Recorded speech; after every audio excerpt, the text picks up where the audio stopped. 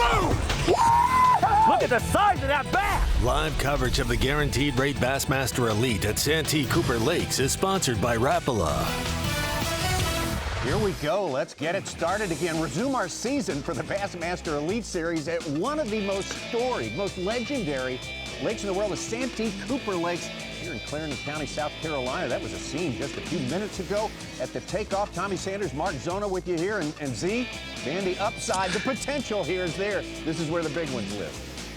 Well, Tommy, every time that we've come to Santee Cooper, and you and I have, we've covered a couple events here.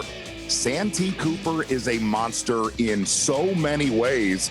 And really, if you look at the timing of this event, could not be better for a beatdown. But Santee Cooper fishing a little bit different than a lot of these anglers we're looking at right here expected. One thing's for sure, you'd better bring it this week on this body of water. Absolutely. The competition is going to be hot and heavy here. We have 94 anglers, of course, as we always have to fish the full first 2 days, full field out there the first 2 days. The cut, I believe, is at 48 after that. 48 will fish day 3. This is probably why I shouldn't have started here. On to the 12 for the last one. Out to Brandon Palaniuk.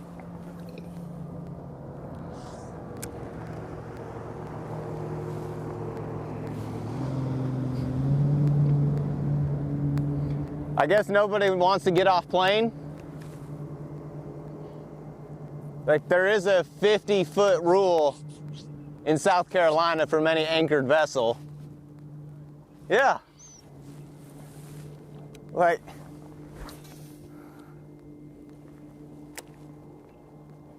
I don't know what they're thinking.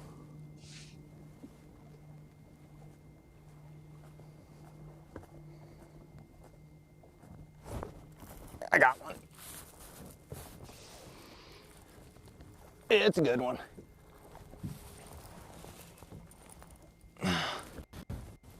Stay down. Come on, baby. Come on. Nice and easy, nice and easy. It's not one of the magnums. Oh, she got it choked though.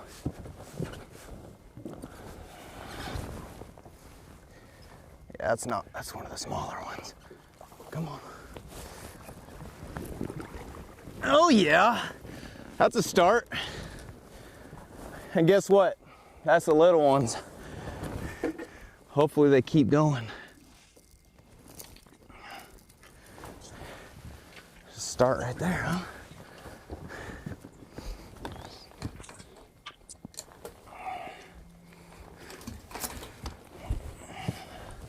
There you go, baby. Come on. Brandon Palaniuk, champion from 2020, pulling up short and putting a good fish on the boat. Let's go over to Carl Jochimson.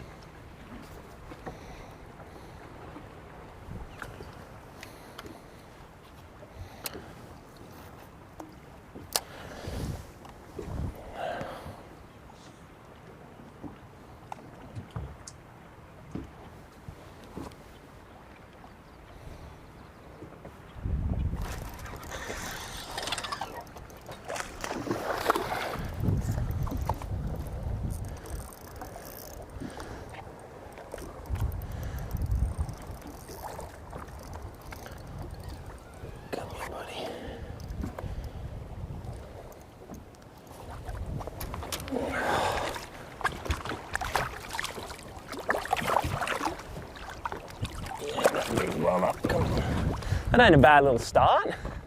I'll take that for a start. These chunky little males been just setting up on these isolated cypress trees here. Look at that owner sniper finesse right in the top of the lip. Beautiful. Chunky 2.5. All right.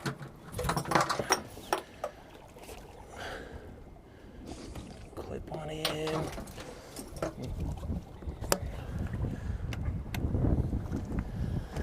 So that's a good start, isolated tree. I caught some fish, a bit better than that doing this. Just pitching wacky rig around, and I got plenty of this to go, but what I was hoping was those males that I just caught like that. That's only a small one. I caught some nice 3.5 pounders through here, but I'm hoping they turn into big females here. over these next couple. But that's a great start.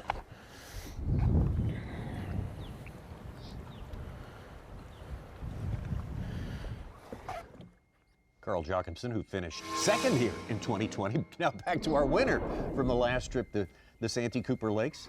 Again, Brandon Palaniuk, a good one in the boat already.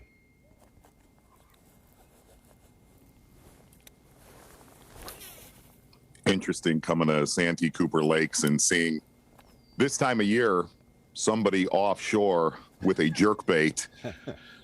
Shows how fishing has changed a little bit in the last 18 months. Stay on it. Golly. Don't you jump. Stay down.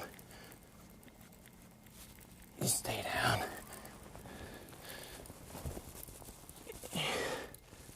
Nope. Big one.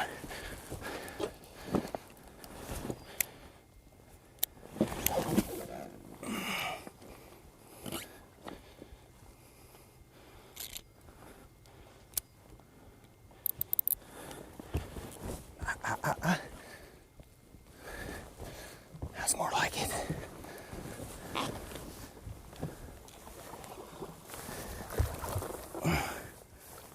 I got her. I got her. Still eating it good. Head first.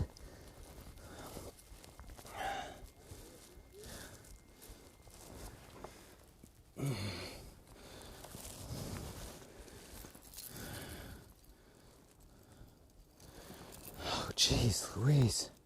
I'm shaking so bad I can't get my bait out. Number 2, baby.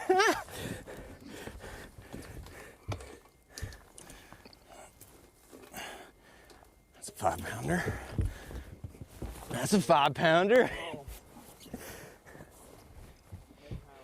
You can slide up here if you want, Kyle. Whew. And my heart is pumping. Oh.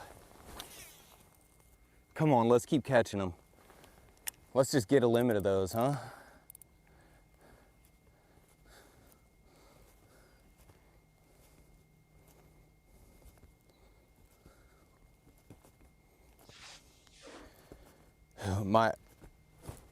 I got another one. Next cast. Stay on there. This one's fighting funky. Can't tell how big this one is. I mean, he's not tiny.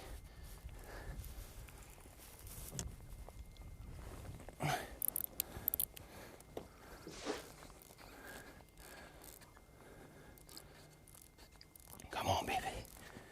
Land these fish. Come on. Come on. Come on. Come on. Come on. Yes! He couldn't fight because he was so fat.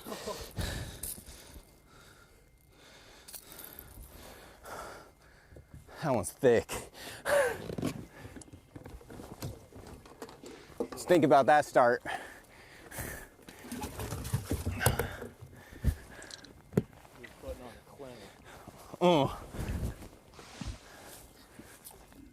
It's so fogged up.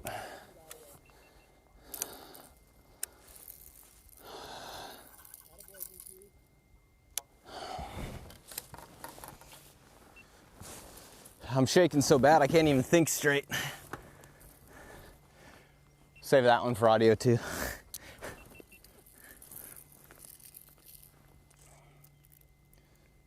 If we have to, Kyle, we can pull their audio too. I can't even tie my bait back on.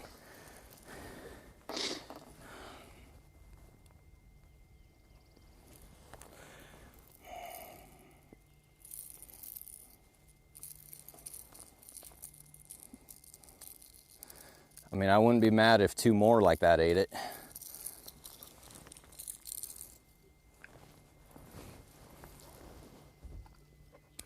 The only problem is, I'm worried that guy's gonna come over here and fish it when we're done. I'm like, that's why we go fishing, right? Whew. think that's the fastest start we've ever seen on Bassmaster Live. Well, it was said that this tournament, you've heard pre-tournament reports about every 15 seconds the last few days that it was going to take over 100 pounds. Brandon Palaniuk looks, Tommy Sanders, that he got about 15% of that already done in the first 7 minutes this morning. And interesting, for all of our folks watching on Bassmaster Live, he is fishing eerily similar, at least for part of the way that he caught him the last time that we were here. In fact, this giant that he caught on the final day of the tournament, Brandon Palaniuk said that is an area you will see on day number 1 here on Santee Cooper. And here's something really cool. Brandon Palaniuk making the comment, I will be in 5 to 15 feet of water the entire day, and I think I will be completely left alone. Well, 72 pounds and 2 ounces back in 2020. In the fall doldrums, they rescheduled Santee Cooper Lakes tournament back then, and he sort of finished that one the way he started this one here today. Yes. And really looking at that start, front-facing sonar, using his Mega 360 also. Brandon Palaniuk starting off in a big way. Your BMC on point. Man, starting out with the jerkbait, Brandon Palaniuk. And he made the comment, he said, man, something is holding these fish back. And I'm fishing in an area really right now that I have a lot of pre-spawners and post-spawners, fish that have already spawned here in the last month. Kind of a little funnel area of fish coming and going, all isolated wood, whether it's stumps, brush piles, outside of all these spawning bays where pretty much everybody in this field thought this tournament would be dominated. Your BMC on point so far, Brandon Palaniuk. You couldn't fight because he's so fat. Oh, thick. Former Progressive Angler of the Year, 6-time tournament winner with the Bassmasters. Let's get over to Mike Iaconelli, also an AOY and a classic champ. God.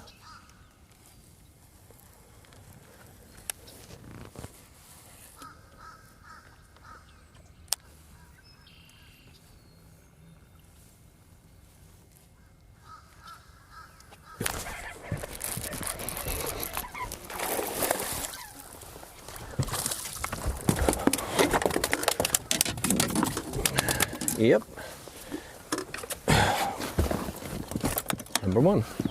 Sometimes the obvious is the better choice.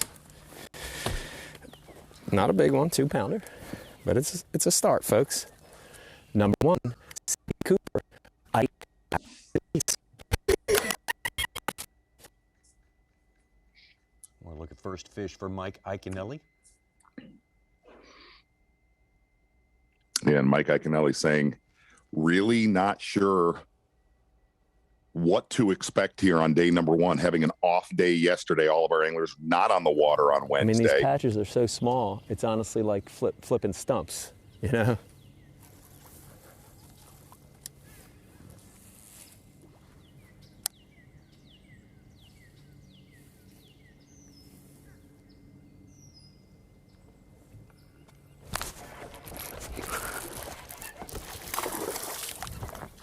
There's another one. Another 2-pounder. That one wasn't coming off, huh? Uh-oh. I got a chatterbait and a Senko trying to mate. What do you get when you mate a... What do you mate? What do you get when you mate a chatterbait and a Senko? A satterbait or a Chenko? Chenko sounds better. 2 pounds.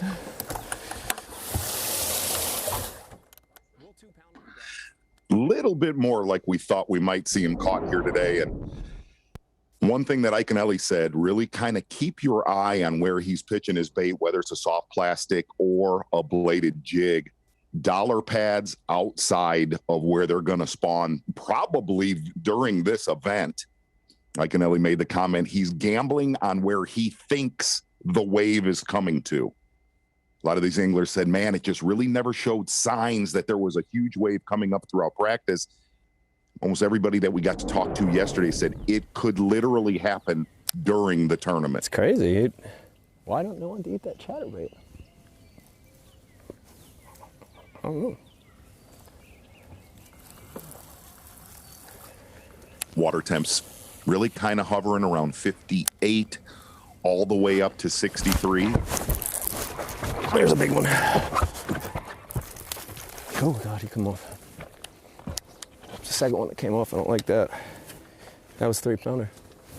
God, it's razor sharp.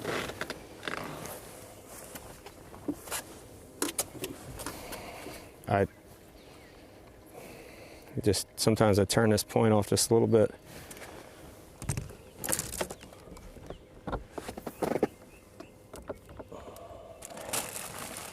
So I'll give you guys a look at what I'm fishing. Texas rig soft stick bait. It's Berkeley Max Scent, green pumpkin candy, Texas rig, 4/0 VMC hook, 3/16 ounce VMC weight. I'm sorry, quarter VMC weight.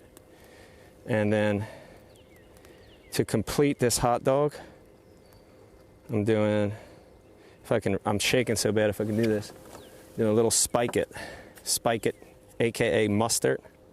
Oop, I'm shaking so bad. Little mustard on the tail, and that's it. Damn it, that hurts. I don't know. I mean, Your Berkeley right bait, right time. Mike Iaconelli there. Gave us all the indications that was the best one he's had on today. Would like to have gotten that in the boat. Two smaller ones for him. Yeah, and really what a lot of anglers were struggling with in practice was fluctuating water. And on Santee Cooper, an inch, whenever you're on Santee Cooper Lakes, whether it's Marion or Moultrie, in these shallow bays, especially this time of year, if that water fluctuates, especially if it drops, those fish will hold back a lot of times. But with all the rains that we've had here the last 48 hours, conditions, at least on Marion, from what we've seen this morning, pretty much setting up right.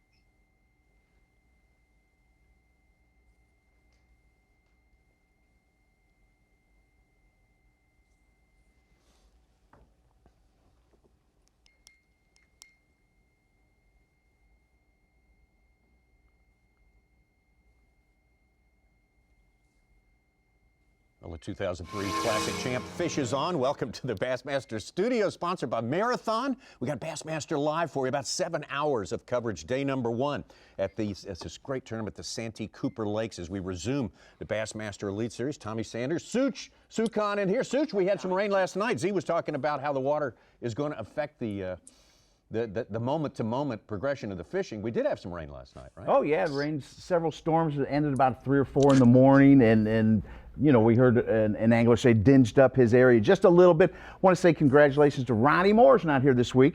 He and his wife Sarah are at home relaxing with baby Marlo. Yeah, bonding. Number 3. That's yes. Good. Congratulations, good stuff. Mark Zona, of course, joining us as well. And Z, what we saw where Carl was fishing is what we think the Santee Cooper Lakes look like if you base it on our last trip. There's cypress trees, miles and miles of them, but there's everything here, right? Absolutely. And again, big congratulations to Ronnie. It's staggering to think Ronnie's a father, but big congratulations to him and Sarah. It's going to be a very interesting week, Tommy, because everybody thought coming into this tournament that it would be, and more than likely should still be, a shallow water slugfest. I guess with technology and everything that, you know, is available to our anglers, to see what Brandon Palaniuk has done early this morning, it shows the state of our sport now. To be on Santee Cooper, basically the end of March, when you are supposed to be in 3 foot of water and less, to be throwing a jerkbait in 5 to 15 foot of water, it's the world we live in now, and our technology is obviously deadly accurate. But the one thing that I think we're going to see is waiting for that push. If you talk to guys that we have cameras on today, a Kyle Welcher, a Jason Christie, they're gambling on where they think they're coming to. Did not see a lot of them throughout practice, but they put themselves in an area where they feel the potential. Tommy, the shallow water Santee Cooper that we all want to see, it's coming. I promise you it's coming. For someone. People say, Yes. don't, we'll have 30-pound bags. Don't worry about it. We're not worried about it. We think it's going to be a terrific week. Hey, terrific week, as we mentioned, for Ronnie and Sarah Moore. One more look at it. Let's have a look at baby Mara Joy Moore. They are 3 now and a happy threesome, and we wish them eternal happiness. Tommy, I think that's the end of Ronnie Moore's video game career right there. That picture, it's done. It's the end of his sleeping career for a while anyhow, but I think, I think he may make a cameo appearance here this weekend in the studio. We got 4 days of Bassmaster Live coverage coming your way. Brandon Palaniuk, look at him on top there, that super fast start.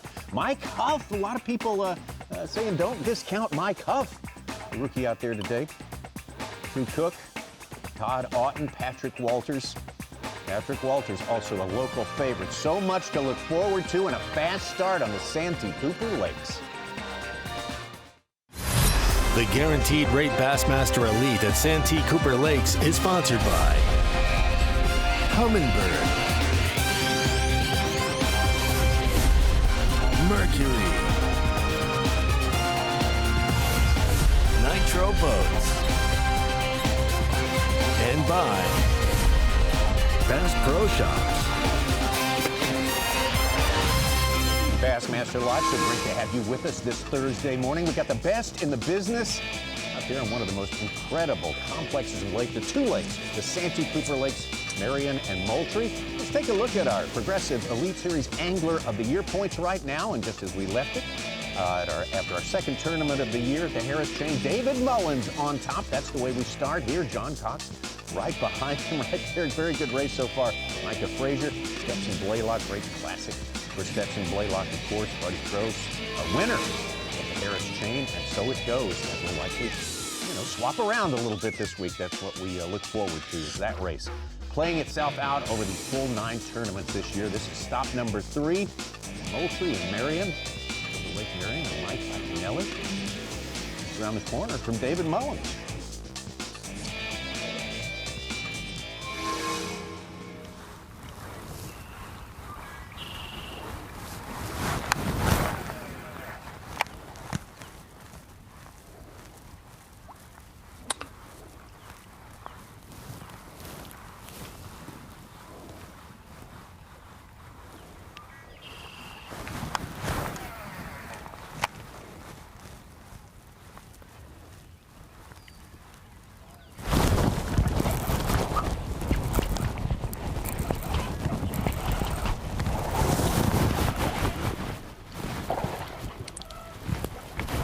Get in there.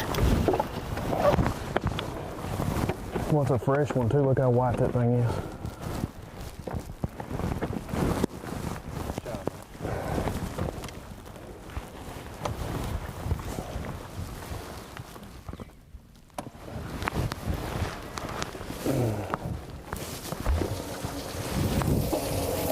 Fresh one.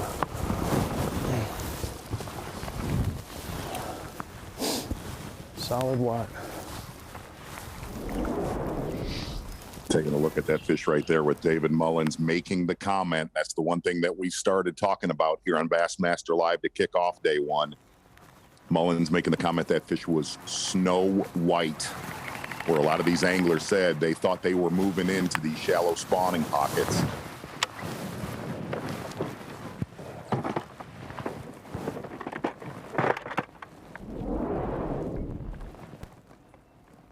Mullins 10th at the Classic, but how about his start this year in the Elite Series? 2 top 5 finishes in Florida. Update is it's slower than I thought it would be. I've been catching them out here on these isolated pads, but it doesn't seem like they're wanting to chase too much this morning, so we went up a little shallower, fishing in the muck, and caught a pretty nice one there, 3-pounder, I guess, 2.5. And it was fresh. You could tell it was white. It just got there. So we're gonna fish up a little bit more shallow and just see if that's where they've moved to. But I figured we'd already caught a big one this morning, and it hadn't happened. So they've adjusted, so we've got to adjust too. So we'll see. We'll give it a little while. I've seen Mike's fishing right there. I saw him catch, he had to slow down too. I saw him catch a couple on something slow, so obviously they're not chasing too great in this unless they've moved shallow. So we'll fish a little shallower on the way out and see if that doesn't pan out a little better.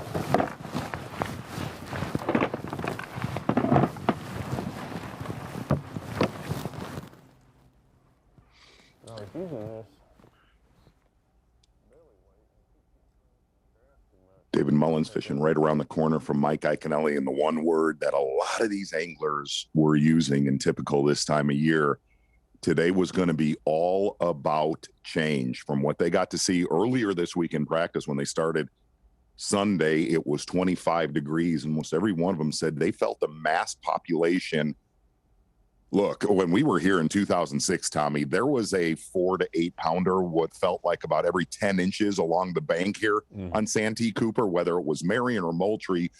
The mass population was already up in that tournament that Preston Clark won.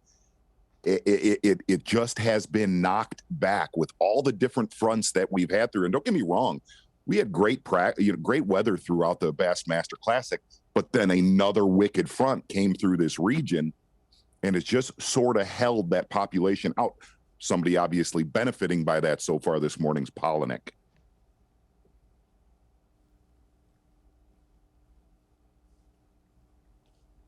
Well, speaking of Brandon Palaniuk, here from 2020, let's get back to him. A fast start for him today. Again, 12 pounds and 14 ounces according to Bass Track. 3 fish.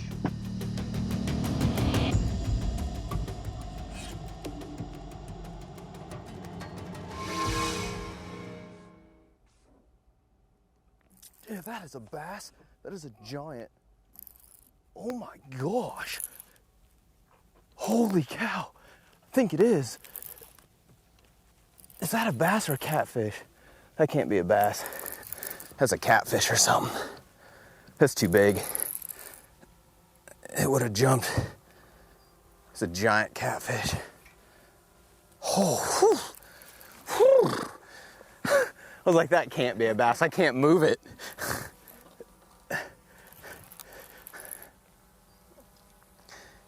That catfish ate it on the fall. Look at the size of that thing. Would you look at the size of that thing? Hummingbird bird's eye. I'm glad I had that one on 20-pound test, not 10.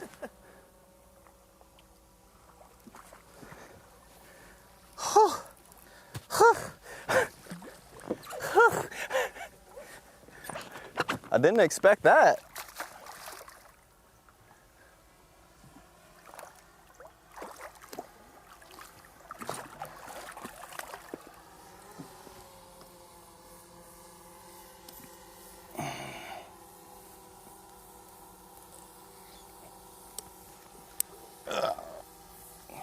And Tommy, Come on, for buddy.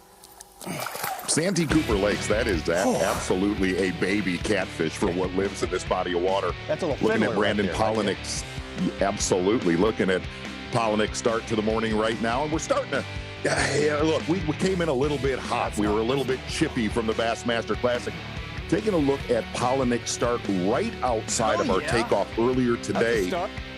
3 bites right off the bat, and we have them at about 13 pounds so far unofficially. We'll kind of start to break down where a lot of our anglers have spread out to. Obviously, the anglers not making a run down to Moultrie, benefiting a little bit more this morning, fishing Marion. And you see in these northern pockets or creeks here on Marion, that water's a lot more stable colored. Caught the bass on the jerkbait this morning. But it's just, I don't know, it's kind of a still learning game for me right now. I've never really got this bite fully dialed in practice because there's so much water to look at. I didn't want to be missing anything. Didn't really know the full potential of this bite, and I still don't know. I feel like I'm living on the verge of danger. So I said this morning, I was like, I could 0 just as easily as I could catch 30 pounds, I felt like. Now if the bass get the size of the catfish, we're gonna catch more than 30. They get that big, Dean better watch out. We'll be dropping records. I don't know if there's any bass that big though. We'll be breaking world records. That was fun though, setting the hook on him out there. Never had a catfish eat a swim bait on the fall like that before. So you could understand why my instincts were a largemouth, but it was not.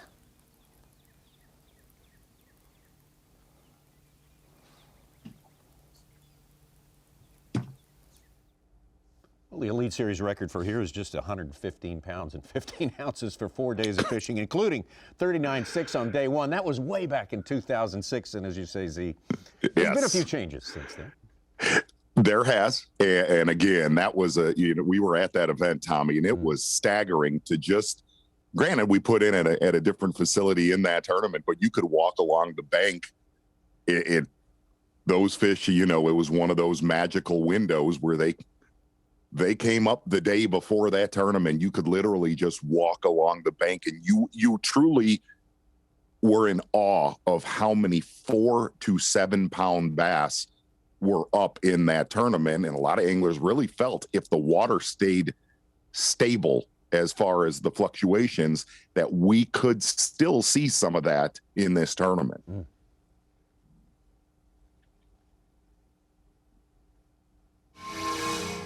Palaniuk says he's living on the edge. He's on the right side of the edge right now with that fast start. Big advantage over the rest of the field, but so early on. And why would we not have a camera in the boat with Jason Christie? What a week he is. So what a 2 weeks he has had here in the state of South Carolina. In fact, his performance at the Academy Sports and Outdoors Bassmaster Classic is our marathon peak performance. It absolutely is. And one of the things you got to said, it's been an exhausting couple weeks. And really one of the main things I talked to him about yesterday is I said, did you have a clue in any way, shape, or form when you got to that weigh? And he really didn't. He did not think he had a clue until he started to take him out of his live well, putting him in his weigh-in bag. He said, I might have a shot. Jason Christie said pretty much the relief of the world was holding that Bassmaster Classic trophy. Big victory. One of the... I would say, Tommy, that was one of the most pleasurable classics that we have covered in a very, very long time on Lake Hartwell. It was a really good, each and every day, it seems like a different tournament, always at the Classic. Just a treat. That was 3 good tournaments right there.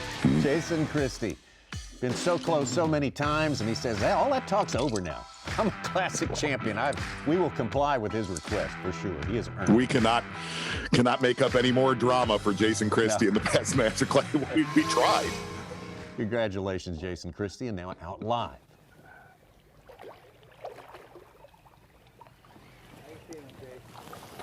Well, we got to our first place, and I don't know, we've been fishing 30 minutes, hadn't had a bite. But it hasn't been that good for me in practice. I've caught some fish, don't get me wrong, but just not been great. It seems like whenever you get those, a little bit of wind and, some movement of the water, they tend to bite a little bit, but it's flat this morning, more so than what I thought it was going to be. The way this creek lays out, it's just kind of protected. I thought it would be piping right down, but we're just going to fish. Good thing is we're in the Classic, and I don't have to worry about points or anything like that. I gotta, I'm gonna throw that frog most of the day. That's kind of the good thing about being in the Classic. I can just pick up a bait, and that I think if I get 5 bites on, I'll have a good bag. Yeah, we just need to buy. These trees are just so hard to fish, and I'm the type of guy that wants to cover like I want to leave nothing behind me. I've just always been like that. I'm not going to skip a bush, and this, you just can't, I can't cover it all. You just gotta pick your cast and your cracks and stuff like that and get what you can get. But yeah, just gonna fish, and I mean, we're probably gonna stay in this area most of the day, and it's a big area, just cast, and I think as the day goes on, it'll get better. I mean, it's kind of like the classic. If I can have a couple fish by, weigh fish by noon, I think it'll get better.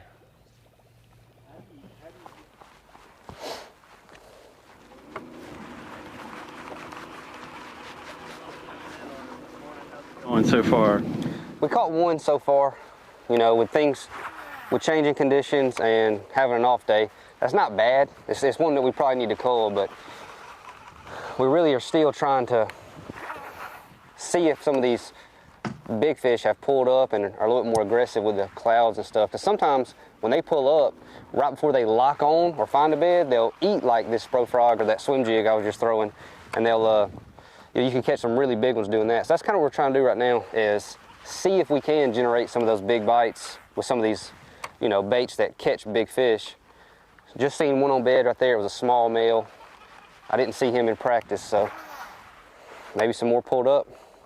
One thing I was kind of worried about was all that rain and storming we had yesterday. I didn't know if it was going to make some of them leave the bed or what, but that one was still there, or a new one was still there, so I think we'll be able to put something together today at some point.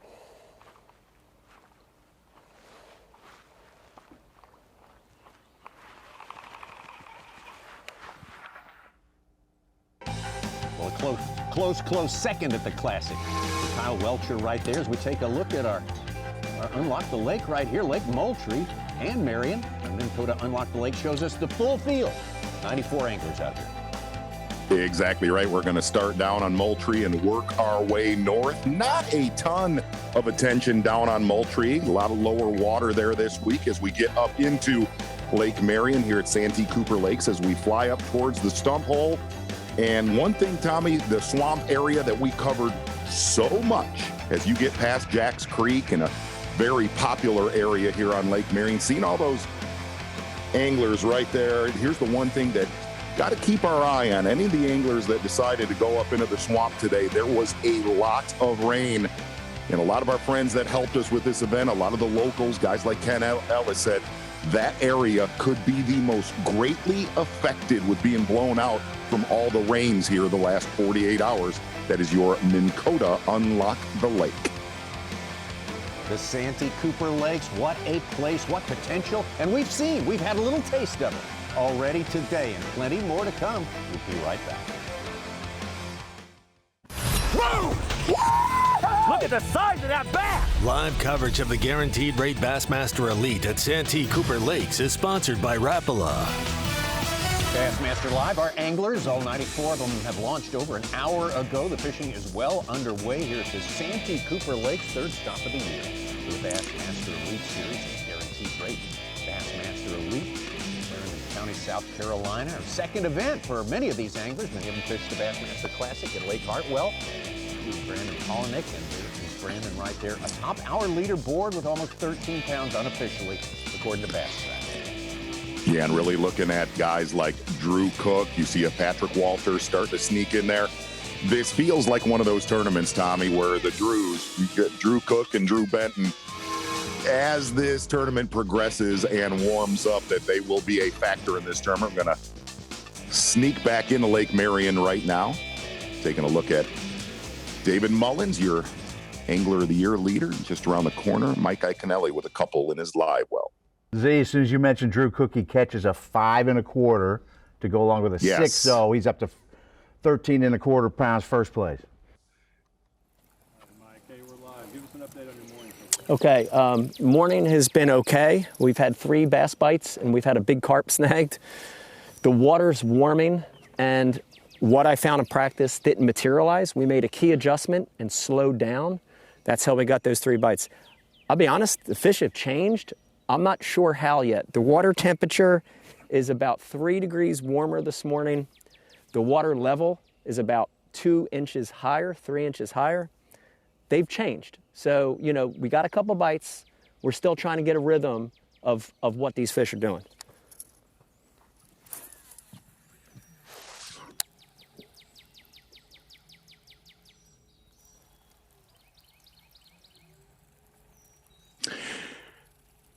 And those are two really good factors for Marion, is having that water warm up from what it was basically 7 days ago, and a little bit, not a big rise. A lot of folks thought the water might rise considerably more with the downpour that they got the last 2 days.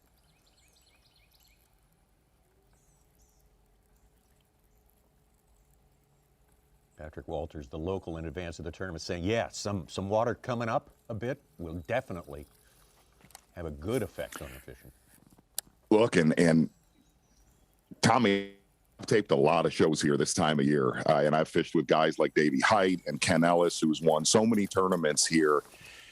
Here's what's really strange is it's not like you go out, if you've never been to Santee Cooper Lakes, to Marion and Moultrie, it's not like you go out and jam, 40 to 50 bites every outing. It's a looks good on paper body of water, but it seems like if you can get 10 bites in a day, 5 of them are really, really going to be impressive. Mm.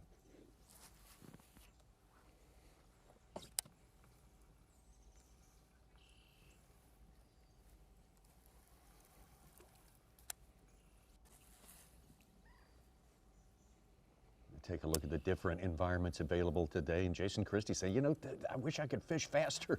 I want to pick everything apart. You just can't do it in a cypress trees like that. Absolutely. And, that's the one thing, to hear a guy like Jason Christie that is so good at fishing cypress trees, making the comment that he's never been to Santee Cooper Lakes in his lifetime. He said it was overwhelming to see how much cover was here, to where, where do you start? And he's, look, being in the Classic, I'm going to throw a frog all day just because that's what I want to do. He got some really good bites late on Tuesday on a frog, and well, that'd be fun. Yeah, we'd take it. We're going to go back to where we had those bites and then settle in a little bit back here and see what happens.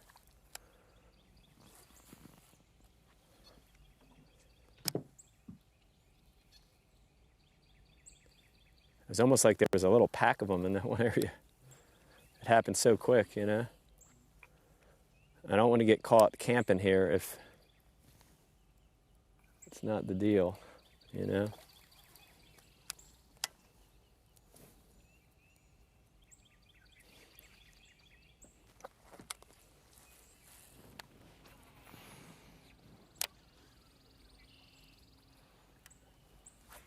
Felt like a great place to get a bite right there.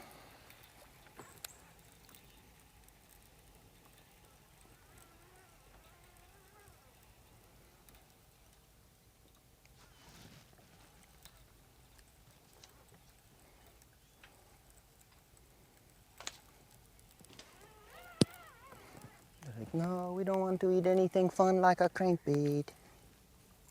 We only want your little jerkbait. Well, then I'll give you the little jerkbait.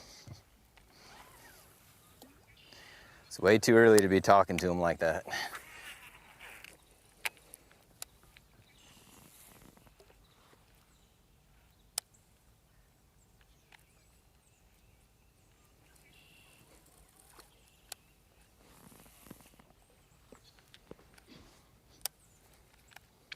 Palaniuk, who was off to a really fast start this morning, said he's got about 20 to 30 areas with that isolated offshore sort of cover. where it started, Already, huh? So we'll go.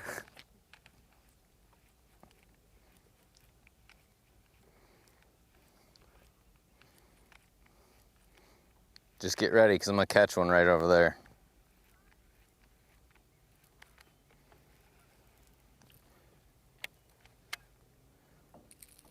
just so you have fair warning.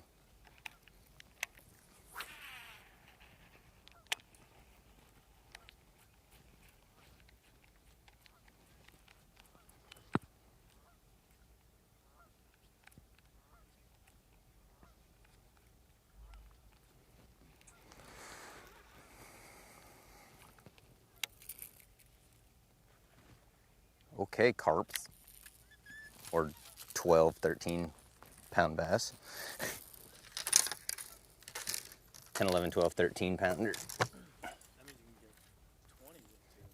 Ooh, I mean, if there was ever a lake that you could, yeah, here we are.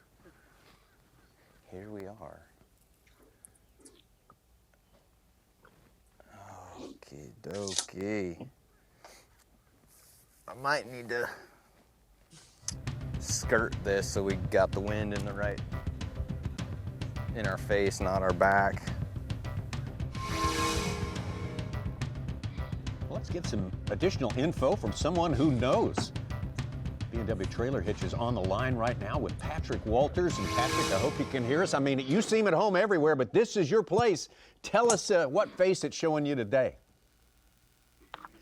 You know, we hadn't really got to experience much of it so far. We've just been doing fishing, kind of trying to catch us an early limit. Really just kind of going for some fish that are kind of schooled up, some pre-spawn fish still. We're fishing some current. We're about to head down to the lower lake most likely and go fish some isolated trees and stuff like that. So really just trying to get a limit going, get started, and go from there. Patrick, if you can you dial us in from talking to you yesterday afternoon? You kept making the comment, they've been held back to where they should be up shallow as of right now. What has held them back really the last couple weeks?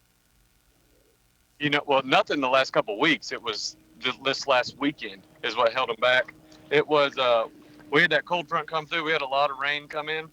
And what happened was, I mean, it was a 25-degree night the first day of practice. And then the second day of practice, it was 30 degrees. And then the water dropped. So cold temperatures and the water dropping is the recipe for a terrible day. But they were already up there. They were ready to kind of do their thing, and they want to be up there. And that's all we're waiting on is this to kind of, this weather change to level out. And once it levels out, which I think today's the first day, I think there's going to be a lot of weights caught today.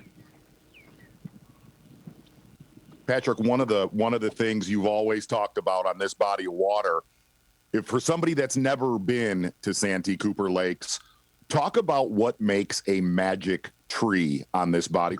With there being 10 million trees out there, what makes a good one? It depends on the time of year, whether it's pre-spawn or a spawn tree. It'll have more depth than the trees around them. It'll be an isolated tree. It'll have something different. Fishing's about irregularities, and that's the same thing with tree fishing. When you can find some irregularities, you find a tree that's good. Patrick, thanks so much, and we will continue to watch. Yes. Track, of course, Patrick Walters. This is his home lake. Fishing here for most of his life. That's the way it stacks up right now. Brandon Palaniuk, fast start for him. Just ounces behind Drew Cook with a 6 and a 5 in the boat already. Mike Huff, who I've mistakenly referred to as a rookie, while that's the fourth-year man for Kentucky. Mike Huff in fourth place. Jacob Porosnik, a lot of people picking Porosnik in advance of this tournament. Louisiana's Darrell Gleason in fifth place. As it stands right now, we'll be back in just a couple of minutes. Whoa! Look at the size of that bass! Live coverage of the Guaranteed Rate Bassmaster Elite at Santee Cooper Lakes is sponsored by Rapala. We'll talk about squeezing off some big shots at the very start of 4 days of fishing. This is what we saw from Brandon Palaniuk early today. Basically inside of a couple of minutes, he puts 13 pounds in the boat. Yeah, and really one of the things, Tommy, we can start to get a little bit more in depth of, you know, coming into this first day with all the weather that's come through here in the last 48 hours, what areas of Santee Cooper Lakes, Marion, and Moultrie would be affected here on day number one. And basically, here's the best way to put it. For really all of your leaders in this tournament right now, they are on the extreme lower end of Lake Marion that you're looking at right there. You get above that 95 bridge, it has been a little bit painful, where really the last time we were here, that was the predominant player for the most consistent catches. Out to Jason Christie. Like, I can't even look at live scope because throwing a spinnerbait and stuff is 70% of the time when I throw the spinnerbait up there, there'll be one follow it. And I don't know if they're maybe crappie. I don't know if they're all bass, but yeah, it's depressing to look up there on live scope and yeah, I mean, they just follow it out every time.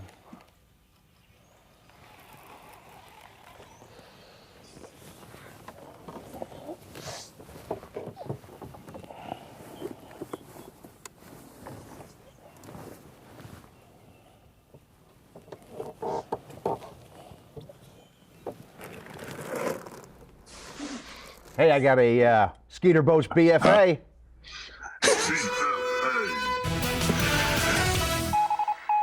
Oh, my. Shane LaHue, 5 pounds, 7 ounces. He's in our top 10 at 7th place. It's his second fish on the day. Boy, you have dressed up your BFA. Oh, man, yeah. Absolutely. Gosh. Skeeter Boats BFA. Skeeter Boats BFA. Look at that. Very nice. Shane LaHue from neighboring North Carolina. Cracking the top 10 as it stands right now. Still very early on. We've got plenty more hours of live coverage for you on day 1 of this tournament. Got more than half the field on Bass Track with a fish, at least a fish. Mike Huff is our only one with a limit right now.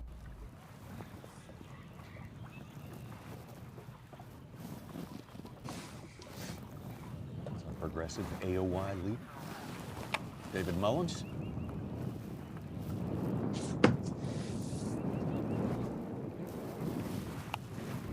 Actually, Tommy, Stetson Blaylock's placing, or Bass Track shows that Blaylock is ahead of Mullins right now. Ah. So it updates on the fly. Real time, okay. Good to know.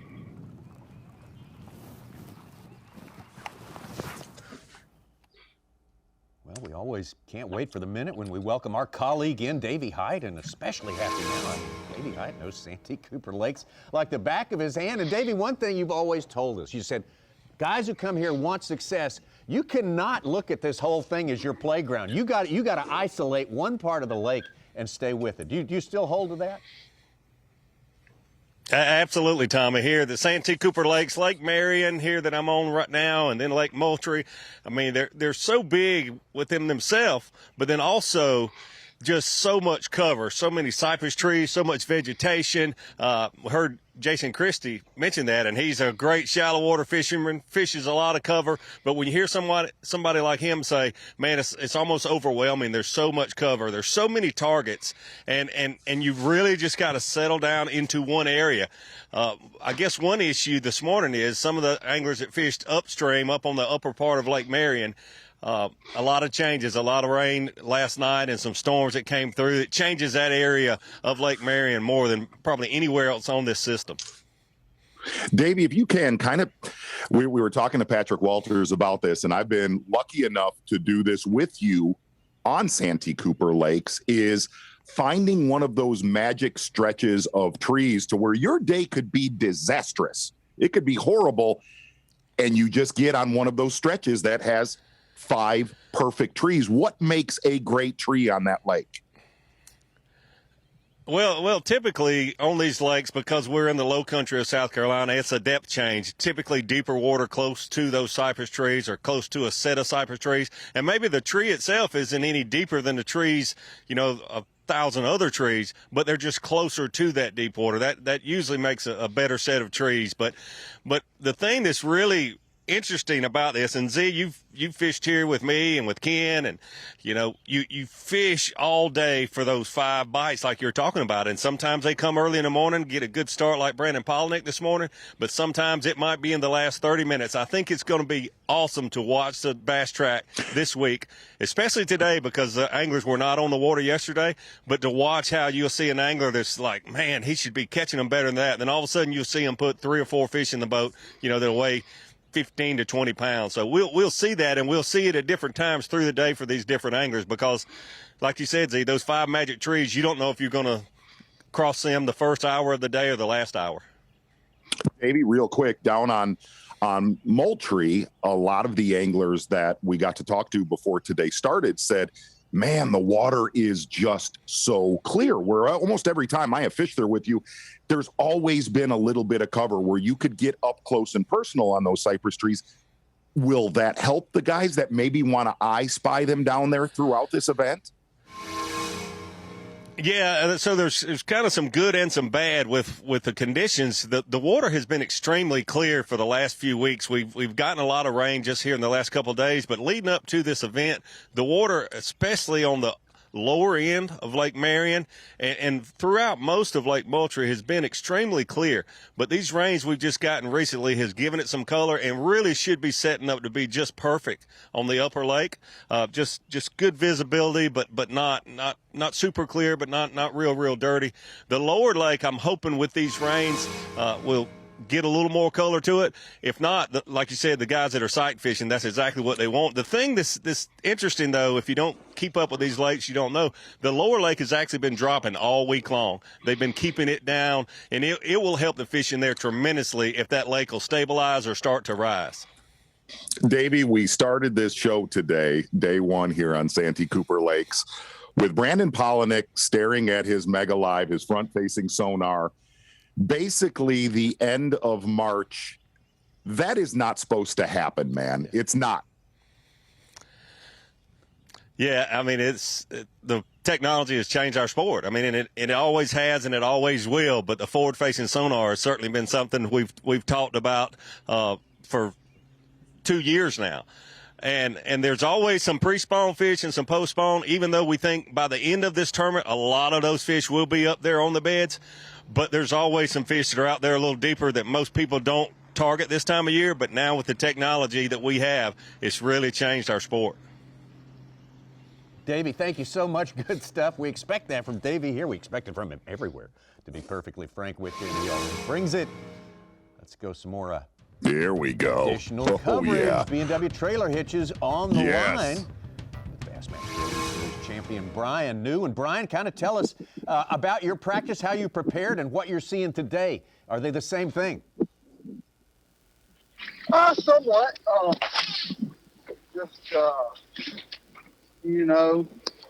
Like caught a couple nice ones. Decent ones, really, 4-pounder, and then like one almost 3. Not excellent start, but it's a start nonetheless.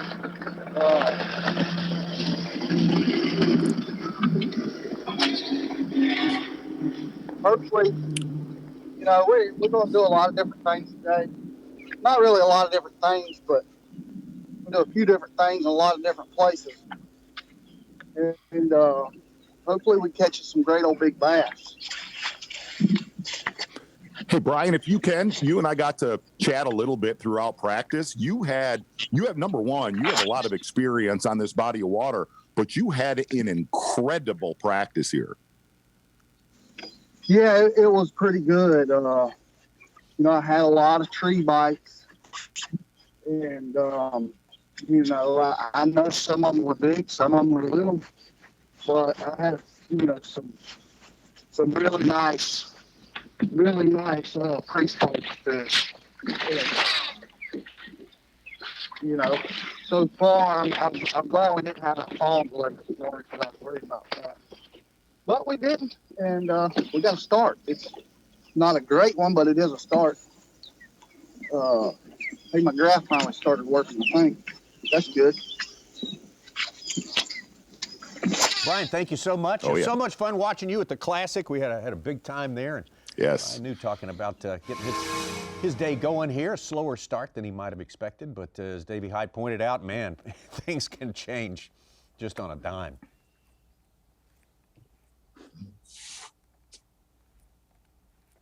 It's amazing when you have 3 for almost 12 pounds and it's a slower start.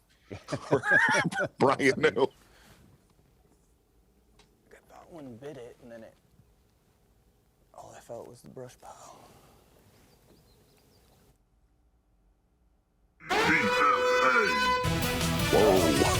Oh, wow. That's Scott Martin. How about Scott Martin? A 6-pound, 10-ounce lunker. His first fish of the day. Skeeter boats, BFA. That is fantastic. Boy, that's scared me. I know. Knock you out of bed if you're kind of sleeping in this morning. It's really something to keep your eye on. You see guys like Palaniuk, Brian New, both of those anglers fishing offshore here today.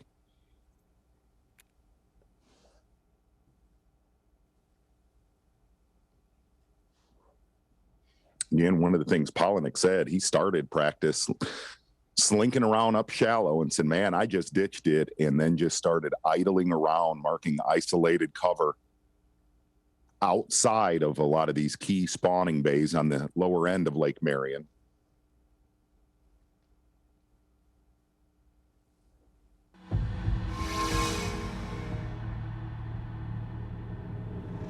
Marion vast, 110,000 acres, the biggest lake inside the state of South Carolina. Let's go over to Ike Nelly.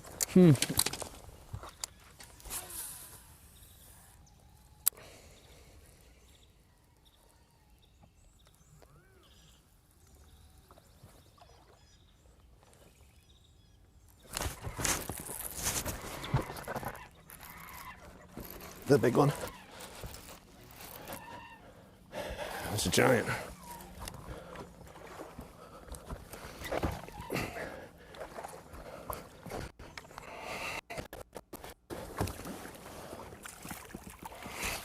Yeah.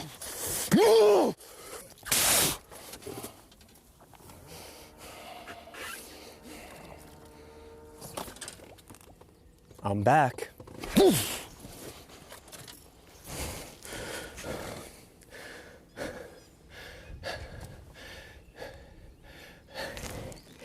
That's the kind of bite that will change the day, guys. Went back to the soft stick bait, Berkeley power bait, max scent. Fished it up in this little pocket, dropped it over.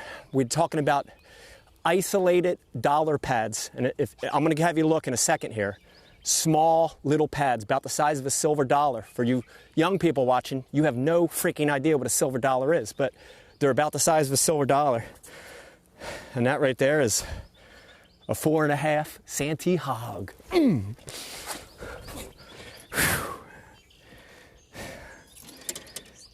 Take a look at them dollar pads, or when you're ready. You know, I mean, look at that thing. You got them dollar pads. Look at that thing. Swanch. That one's for Z right there. That's for you, Z. Go on now. Go on. He said, "Give you something." There you go. There's something. Ah, boy, that's a big one. Whew.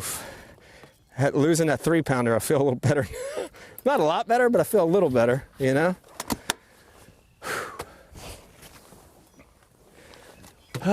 Yeah. Wow. Game changer.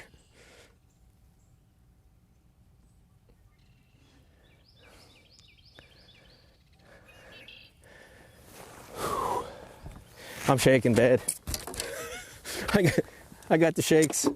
I got the shakes. I've got the shakes.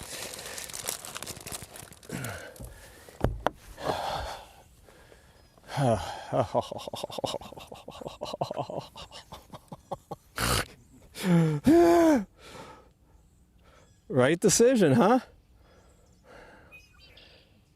Yeah. A lot of decisions in this game, man. That was the right one. Everyone bailed because it's not like it was in practice. Practice is pretty good back here. Everyone bailed. We had 2 boats in here. They bailed. Stay the course. Settle down. Find them.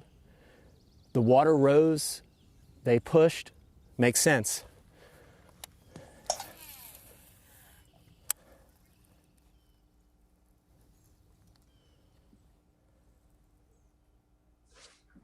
Mike Iaconelli laying out the plan for now. Uh-oh.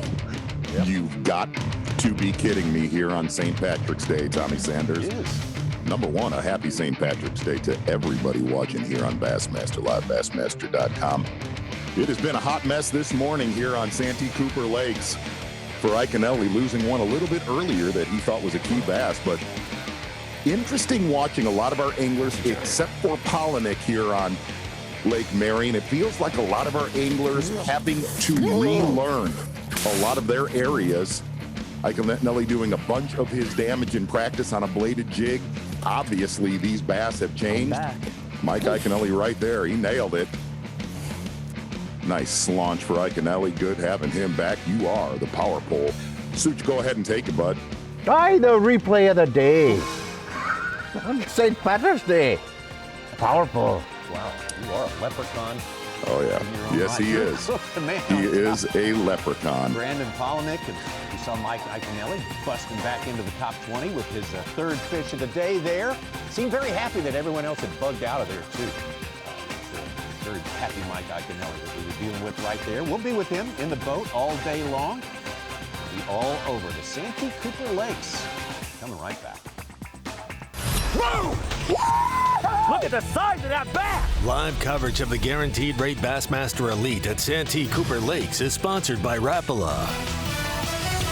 So much fun a couple of weeks ago, bringing you the classic from the upstate part of South Carolina. Now we're down into the low country right now for the Guaranteed Rate Bassmaster Elite at Santee Cooper Lakes. Our TH Marine Weather Watch, a high today of 73. Getting on up there. Gets down a little bit tonight. Cloudy skies expected for most of today.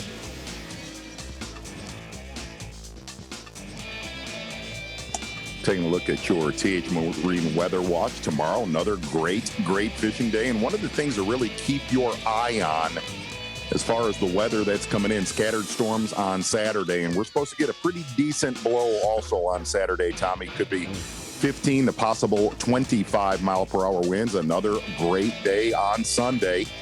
And look for here and there, if you get a little bit of sun later today, which it might give us a few hours afternoon, things to pop. Going to get down in Lake Moultrie right now. One of the very few anglers utilizing Moultrie early here on day number 1, Kyle Welcher.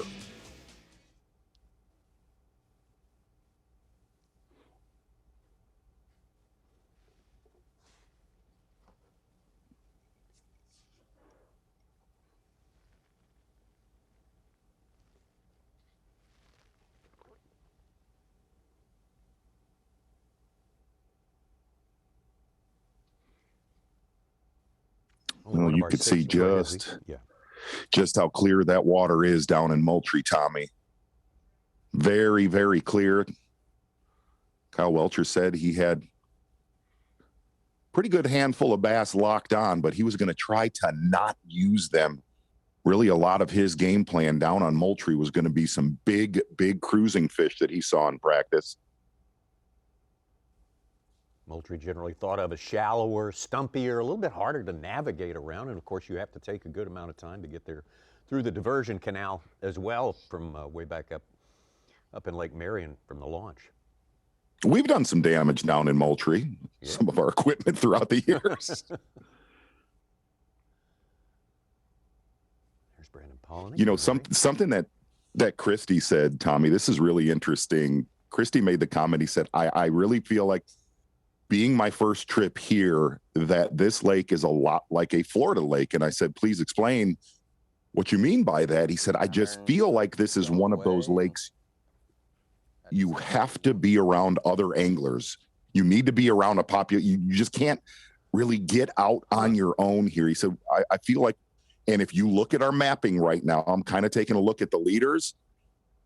Really, the top 12 are all in one region of this system.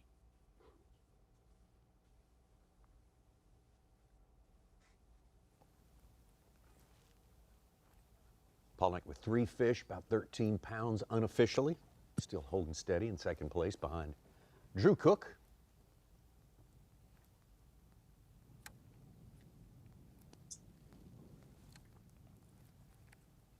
Yeah, Cook had his 4th fish upgraded to 15.5 pounds.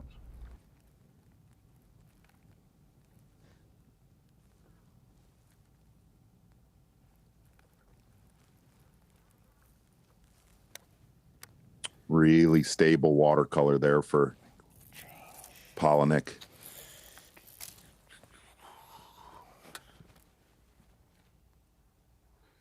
Kind of taking a look, just ballpark general areas where our leaders are at.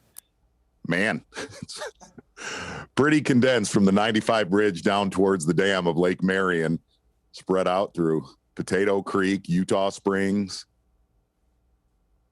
Still pretty familiar from what we got to see the last time we were here in the fall, but really only one angler up in the swamp doing some damage so far today. And there are a lot of fishermen up there right now. Taking a look at our maps, looks like Caleb Summerall.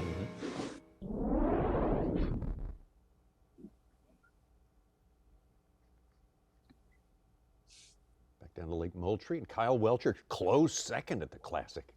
Big week for him a couple of weeks ago here in South Carolina. Yeah. Kind of really thought he was going to win that Classic down there, especially have one really big bite late on Championship Sunday.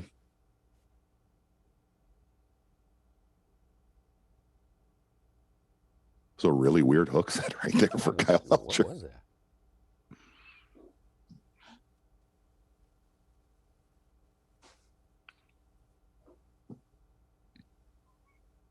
Welcher said he saw some huge bass cruising late on practice Tuesday.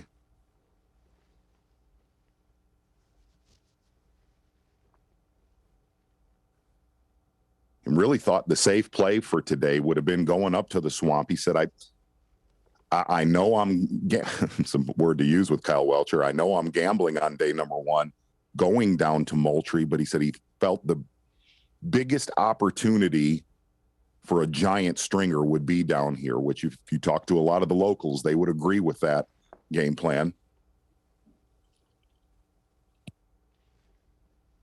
You said at the Classic, he is a very calculating angler who will look at the odds of this, doing this, and so he's saving, he'll be saving his bedfish when the conditions are a little bit better. I'm wondering if Steve Kennedy is down here. Steve Kennedy, one of those guys that got a century belt back 16 years ago here on the Santee Cooper Lakes. And in 2020, he spent some time down here. Finished, I think, top 12 in that tournament. Or, sorry, 13th in that tournament.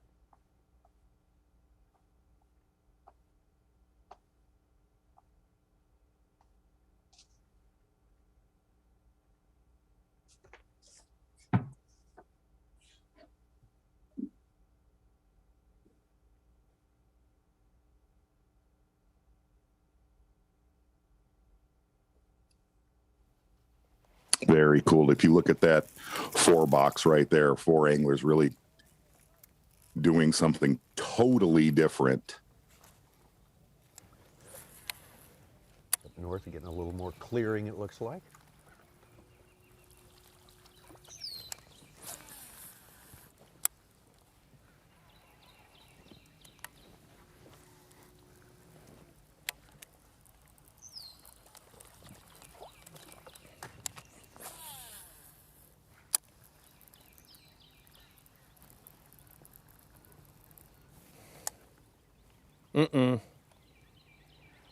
Got a bad spot. That's not good.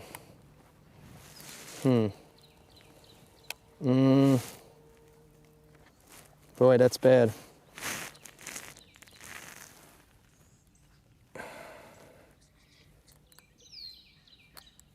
I can't fish with that there. I don't feel right about that. I don't know how that got there, but it's there.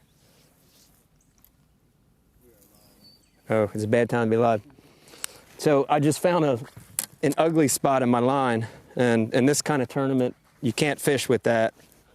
Lost a lot of line. We'll see. We'll try to re-spool it, but you know, you have to be a line checker. That I could kind of hear it going through the guides. And I don't want to fish here with that. So we're going to change real quick. That's all. Little boo-boo break here. Little boo-boo break. I don't know. Just, I didn't like the look of it, you know. I can't, in a tournament like this, I can't take a chance. Any cast, you can hook an honest to goodness 8-pounder, 7-8 pounder, and can't take that risk, you know. So, take a second.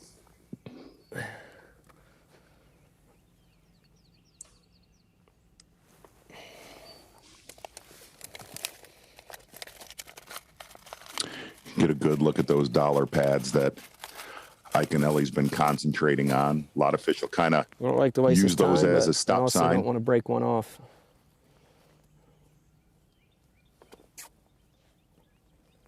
Like the one we lost this morning earlier, you know, this came off. That wasn't something we did. I'd feel terrible if we lost one because I didn't take a minute to retie or something, you know. So we'll just retie real quick. Ready to go again. See if there's enough line on here to fish, though. I don't know.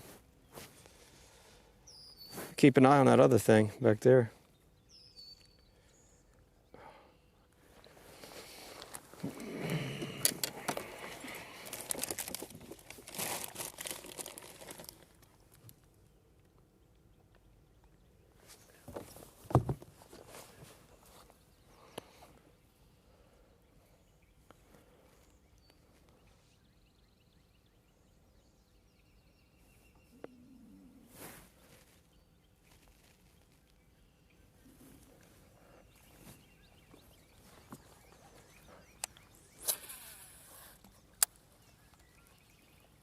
Iaconelli sitting in 8th place now. Strength of a good one he caught about, say 25 minutes ago.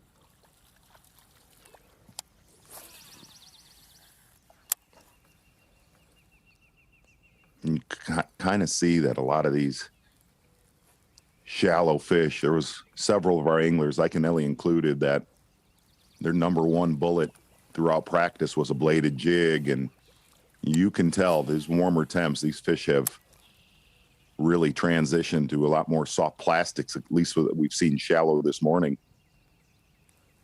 There was actually, this is no joke, last weekend here, Tommy, there was a local club tournament that I heard from several anglers took 32 pounds to win. And it was not a big tournament.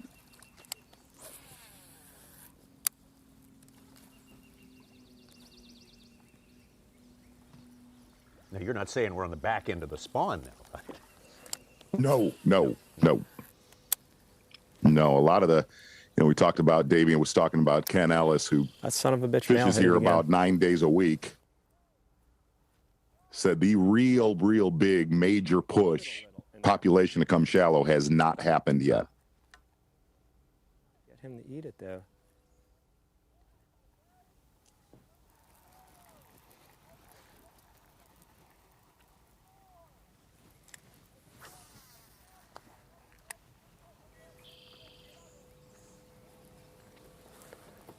That's very weird, man.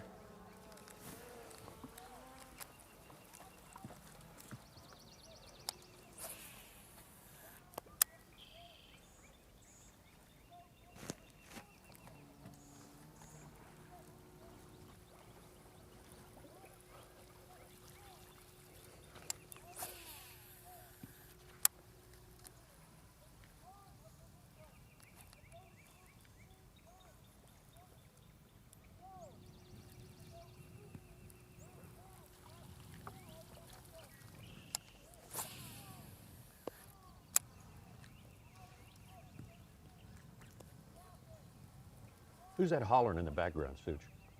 I have no idea. I'm trying to hear, see if I can make out any words at all. Getting after it, whatever it is. Man, you really thought the first 7 minutes with Brandon Palaniuk, oh my gosh, here we go. You know, we're headed right to 30 pounds. It has really slowed down for Palaniuk. Why are you being so stingy, Bass?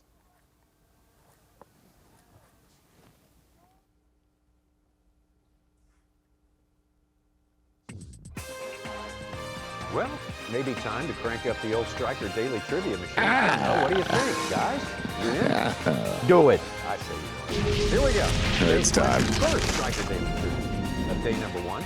The question is, who claims to be the only angler to sink 2 boats in a tournament on Santee I know this Cooper one. Lakes? Yes. Is it Hank Parker, David Gleed, Hurley Board, or Roland Martin? A, B, C, or D? Think about those 4 fishermen. Who's the most likely to have sunk 2 boats in a single tournament on Santee Cooper? We'll be back. The Guaranteed Rate Bassmaster Elite at Santee Cooper Lakes is sponsored by Minn Kota, Power Pole,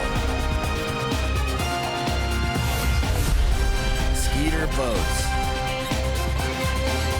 and by Rapala. Well, in it on day number 1 of 4 days of fishing at Santee Cooper Lakes, we left you with a Striker Daily Trivia question. This is kind of a good one, Sue. You did great here. Who claims to be the only angler to sink 2 boats in a single tournament on the Santee Cooper Lakes? Is it A, Hank Parker, B, David Gleed?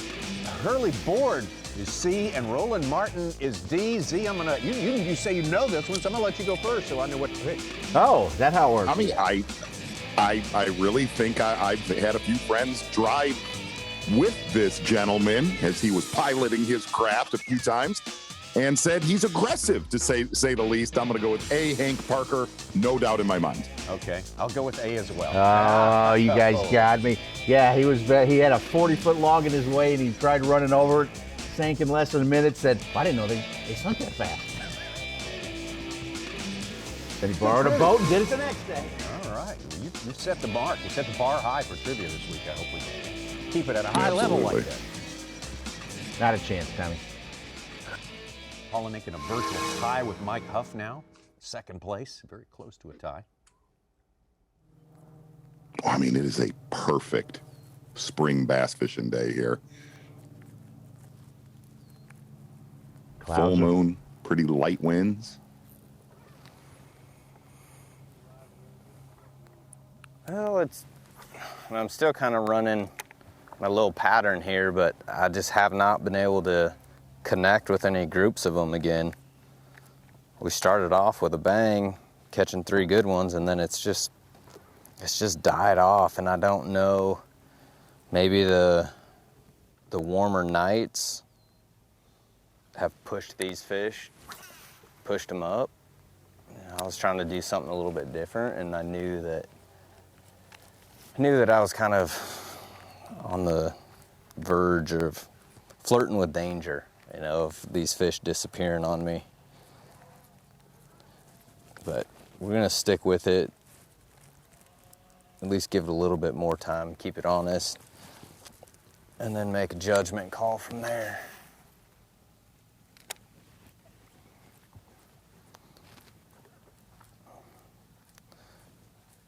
Todd Ott just knocked him out of 2nd place. At some point we'd have to adapt this week. Really, here's the start for Brandon Palaniuk. And one of the benefits, Tommy, of that live technology is really in practice, you are able to not lean or hook any of the bass. That's a start. Brandon Palaniuk really would draw a lot of these fish off these brush piles or isolated stumps. And with the experience that a lot of these anglers have with front-facing sonar, they're pretty darn accurate on knowing what a good one is with the size of the blip, the return that they'll get of one of these bass coming off these isolated pieces of cover. starting off very fast. But one of the things Palaniuk talked about was this warming trend was not going to help this. Palaniuk really kind of wanted that cold weather to stick around. Pretty good one.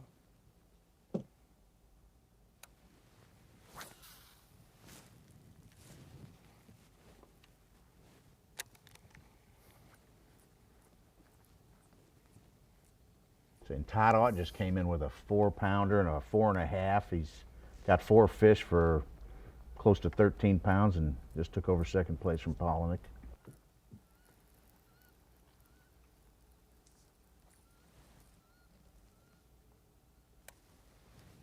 We're a totally different deal, but it's sort of like the same fish. They're just pushed up, you know. Rising water, warming water, sense. I mean, it'd be great to leave here with a limit. You know, it's not easy in here, obviously, you know. We've had four bites that matter, and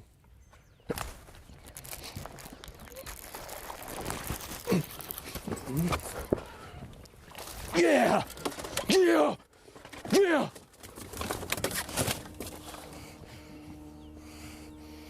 Two and 3/4. Look at that. Look at that bait. Look at that thing. I'm gonna show you this, guys. Stick bait fishing on a Texas rig. Max scent. Look at the little spike it, chartreuse spike it. I call that mustard on the hot dog. That's how we like it, Coney Island style. That's almost 3, not quite. Two and 3/4. Fat. Yes. One more. Man, that 3-pounder's looking better and better that I lost every second. You know, we're not getting in a hurry, which is, for me, is absolutely bizarre because I'm a spaz, dude. I admit, if you're watching this, you follow my career at all, you know I've got problems. And I admit to that. You know, you got to admit to your faults, you know. And I don't like to slow down. I don't like to fish deliberate and slow and calm. I like to fly. That's honestly what I thought we were going to be doing, winding. But you got to adjust and adapt, and conditions have changed, you know. I'm happy. Listen, I got one that matters. I know that. If you're watching, you know that. I got one that matters. But having 5 that weigh 12 pounds to start, yeah, I'll take that. Yeah, take that mustard there too. You got mustard on your beard. Ah. Once again, if you're watching at home, dollar pads. Come on, that's dollar. Well, Bass Pro Shop's top lures, the hot dog It and is. the mustard. I mean, I think it's fair to say we've way out there. Like, look, it's just like they moved in a little, you know.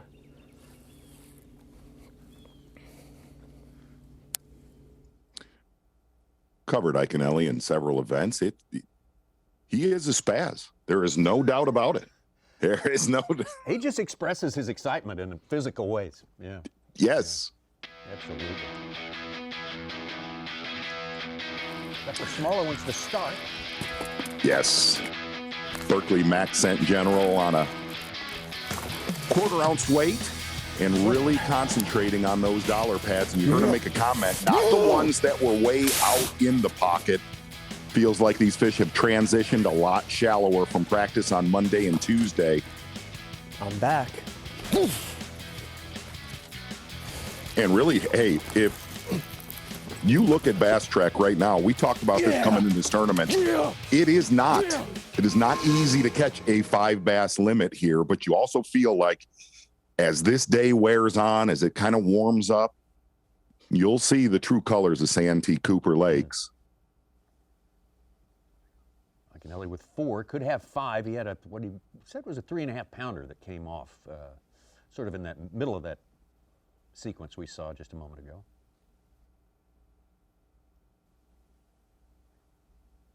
Expect. So I really feel like, you know, a limit early We're still early. Makes me feel good. So I like the start, you know. One more keeper and then we can start working to get rid of everything except that big one, and we'll be okay. Still learning. I'm learning a lot right now. I'm learning as I go. You know, it's definitely different than what I thought it was going to be.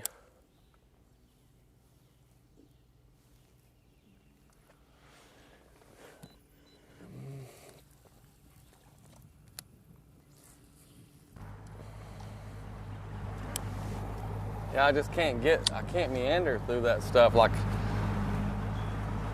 where I was catching them. That over there looks better.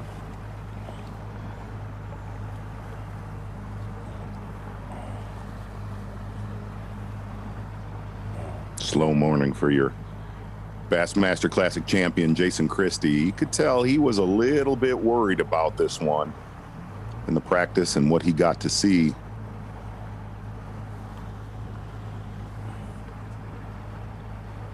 Yeah, this looks a lot better.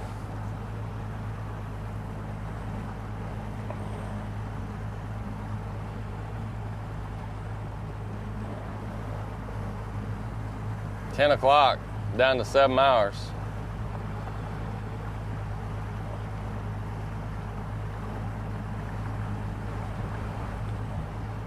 Jason told us earlier he should have 2 keepers in the boat by noon, and just like at the Classic, he would feel okay. Yep, absolutely. All right. We're about to cover some water.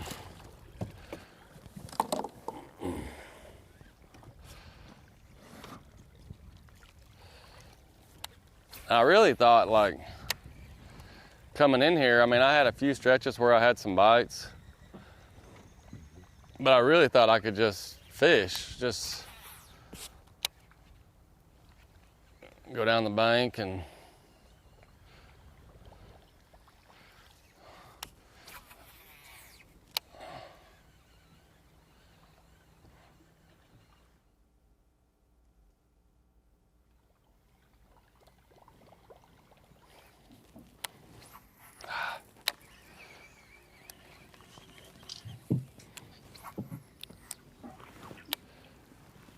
One surprising thing this morning, we have only seen one bass, and that was Carl Jacobson in the first 10 minutes. We've only seen one bass caught off a cypress tree here today.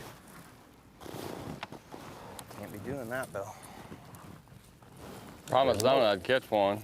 Didn't know they had them in here. On a frog, so.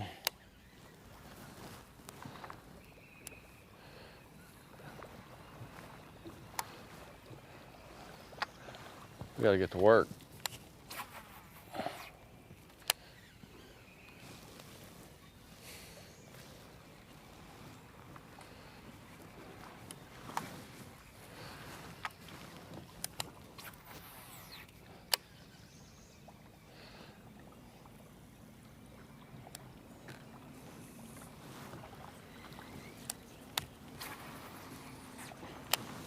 The heck of it.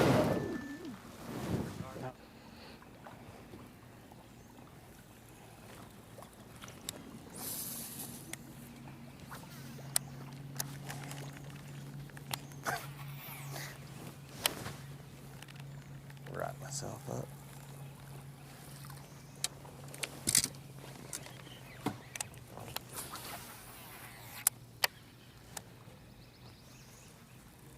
Still looks like there's 1 or 2 in there.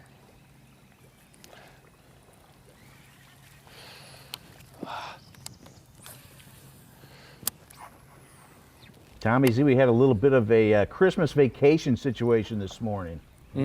Okay.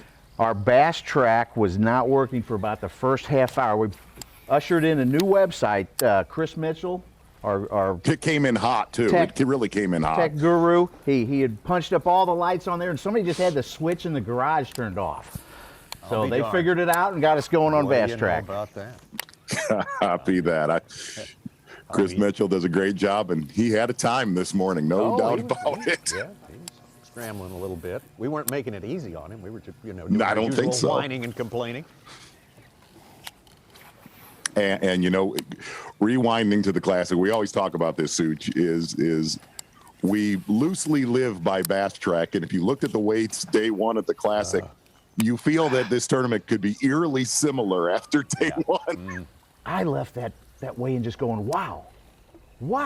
Had no idea who was going to win. It was such a great final weigh-in with those Maybe that's three a blessing guys, in just disguise, right? ounces. Yeah.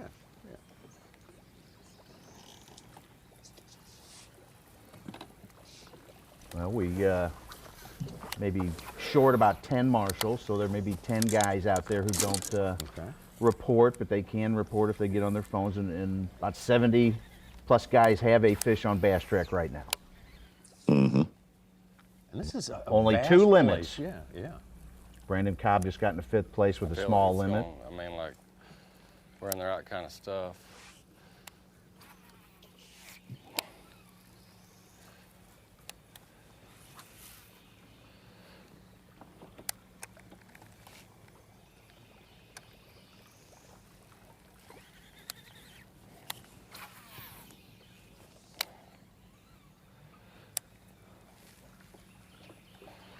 When you could see the benefit of winning the Bassmaster Classic automatically qualified for next year's event. Christie's just going to fish the rest of the season how he feels like fishing. You could see that here. Well, people were Just need postulating. one to get started. The 2 hardest bass to catch is the first one and the 5th one. Especially after a day off. I mean, the day off, you know, we had that storm, not really storm, but that rain yesterday, and in the summertime, in the wintertime, a day is not that big a deal. But in the springtime, I mean, there's a lot of things that can happen in a day. So,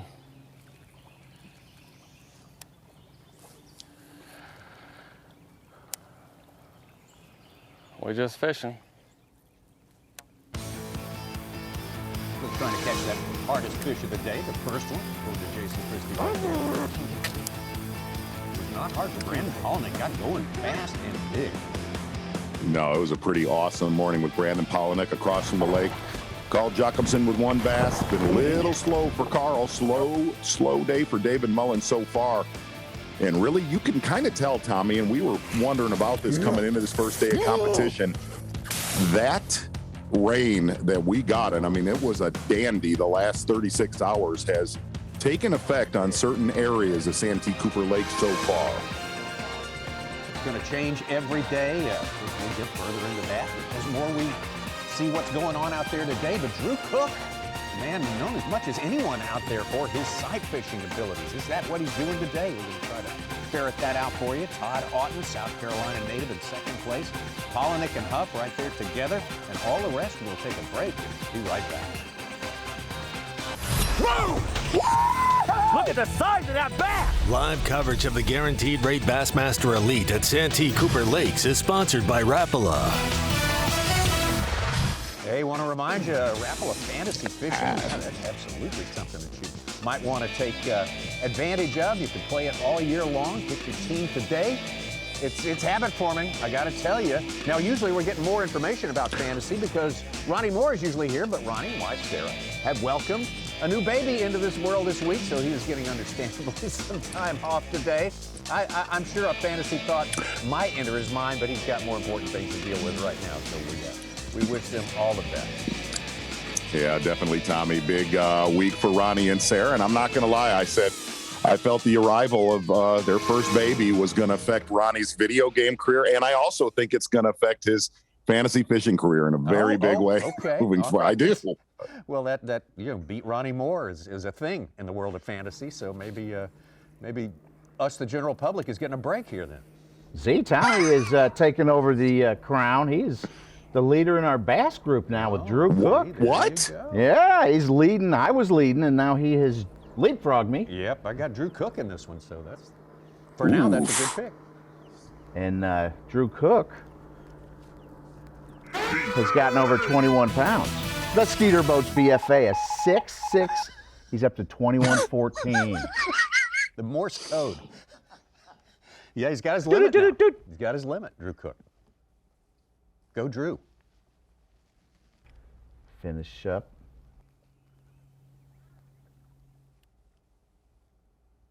Want to always alert us to the presence of our man on the scene. As always, Davey Height. Very familiar country for him. And Davey, as you see it today, and the remainder of this tournament, how is this going to lay out? Is every day going to be different? You're going to have to reinvent the wheel every day, or can you get on something that's going to last for 4 days? Yeah, Tommy, I don't know about reinventing the wheel so much, but I do agree with you that every day will be different. This morning it's a little cooler than I guess most people thought, including myself. Clouds keep lingering. We see a little sunshine in and out, but every day will change. It's good to see. It's interesting to see Drew Cook get off to such a good start, because I would assume, as much as he likes to sight fish, that's probably what he's doing, and that should get better as the week progresses. But I think it's going to change. The rain really will affect, especially the upper end of Lake Marion. But the water levels on Lake Marion and Lake Moultrie, I mean, are a big deal here. If you've never fished the Santee Cooper Lakes, you know, the water fluctuating 2 or 3 inches one way or the other can really affect what those fish do. Notice Brandon Palaniuk got off to a good start this morning, caught those fish out a little deeper. I could see a lot of those fish that were there in practice, just a little offshore, that 5 to 15 foot depth range there, are probably moving closer to the shoreline right now. Davey, we showed a map, just a vague area of where predominantly the damage is being done, and it's really the lower end of Lake Marion, and it's almost like the rest of the system is not that much of a player, at least as of yet. Describe why that bottom end, especially with what came through the last 48 hours, is, I'll use the word stable. Why is it the most stable right now? Yeah, Zay, you're exactly right. The lower end of Lake Marion is the most stable now, just a little rising water.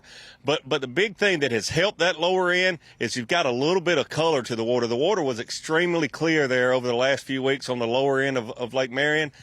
A lot of fish live here on the upper end where we are, Talcott Creek and above, all the way up into the swamp area, Stump Hole, Low Falls, Jacks Creek. But all that rain and the water coming down those rivers, the Congaree and the Wateree River, will really adversely affect a lot of those areas. So probably if some guys are up there fishing, probably not so much success there this morning.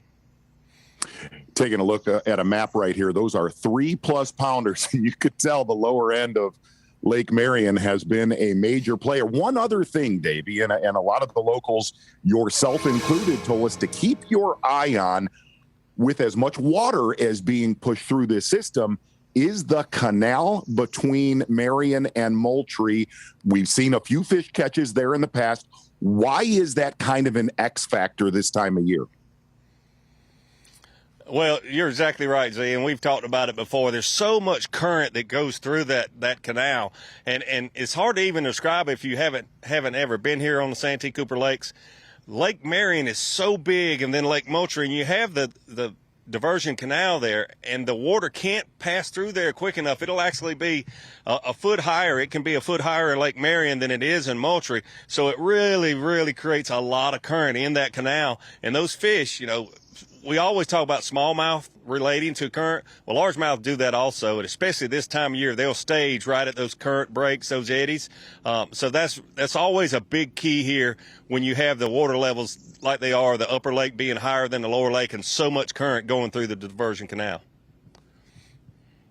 Davey, we talk about the cold snap that was in the practice time, and how long does it take for these two lakes to recover from that, to fully sort of reset things back to where it was the warmer days and nights leading up to this past weekend? Just a couple days. You know, yesterday I was hoping that we would get some sun yesterday. They were calling for the rain that we got, but I was hoping that we would get sun. But it stayed cloudy throughout the day, most of the day yesterday. It's doing the same thing today. If that sun will come out, that radiant heat and that shallow water starts warming up, you'll see those fish move in a hurry. I mean, one day, especially with the full moon right here, one day can make fish move you know, from being out there in the 5 to 10 foot of water like we've seen Brandon Palaniuk fish to up there in 1 to 2 feet and actually spawning just in 1 or 2 days. Davey, I've never been to a lake like Santee Cooper Lakes to where you get in one of these areas, and granted, we've not seen many cypress tree catches, at least so far today. We'll see it throughout the week. What is staggering about this place is how big ones will use the exact same tree. And granted, a cypress tree has its own donut environment. I heard you talking about that earlier. Talk about why. You taught me this. They use that tree right there. They don't use the one next to it over and over and over year after year. There's several different things we talked about earlier about depth, a little deeper water or depression being close to cypress trees, but you know, we've seen this, Z, but a lot of our viewers probably have not. When you have the clear water and the lower water like we've had the last few weeks here, it's come up now, but you could actually see the donut around that cypress tree, and some cypress trees have a lot more root mass and have more, you know, a lot more roots that are from the bottom all the way up, halfway up to the surface, and those fish will relate to that donut, that root ball around those trees, and some trees just have a lot more of that than others, and the cypress needs also. One of the terms that I learned from you and a lot of the buddies from around that area is you always hear the term, and granted, you talk about the root balls away from them, but you always hear the term, you need to scratch bark this time of year. Explain that term.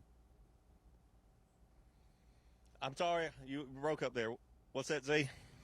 We've heard the term, you need to scratch bark this time of year, getting your bait as close to those trees as possible. Kind of explain that idea.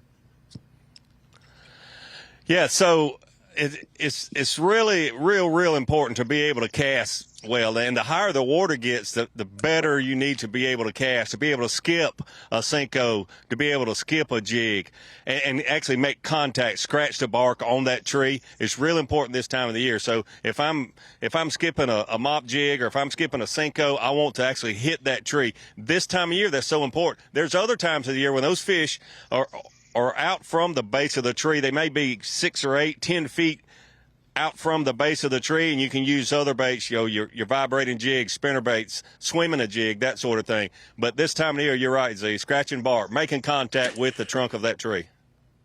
Davey, is this one of those tournaments, we talked about it a little bit at the Classic, with the conditions that are coming, is this one of those tournaments that you're going to see weights go up or down?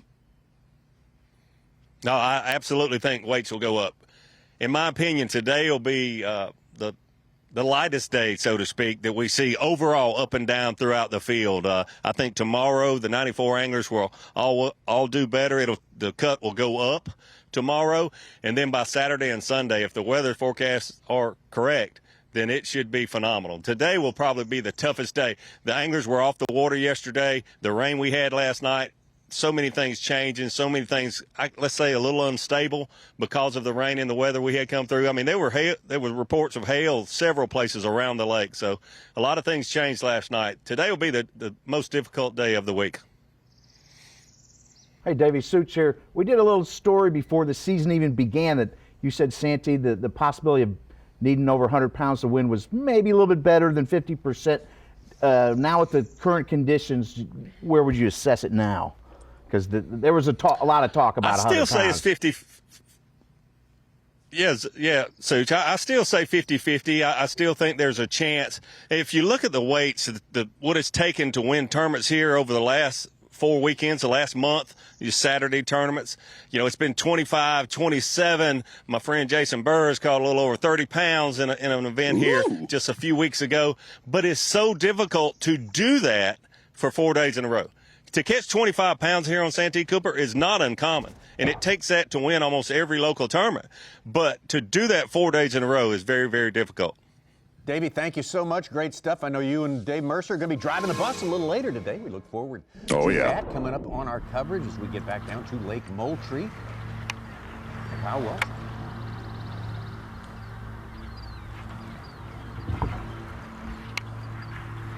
He has got him one I spied. He had it that time.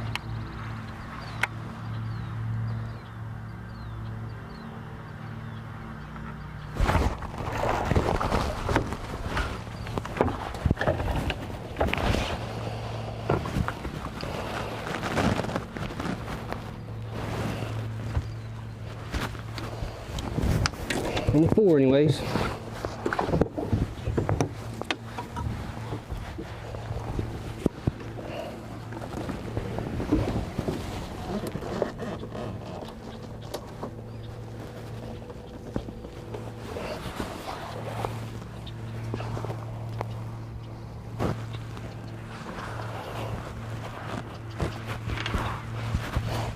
Hung on my speaker.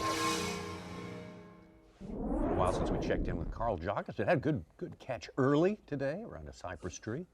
A little slow since.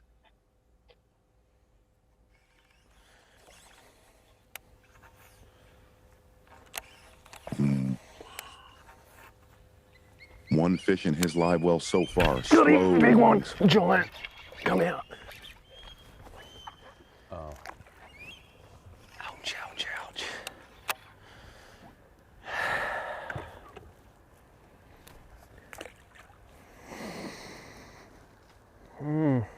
That hurt. That hurt a lot. Giant. Couldn't pull its head out of the mat. First flip in this in practice. I caught a 5.5 and shook another one off. Oh man, come on. Exactly the same area where he just did don't damage need in the that. last time we were here. Man, that's frustrating. Haven't had a bite. So much pressure up here, there's boats everywhere. It's not gonna get many bites. They're gonna be big like that. 6-7 pounder. Could see its lips. Couldn't pull it through the mat. Hook just pulled out.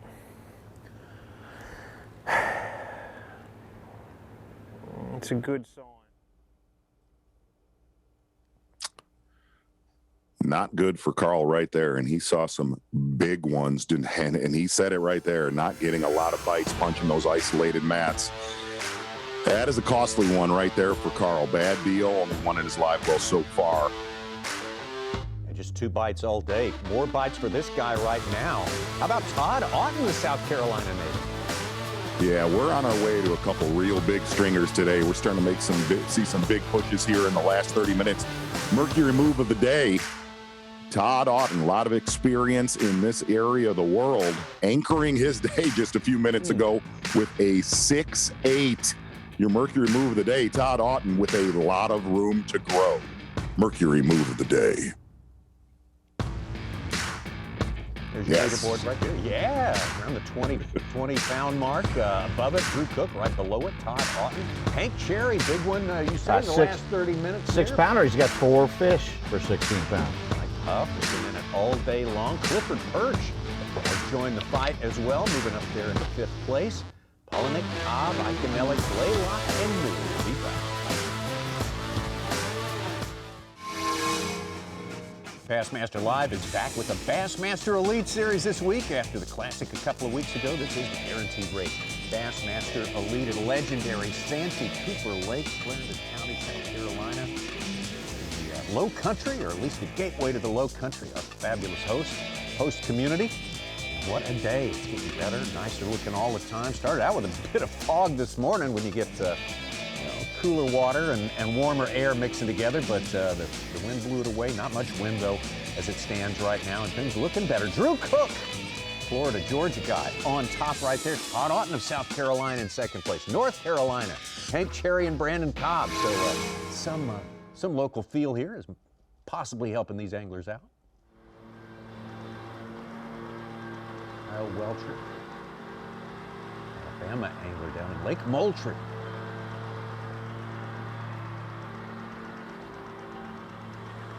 He's got 4 fish, none of them real big. He was looking at one, caught the male a little bit ago.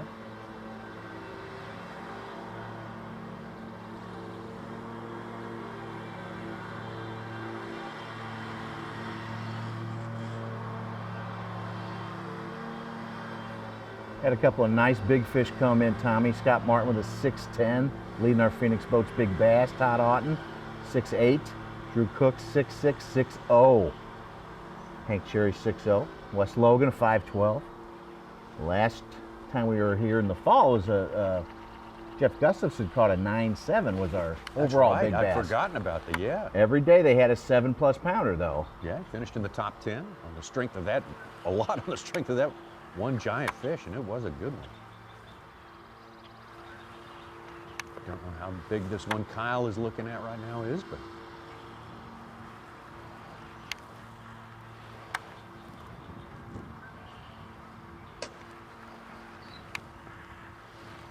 Kyle fresh off his second place finish in the Classic.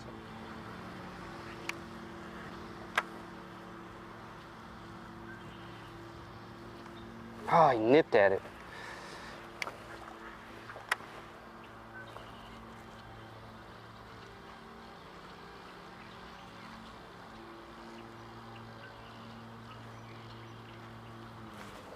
Oh.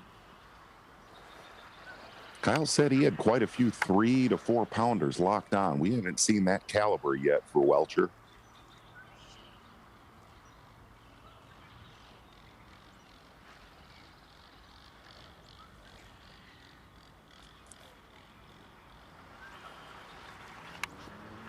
Only one thing we started off early this morning, Tommy, that area up in the swamp, the upper end of Lake Marion, a lot of the anglers that really gambled going up there after the rains that we've seen, at least unofficially so far, that area has not played. Davey says that's the place that gets hit the hardest when you got Yes. new water coming in. And it is. Oh, about got him. It is staggering how quickly that water can get dirty up there. Read a blog post, our photographers are up there and put a drone up and they could see the water line of the river in the dark, mud line coming in, yeah. Wow. I got to experience that one day up there last year, and it is unbelievable when that water pushes through there.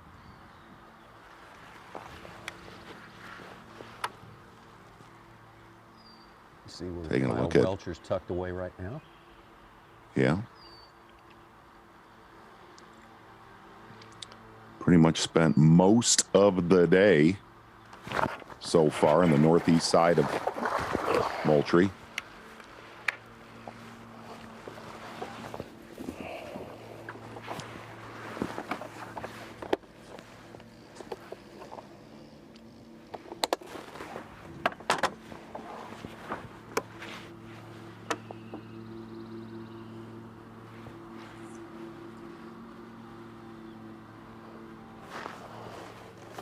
A little bit better one there.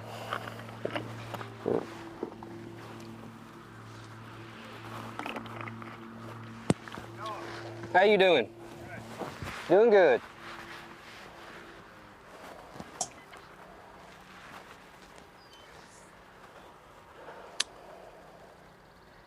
Sometimes they'll go right back, sometimes they won't. He was pretty angry, so he might go right back.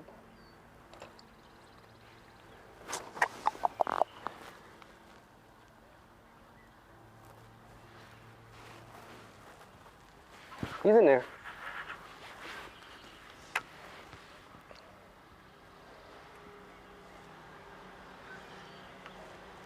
Well, to make the comment, that fish is already back in its bed.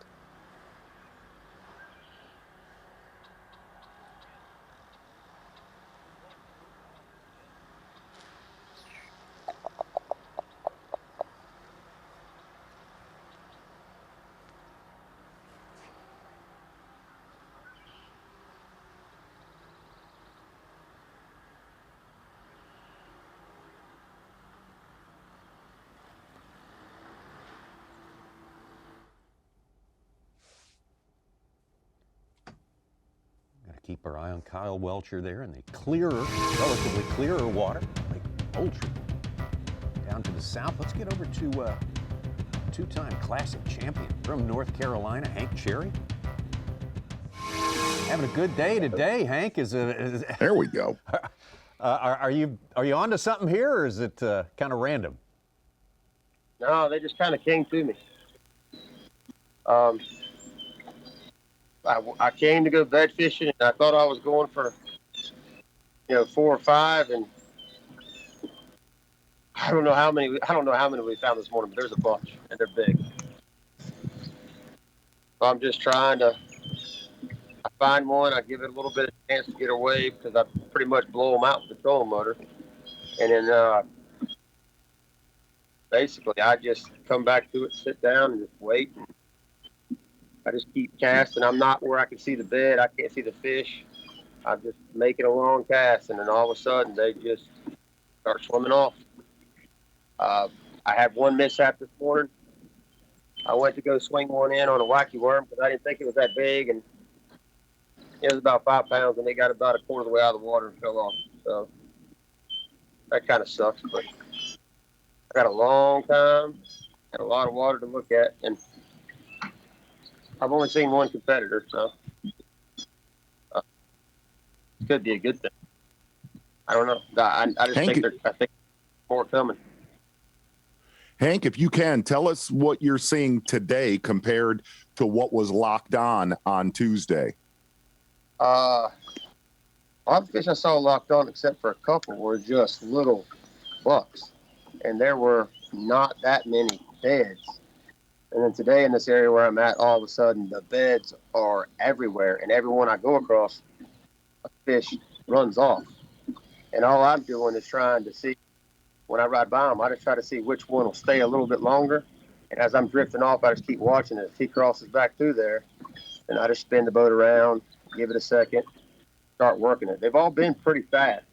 The 2 that I'm working on now, I think this one's about 7 pounds and that one's about 9 pounds. But this one bit the first and didn't take the bait, and the other one bit the first cast but did not take the bait, and I haven't got either one of them to bite again. So I'm just going to kind of just camp out in this area and look for one more. Hopefully it's one of these. Well, Hank, great job. It sounds like you landed in the right place. Hank Cherry having a great day. Wow. You're on Santee Cooper at the first tournament that Hank isn't the defending classic champion. Oh, look at that. Look at there. With a fish. Coming birds like a green. No. Green. It might be an osprey. I don't know. Good stuff right there. Kind of felt like Hank Cherry was feeling it right there. Yeah, he was. There's another one right there, Tommy. Wow. Good shot. Like to put a magic dart in that one. What? Don't tell Jason. Tommy, real quick. Yeah. Will it take over 20? So we're going to have 6 cameras with our leaders tomorrow. Will it take over 20 pounds to have a camera tomorrow? I go absolutely. I'm with you 100%. Will we I'm have say 30 22. pound bag today? I say yes, we'll have a 30-pound bag today. Wow. I say that.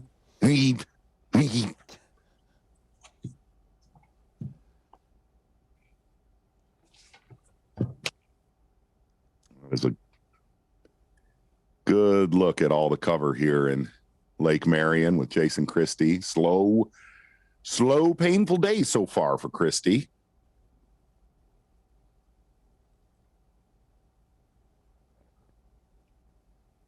There is just miles of this. Yes. All over that lake. In all honesty, man, it is your first time coming here. It is incredibly intimidating.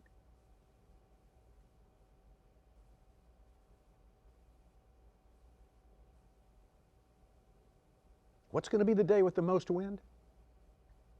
Saturday? For sure, Saturday. Okay. Yes. All right. Yes.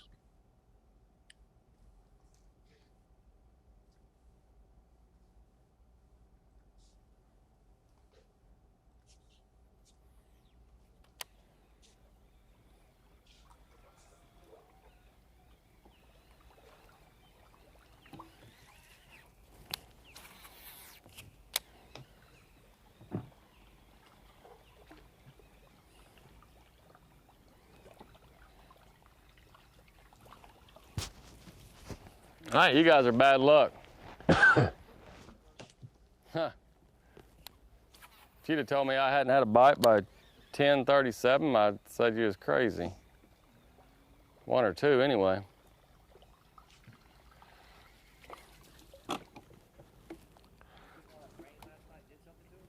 That's one of the things that sucks about having an off day.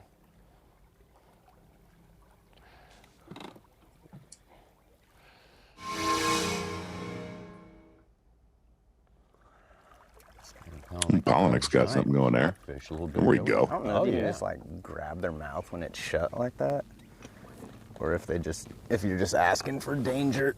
But I always feel like this sketches me out. Oh. Nope. I mean, he kept his eye on the ball. He took it right in the eyeball. Golly. Talk about sketchy.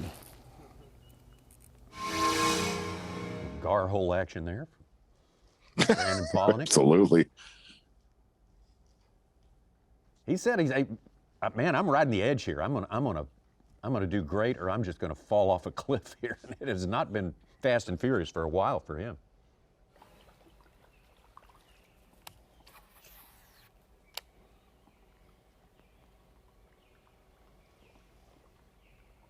Well, we in the same position we was the last time we were live. Have not had a bite, hadn't seen one. Haven't even remotely thought that I've been around a bass.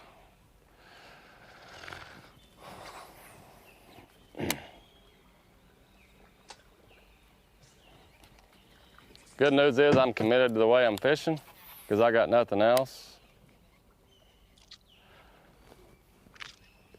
Bad news is I'm committed to the way I'm fishing. So it's either gonna work or it ain't, because I got nothing else to do, nothing else to go to.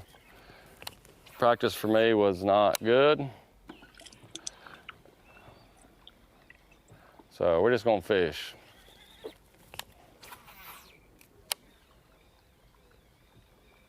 I just feel like I haven't been around them. I know there's been some bass that have seen my bait.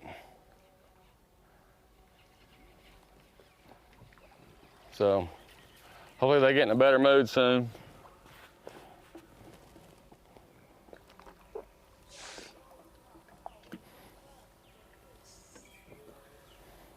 Can I talk about how great my supper was last night? Oh boy that I'm staying Absolutely. with. Dude, he rolls out like crab legs, shrimp, sausage, potatoes, corn.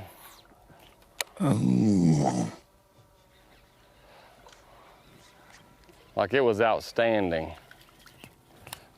Davey was there and he's like, "You sure you're gonna eat all that?" Last time I checked, we don't pass up a free meal, so eat all you can get because you don't never know when you're gonna get another one. Gosh, I just know that anytime it's gonna just, you know, it was cloudy when I had bites doing this. It was identical. Only thing different was it was in the afternoon, but the water temperature's the same.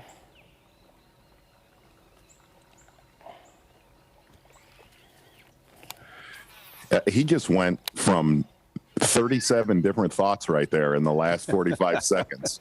Oh, man. And by the way, do you find it surprising Davey somehow was floating around that crab leg party? Davy's got great instincts for stuff like that. Yeah, well, I have seen that down in that region. Legs, and not all crab legs are the same. Some of them's hard to open, and this dude just nailed it on the head. Win the Classic, you fish like you want, you eat like you want. Man, the world is your oyster.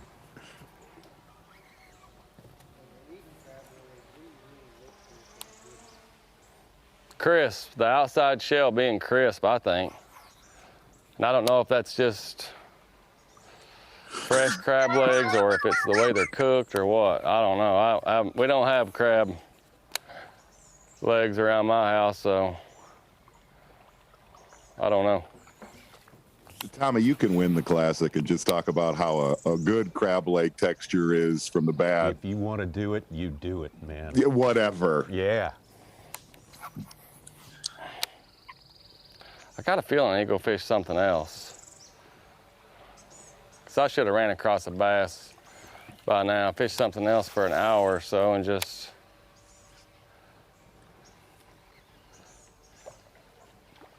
see. There's some grass in the back of this creek, some bank grass. Try that.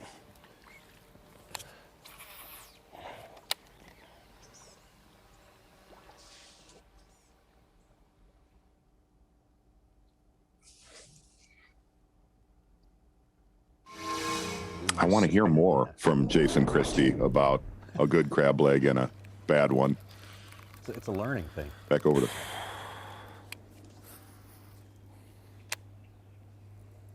Carl Jacobson, 2 bites today. Here's number 3. Not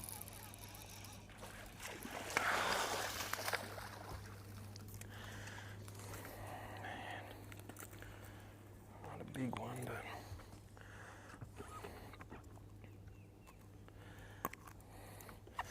but decent adjustment. Head here in 2020 at the day one was 25.5 pounds. Not gonna work. That was remarkable. It's a tough time to fish. Not have any 2 pounds. That one missed a good one. 25 minutes ago. Carl Jacobson's got plenty of time. All these guys have got time to get it done. Drew Cook and Todd Otten doing it better than anyone else so far today. Hank Cherry feels like he's in a good spot. He's around some big ones. Brandon Cobb moving up the leaderboard. Mike Huff has been up there in the top 5 all day long. Palaniuk, Ed Loughran, Ray Hanselman moving into the top 10. We will be right back. Look at the size of that bass! Live coverage of the Guaranteed Rate Bassmaster Elite at Santee Cooper Lakes is sponsored by Rapala. With you live from the Santee Cooper Lakes. We have some time left in our morning session here at the Guaranteed Rate Bassmaster Elite. Clarendon County, South Carolina, legendary for fishing. Santee Cooper Lakes, Marion and Moultrie. Drew Cook, the man on top of that leaderboard right there. Todd Otten giving the best tussle so far.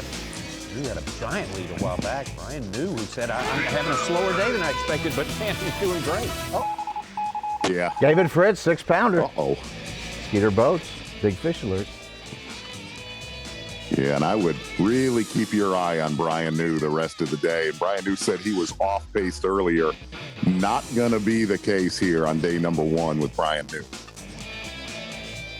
As we get closer to midday, and if you're just picking up with us, you might want to stick around for this right here. It is our Yamaha midday report. We can show you a good piece of what we've seen so far today, starting with the man who finished second here in 2020, Carl Jacobson.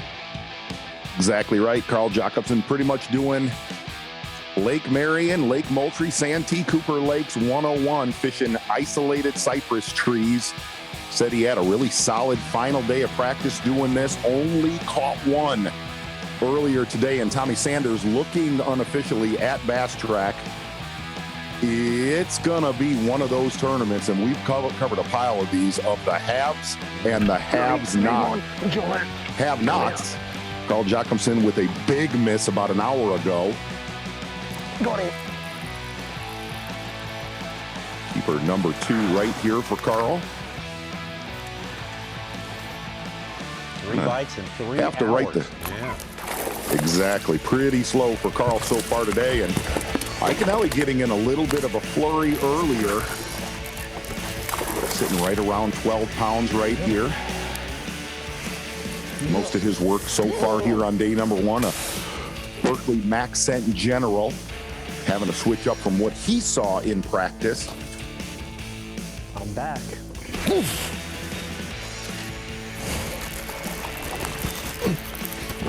Really, one of the things, looking at a lot of the footage that we've seen so far this morning, the fishing pretty much has been all over the map on Santee Cooper Lakes.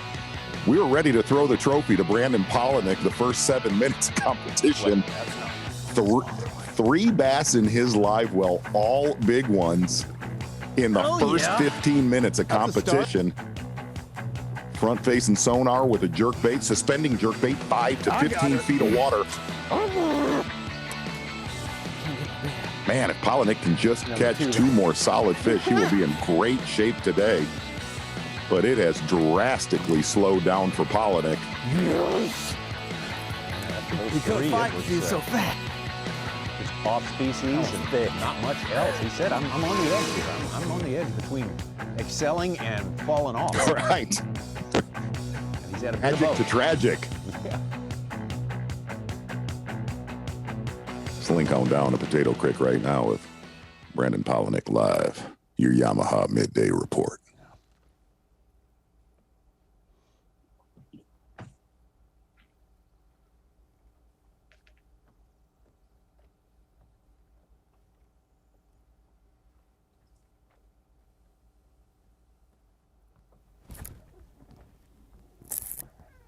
That's a good one.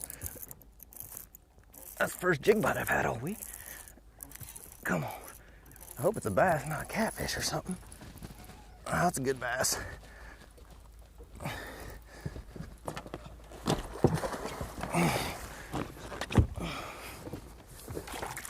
Yeah.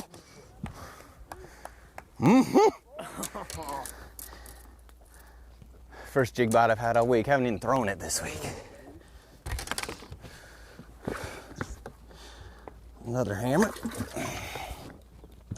I'm gonna give me some more. Come on, dude.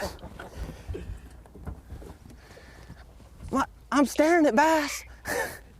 Just bite it. I believe I'll throw something you want to bite.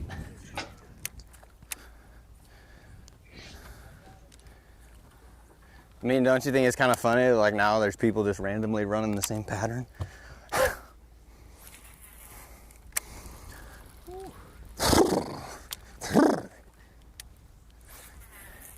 And we're back in the game. Back on track.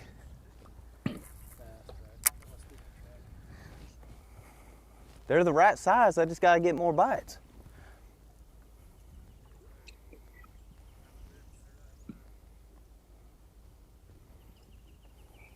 Just gotta stick with it.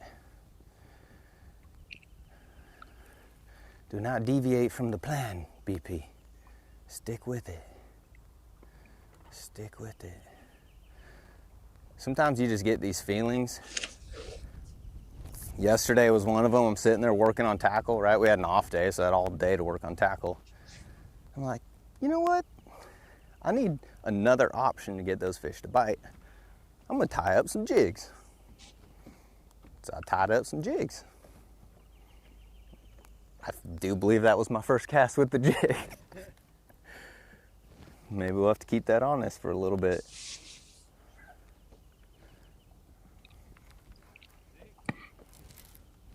I don't know. I'm gonna measure them, but it's a good one. I got 2 more like it and another one a little smaller.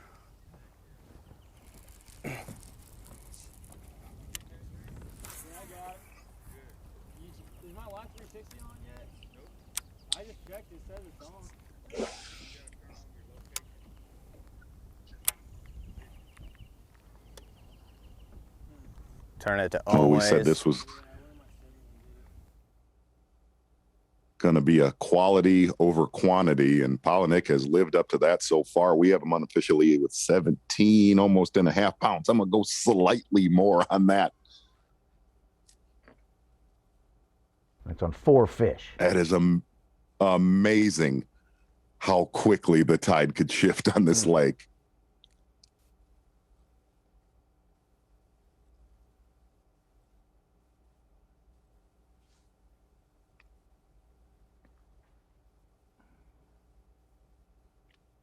All isolated offshore cover outside of major spawning bays. And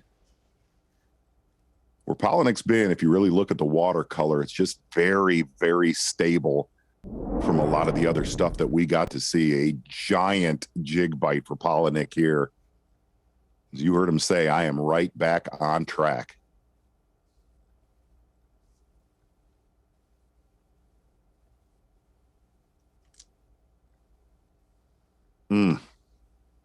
That's a pre-spawner.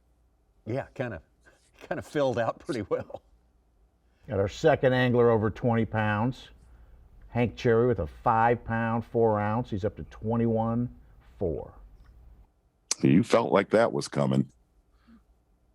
He is the only one of the anglers we visited with today who said, I'm catching a bunch. Catching a lot of numbers today. Looking at a 7 and a 9. Kind of heating up here a little bit.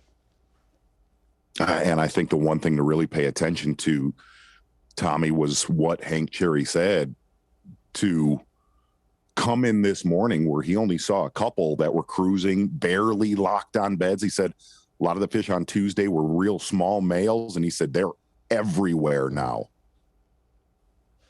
Had a 9 scoped out and a 6 somewhere nearby.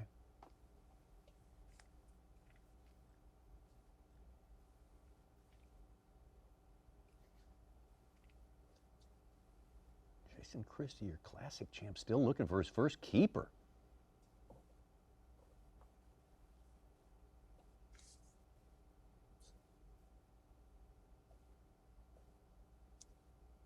And the other thing about Hank Cherry, he made the comment when we were talking to him doing our B&W trailer hitches on the line. There is not a lot of people around him. Looking at our map right now, he's kind of got free reign of the areas he's in. Wow.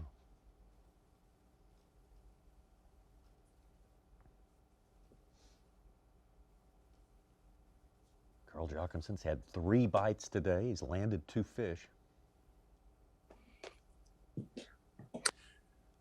I mean, I know Dave and Davey are going to be coming up next. I do want to kind of dive into how Davey just magically shows up to a party with 20 pounds of crab legs floating around. How's that happen? Well, is that coincidence? Part of the scheme is to follow Steve Bowman a little bit. That'll guarantee a certain amount of food exposure.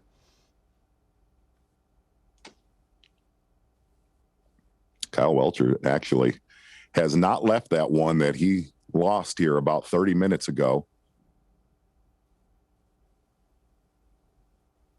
Mullins, your Angler of the Year leader, coming into day 1. Slow day for Mullins. Mullins.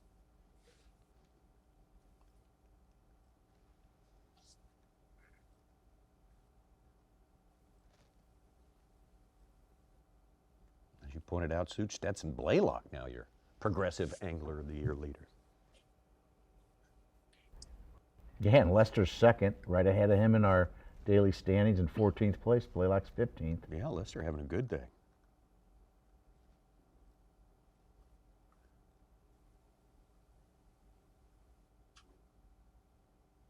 This is the third, again, of 9 tournaments that comprise the Bassmaster Elite Series for 2022. Yes. We finished this one, the third of the way there. One more can happen in the remaining 6 events, but we got all we can stand today. A lot on our table today. How about the Falcon Bassmaster Rookie of the Year watch?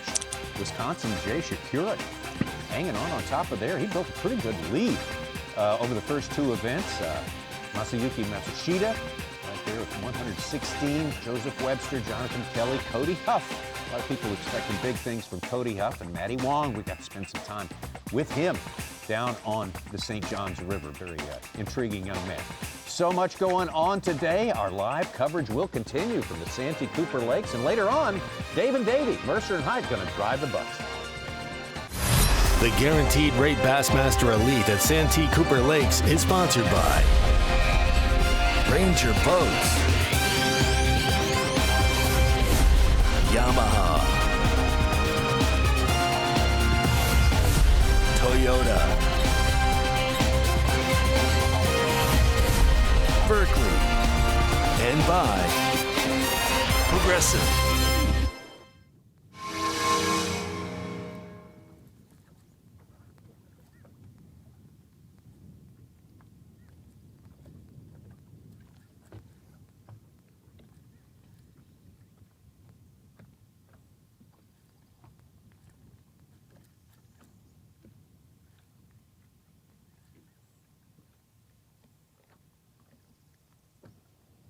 Go waller up there and eat it.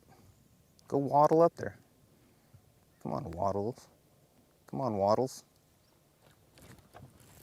Oh, there's another crappie. Big old crappie. I'm telling you.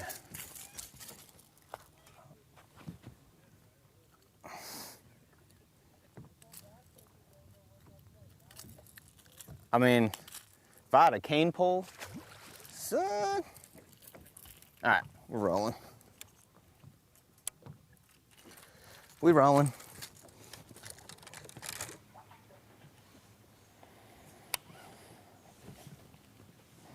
Come on now. Live in the mix.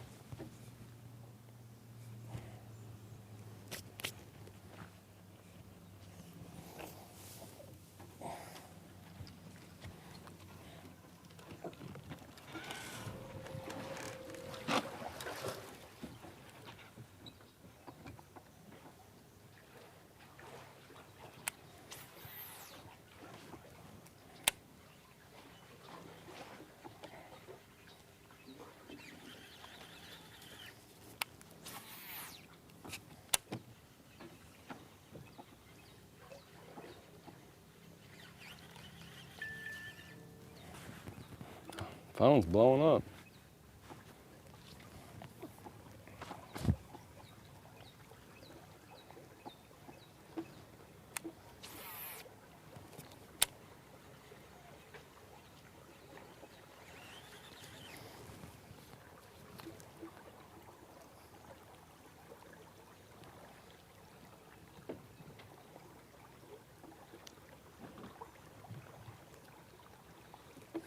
Oh shit. Thought that was a stump.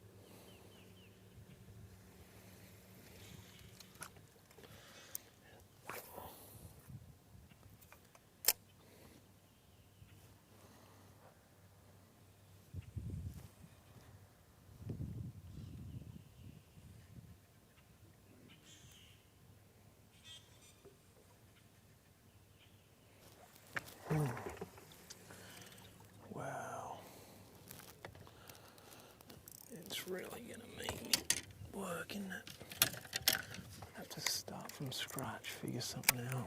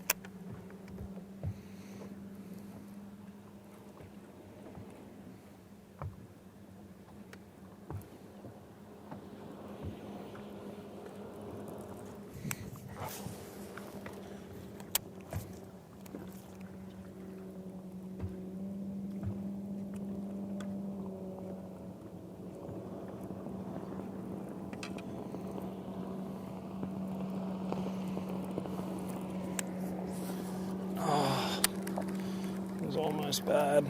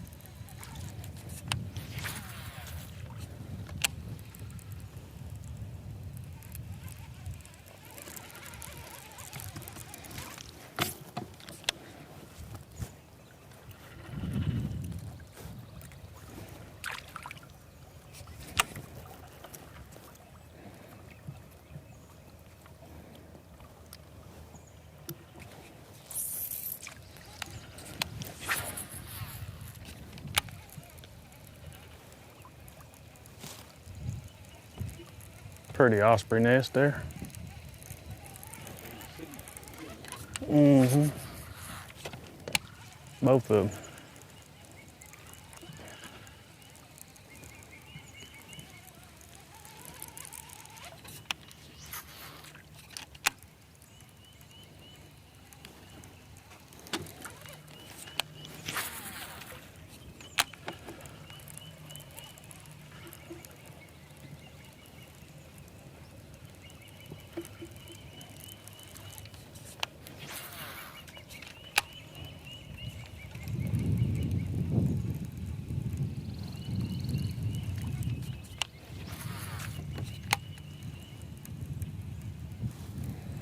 And right through here is where I got all my bites, so.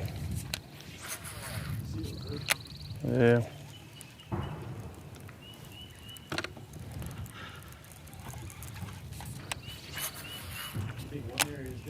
I don't know. I don't know. I know when I was in here last fall, they were all like, most of them were in just like one general area for the most part.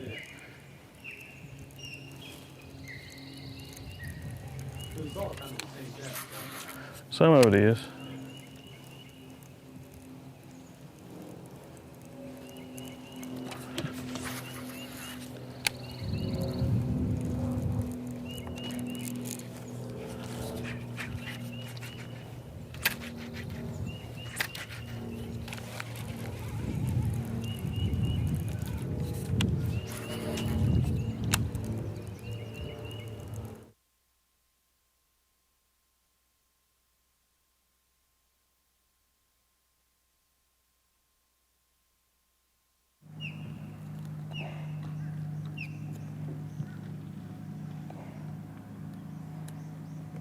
Live on the mix.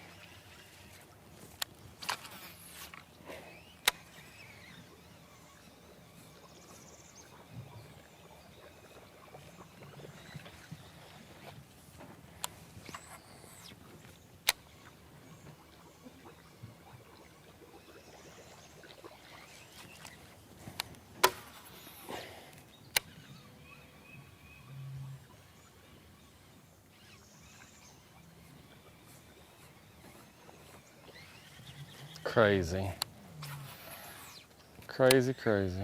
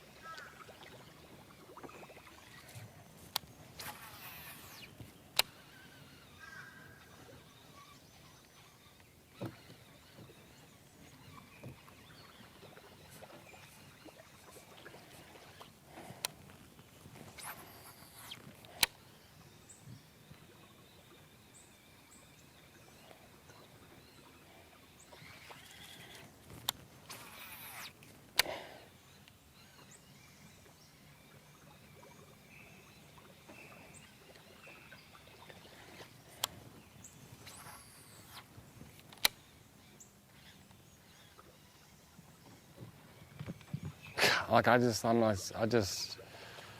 don't know. I'm just like any freaking second, it's just going to blow up.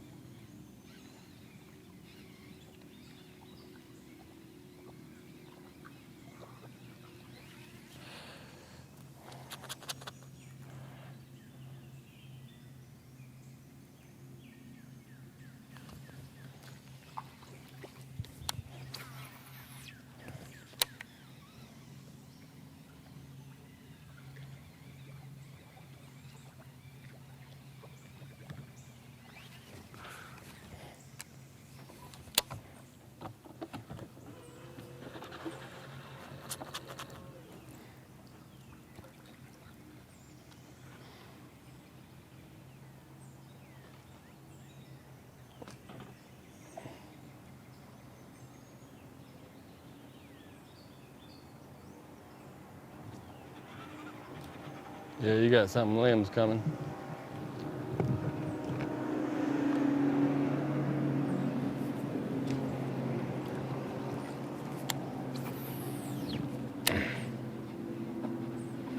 Hang on.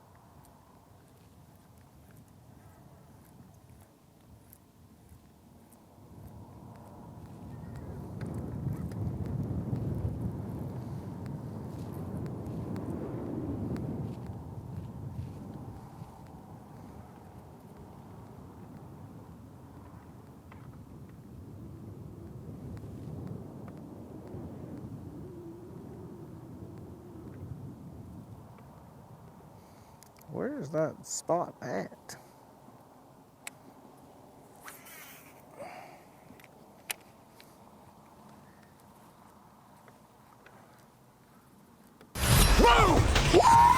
Look at the size of that bass! Live coverage of the Guaranteed Rate Bassmaster Elite at Santee Cooper Lakes is sponsored by Rapala. Number 3 of the 2022 Bassmaster Elite Series, and we are in the great state of South Carolina once again. Clarendon County, South Carolina, on the incredible chain of lakes that has given so much history to the Bassmasters. Santee Cooper Lakes to be in fact, let's get the wheels back on this. A guy that has definitely got the wheels on this tournament, Drew Cook, your tournament leader, said to me in the dock this morning, he said, hey, if I can just catch him on day one, I feel I can win a tournament, because he has an incredible track record of coming back in events. But wow, did he ever catch him. So far, 26 pounds, 10 ounces, but look out for the champ with 21 pounds, 4 ounces. Hank Cherry has 21 pounds, 4 ounces, and last we heard of him, he was looking at a 7 and a 9. So things could get pretty crazy, and that is a look of our playing field here, Santee Cooper Lakes, in the low country of South Carolina, and we are located right there on Lake Marion, right at the midway point, and just as we went live here, the sun started to shine. All of a sudden, life is good, and I'm back with the Bassmaster Classic champion, two-time Angler of the Year, and Bass Fishing Hall of Famer, Davey Height, and we are literally in your backyard. Yeah, I really love it here. Obviously, the Santee Cooper chain of lake. Clarendon County has been so good to bass through the years. It's great to be back here. The fishing is phenomenal. 26 pounds for Drew Cook already, and still most of the better part of the day, I think, for a lot of these anglers are relying on the afternoon bite. So absolutely an incredible start here, but not surprising. Not surprising. Especially the better part of the day with the sun starting to shine out. But let's catch up on our day so far with our Toyota Midday Report. And no better person to start with than our day one leader the last time we were here. Carl Jacobson's got great history here. Finished second here the last time we were here. Yep, Carl Jacobson. We watched him all morning. You see there a wacky worm, a Cinco, some type of soft plastic around these cypress trees. Something that a lot of folks do with a lot of success here on Lake Marion. Carl with a little slower start this morning than we thought, but he's in an area you can just look at the water clarity there. That has definitely changed in the last few days. So where Carl may have, started this morning probably looks a lot different than it did the last day of practice for him. He told us that he had a good final afternoon of practice. Maybe the afternoon will be much, much better for him. Oh, speaking of better, life is better when Mike Iaconelli is on the Bassmaster Elite Series. Yeah, absolutely. And Mike got off to a good start this morning, fishing in the backwater, fishing these dollar pads, not the big lily pads like you see in some other areas, but these isolated patches of dollar pads. You see that good fish there for him this morning, and he's a guy that shows his emotions. He does not keep them inside, and he certainly got fired up this morning, Santee Cooper, because you're going to have a couple of those here at Santee Cooper. Not just one, but you're going to have a couple like that. So we'll see better things, I think, from what he's doing. We'll see better things from Mike Iaconelli in the afternoon. They're going to try to take the title away from this guy, Brandon Palaniuk. He took the title the last time we were here in 2020. Yeah, Brandon came from behind last time we were here to take the title, like you mentioned, but this morning he did not start from behind. This morning, right out of the gate, like in the first 5 minutes, he had three true Santee Cooper, I wouldn't say giants, but ones that you can bring to the scales. You need that 4+ pounder to bring to the scales here at Santee if you think you're going to have a chance to win.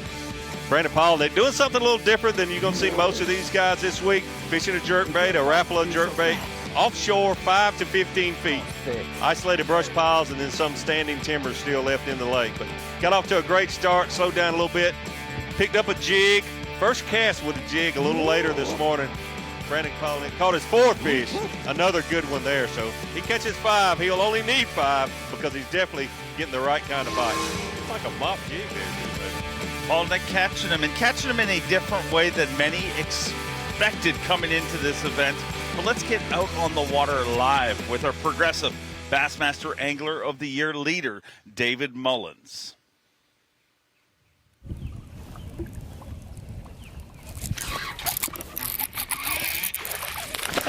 Get up in here.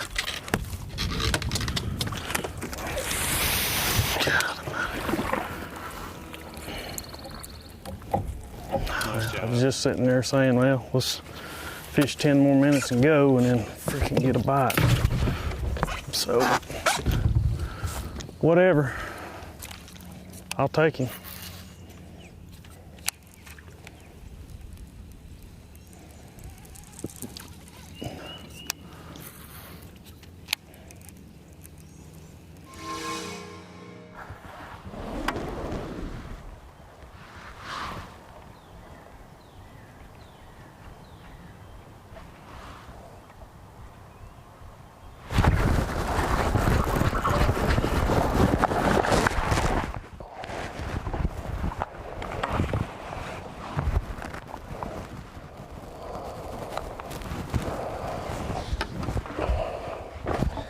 Got 5.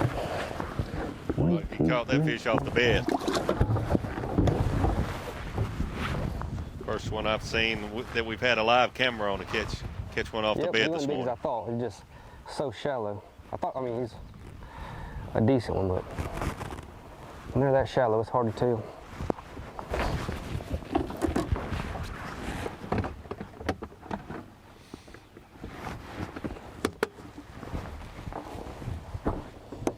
He's like a 2.5 though.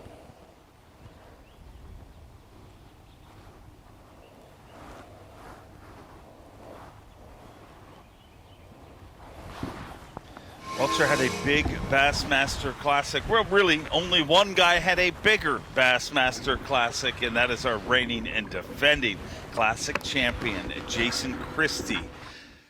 Get out on the water with him live right now.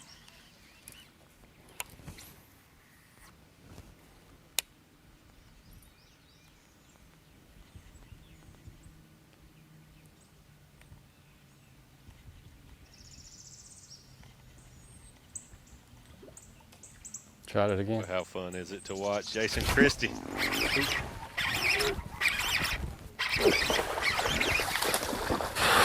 Finally! Finally! Golly! 5 hours later. Finally. Finally. Dang it. You would think the Bassmaster Classic champ would have a little more luck than what we're having. It's like, hey dude, welcome to the real world. That was last tournament. All right. I learned something on that fish there. Like, he didn't bite my bait good the first time I missed him, and he didn't bite it good the second time. So I need to slow down, put the reeling frog away,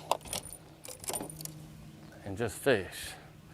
Slow and steady.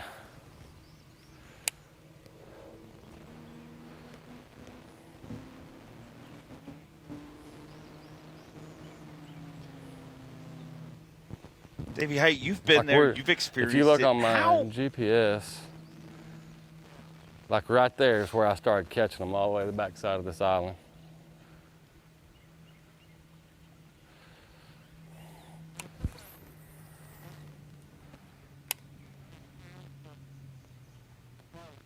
One thing I did in practice was, I feel like if I got a bite, I would get more.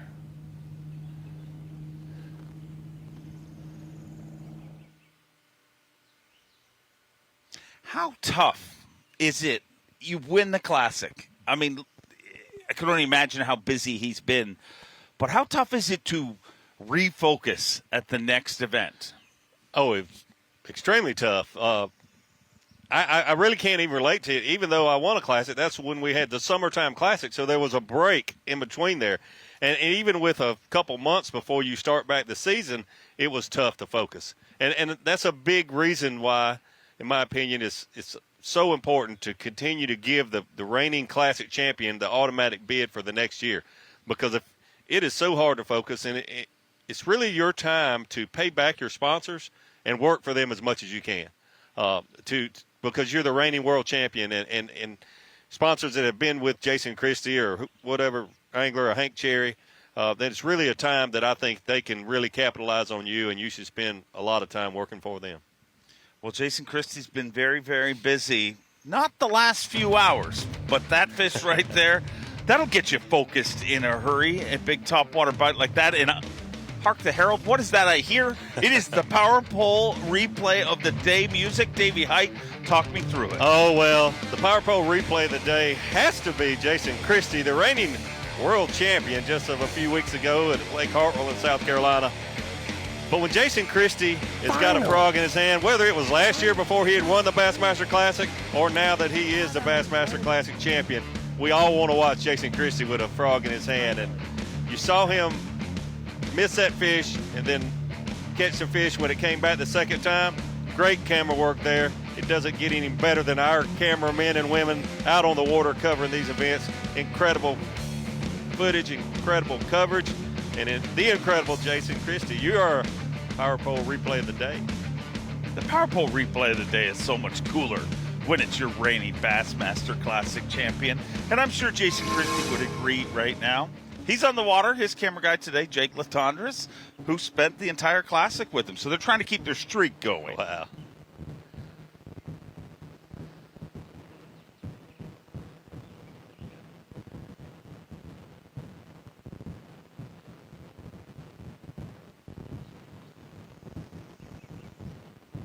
Had dinner with Jason and some other friends last night. Man, can he eat some crab legs and some sausage and some shrimp. I mean, for a pretty small guy, I mean, he's tall, but thin guy, he can sure eat a lot of that low country boil. He's a pro athlete. He's getting ready for. Yep. It probably took a whole cluster of crab legs to reel that one fish in on his frog he caught a few minutes ago. So are you saying that maybe Jason Christie's slow 5 hours was due to overindulgence of crab legs? Absolutely not. He would not have caught that one had he not eaten crab legs and shrimp last night. There's two ways to look at that. Yeah, but we had a great time. Good people all around this area, and Ryan looked out for us last night, and we really appreciate it. The after the classic thing, as a bystander, I've seen it go two ways. In some ways, for some anglers, and his turnaround is really quick. I mean, it's not even 2 weeks. Yes. But for some anglers, it almost becomes a safe haven because they're so busy doing so much media stuff, and then all of a sudden pre-fish starts and their phone stops ringing, and they finally get back to what they love to do. Yeah, that's a great point. He probably is happy that he had a elite event this close to winning the Classic. Because bottom line is we all love to fish. I mean, sure, winning the World Championship is phenomenal, but they're all out here because they love to fish, and that's what got us all involved in the sport. 2 box right now with 2 Bassmaster Classic champions. The reigning and, of course, the 2003 Classic champion, Mike Iaconelli.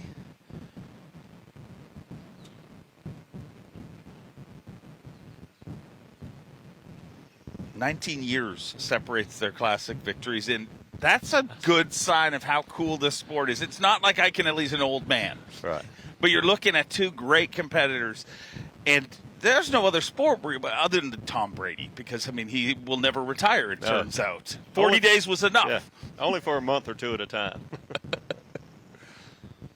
What happened in that household? 40 days. I mean, I'm going back to work. Or maybe she said, you need to go back to work. You know, it could be her saying, this time together isn't working out exactly like we thought. I'm not shocked that he's coming back. I'm shocked that I really did expect him to come back. He never said retirement in his press release. But 40 days. Yeah. I guess I'm most shocked that he's back with the same team. I thought that, this is just another move. Back to fishing. Yep. Watching Jason Christie and Mike Iaconelli. It's good to be back at B.A.S.S. I feel like it was a bit of a homecoming for me. I'll be honest, this is, I'm one of the old guys now. I'm in probably the last half of my career, and a lot of these competitors are in the beginning of their career. So I'm an older guy, but it feels good to be back. I think for me, this is where I want to end my career here, so it feels really good. Today has been good and bad. It's been good because we picked an area and we've caught some fish. We've got a limit, which is good. But it's been bad because we only have one of the fish that you need here to do really well. So, we fished in the upper lake this morning, and, it's a small area. I really just feel like it was kind of done. And we made a move to the lower lake. And if you look, it's a lot of the same stuff. I'm concentrating on dollar pads. In practice, these fish were more in front of the spawning pockets, at the mouths. And now what I've done is I've pushed back. I'm still targeting dollar pads, but I'm more in the backs of the pockets. I feel like, with the stability of the water and the warming water, a lot of these fish have moved up. So game plan is to fish 3 or 4 areas down here, see how we do. If we catch a few good ones, we'll finish the day down here. If we don't, we'll go on back to the upper lake, and I have a few more places up there. So got a good game plan. Just need to catch a couple more kickers. 1 Ike is not enough. Let's have 2 Ikes. 2 bucks all Ike. Obviously, his action from earlier today, currently sitting in 12th place with a limit of fish. And I think what he's talking about is probably going to be one of the most important things in this tournament, and that's moving. Because the fish, I mean, anglers were really excited on the dock this morning. I think the day off, and just the fact that the water finally started to rise, started to go the right direction. Yeah, and it's going to be a great tournament. And Drew Cook's off to the best start, obviously, but that's not the only 20-pound stringer we're going to see today. And I really think that today will be the toughest day on the anglers overall, because being off the water with all the rain and the changes that go on in that 24-hour period, and as much as the water clarity changed in some areas of the lake. They're right here. I mean, everything's they'll figure it out more right and more now, each day. The food, the bait.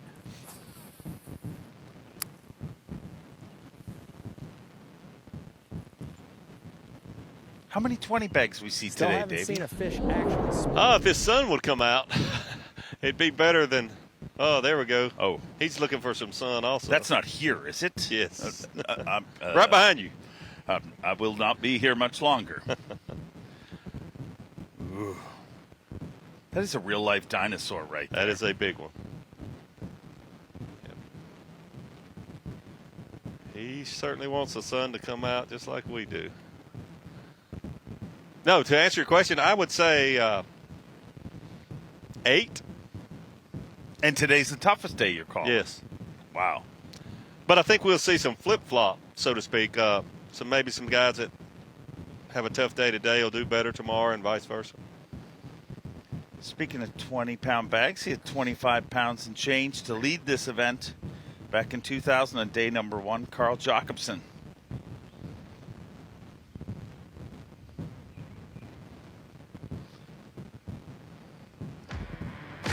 Biggest shot of the day belongs to our tournament leader right now, unofficially, Drew Cook. And look at that marathon peak performance shot of the day. Man, 6'5", 6'5". I mean, those are numbers that a guy like me can't even add up, because I never saw a live well that looked like that in my life ever. 29 pounds, 6 ounces. And I hate to even phrase this way, but according to Santee Cooper's standards, he doesn't even have a big one. I mean, you expect to see a 7 or an 8 or maybe even a 9 in there with 29 pounds. He's certainly got room to upgrade that. And if I'm a betting man, I'm saying those are sight fish. And, it'll be so much better for him as this week progresses. So I don't see him backing off of having 20 pounds plus every day. Do you back off at this point? But 29.6, I mean, like you said, he does not have a Santee Giant in there yet. But do you really want to call a 5-pounder out of your bag? Well, if he is sight fishing, which I don't know that for sure, but we both know that he loves to sight fish. If he is, then that'll give him the luxury of, nah, that's a 5-pounder. I'm not going to fish for it.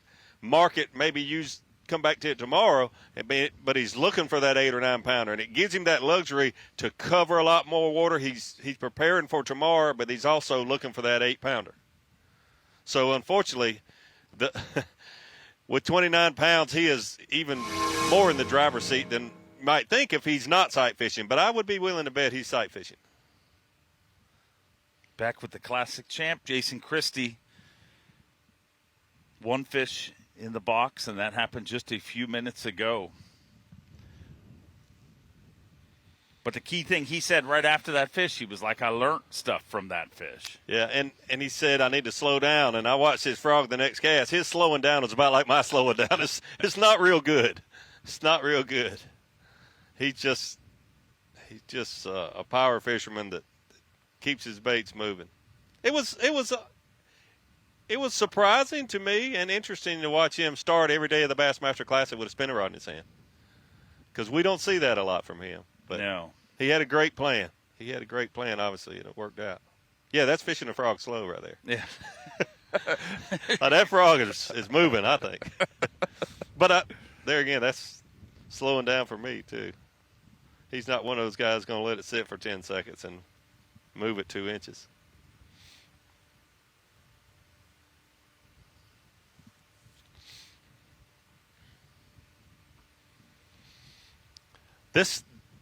These Santee Cooper Lakes really you see Drew Cook's got 29 pounds, but it's not as easy. If you've ever fished here, you know that, man, you can go out there and fish for 4 hours like Jason Christie and not catch one.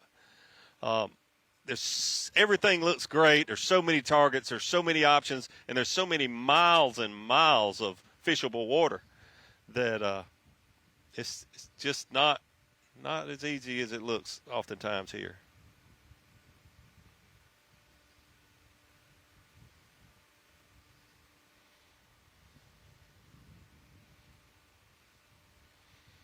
It's funny you mentioned about Drew Cook not having the best starts. Do you think this is a tournament that if you look at he's his a little record, overdue for a win, in my opinion. Yeah, and if you look at his track record, day 2 on is when he does all his damage. And literally that's the conversation me and him had in the dock this morning. He's like, I need to go catch him on day 1. And he has done that. Yes. So, what does that tell you about him as an angler?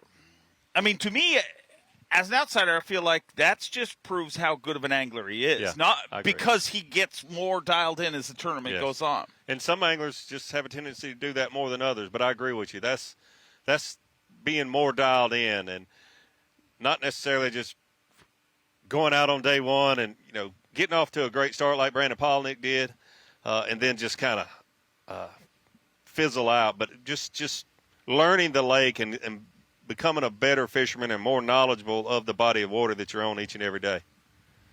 And I don't mean that negatively about he's overdue for a win. It's just high expectations for the Rookie of the Year for a fisherman like Drew Cook. And he's been so close so many times. But we were saying the exact same thing about this guy right there. Just a little over 2 weeks, or a little over a week and a half ago, and he shed all of that pressure by becoming our Bassmaster Classic champion. There's our leaderboard, and on the top of it, Drew Cook with 29 pounds, 6 ounces. But Hank Cherry has 21.4, and like he said, he's looking at a 9 and a 7. So things can change in a hurry. That leaderboard is going to continue to climb. It's just day number 1. Full field fishes the first 2 days. We cut it down to half the field on Saturday, and 10 go out to championship Sunday.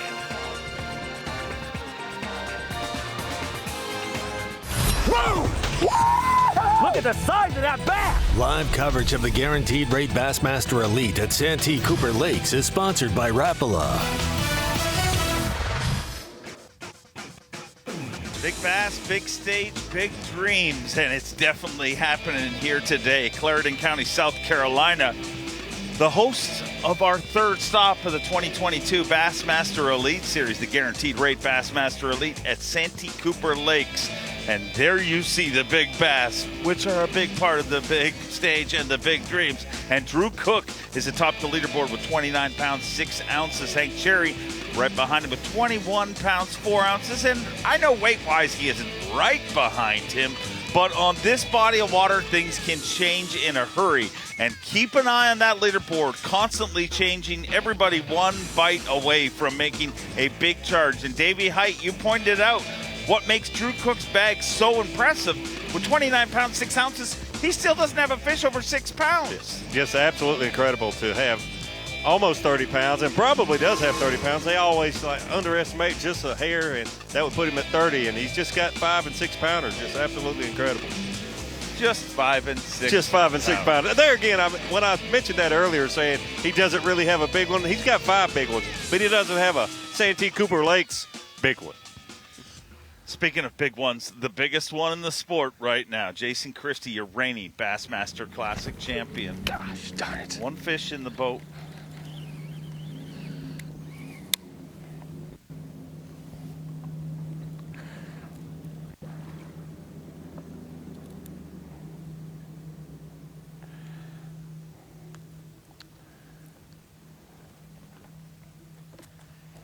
Might have been a pie. I was talking to some marshals this morning on the dock that fish here locally. And the thing that's so interesting is see how anglers like a Jason Christie from Oklahoma approach, how they approach these lakes. And to me, this is interesting what he's doing for this time of the year. And you can always learn by watching and being around other good anglers. And it's neat to see different approaches and techniques, different baits for certain times of the year.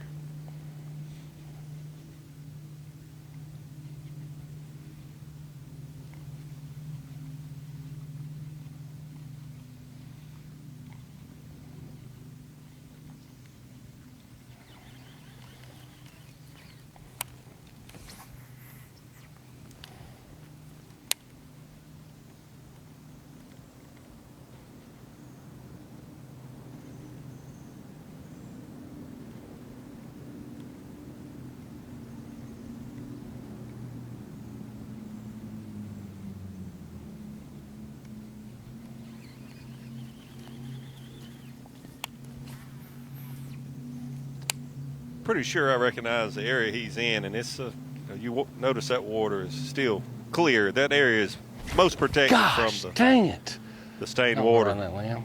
for the upper lake.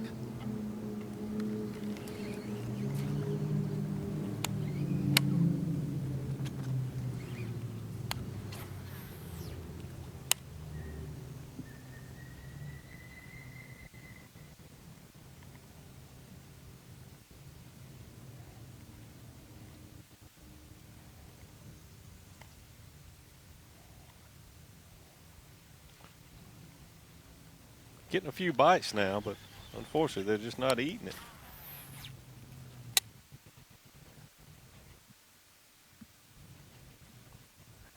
Well, they're acting like they don't want it.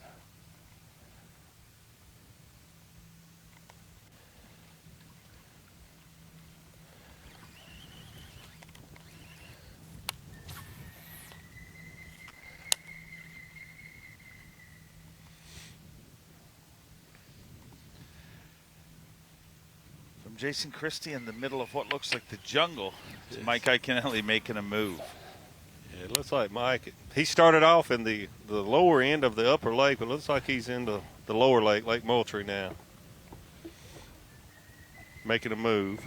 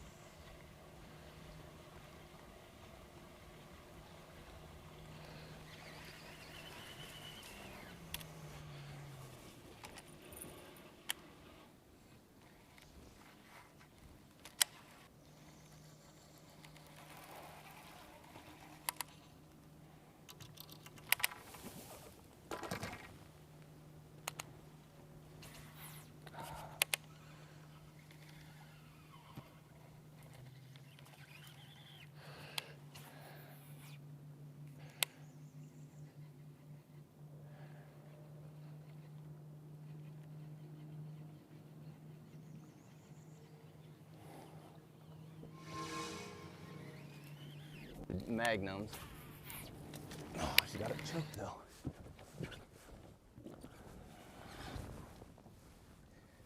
Yeah, that's one of the smaller ones. Come on. Oh yeah, that's a start.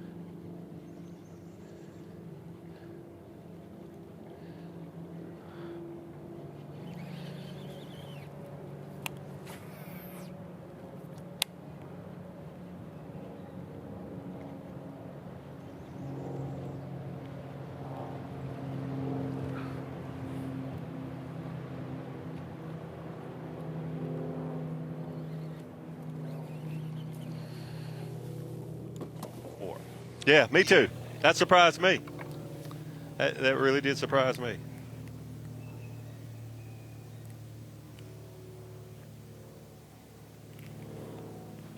Just can't see.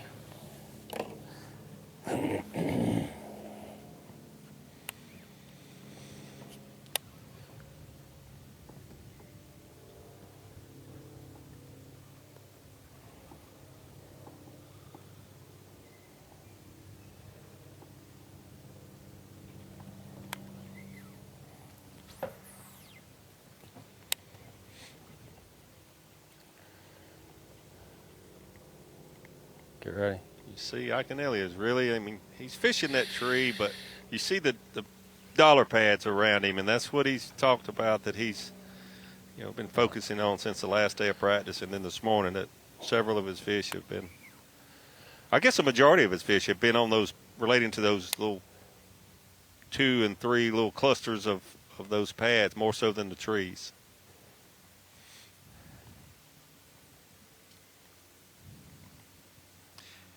Do you think that's why Christie's throwing a frog, just to cover water and try and locate them because they're moving? Yeah, several reasons I would assume he's throwing a frog is being able to cover water. It's a big fish bait. You know, some baits are just, you know, you can catch a big fish on anything. You can catch a big fish on a 4-inch worm or a 10-inch swim bait. But there's certain baits that percentage-wise, you feel like if I can get 6 or 8, maybe 10 bites on a frog, then 5 of them are going to be good ones. And I think that's probably a lot of his reason. Oh, here we go. Ooh. All right, we're around them. Just not wanting to eat it. Yeah, that was a 5-pounder. They're just not getting it good. There was another wake just like that one that came from that way. Let me change hooks. Dang it.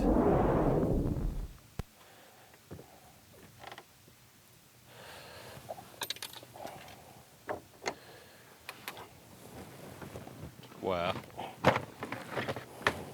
That fish was bigger than I thought it was. Yeah, that was a 5-pounder. And even in slow-mo, you hardly see the fish. Yeah.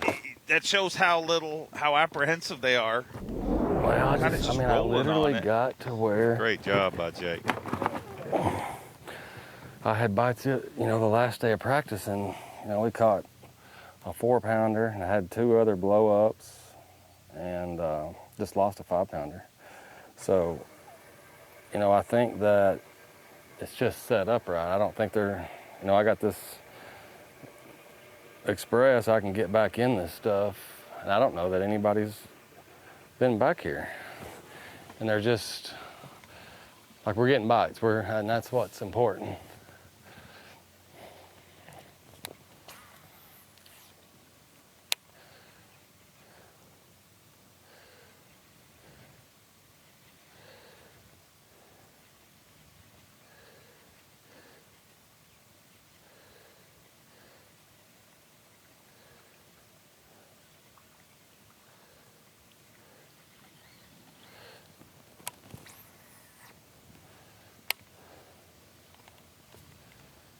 What he's saying is the truth. It can change so quick. Oh, yeah, absolutely. Just their mood. And probably the water warming up 1 or 2 degrees could be just the change that he needs. And first and foremost, you have to be around them. I mean, that is the one thing that you have to be around them. And he's space between them. They can just get more light.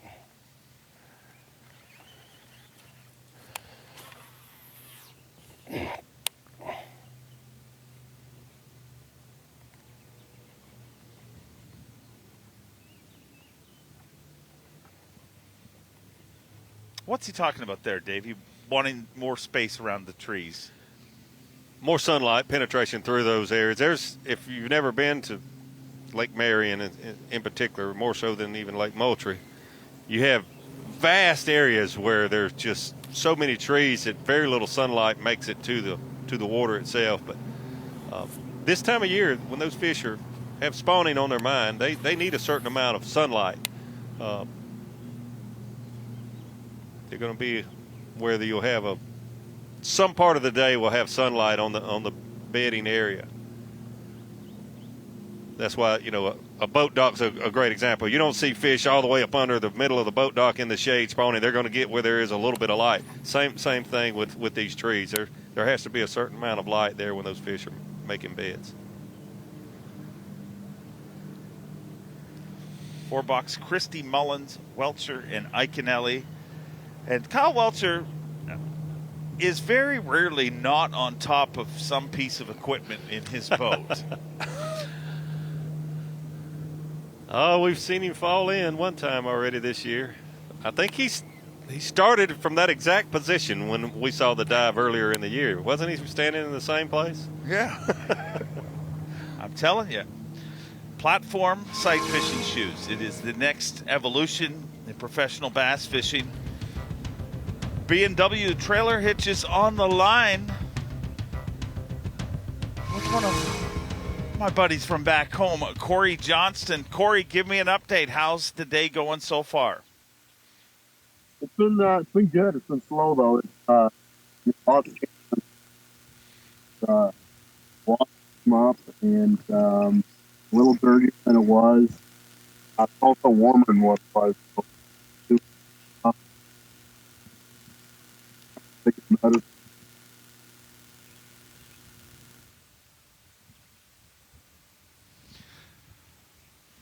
A little rough audio. We'll watch Corey.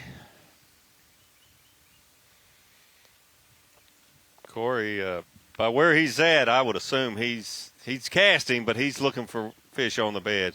Yeah. He's just keeping a bait in the water out in front of him, but the area he's in is certainly what he's doing is he's looking for one on the bed, or 5 on the bed. He said pre-fish was pretty decent. You know, he said that it felt like that they were definitely coming, and he felt that it was just going to get better.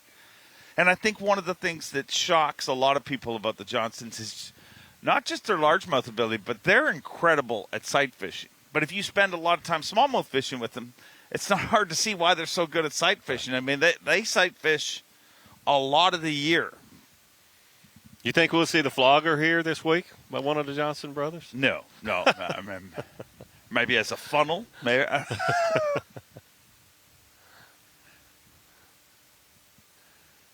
We've been asking for the sun here all day, and I'm sure Corey would like for that sun to come out. I don't know what we would do with Drew Cook if the sun came out, though. He's already got almost 30 pounds.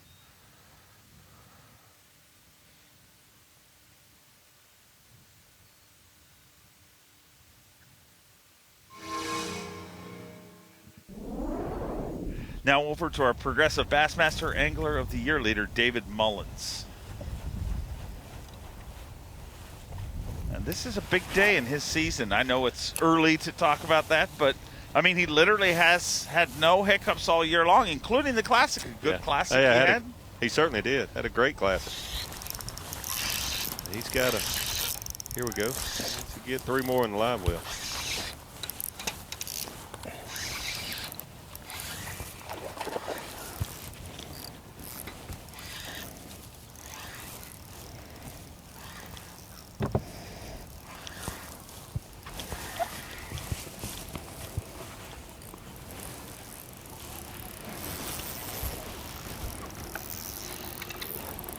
Not a very big one, but you know, on a tough day like today, we'll take it.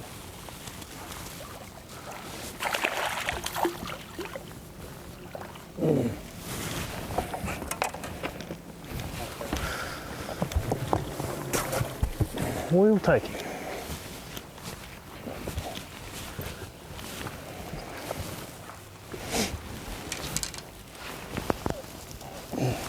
Fish number 3 for David Mullins.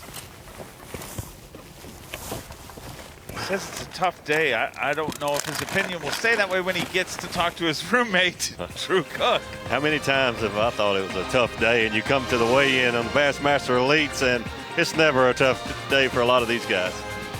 Well, the guy atop of our Angler of the Year leaderboard is that guy right there, David Mullins, our Progressive Bassmaster Angler of the Year leader right now, 193 points. But right behind him is John Cox, and he's going to be a factor in this event, Davey. Yeah, absolutely. This morning I was watching Takeoff, and John Cox went by, and I was like, he's a guy you better watch this week.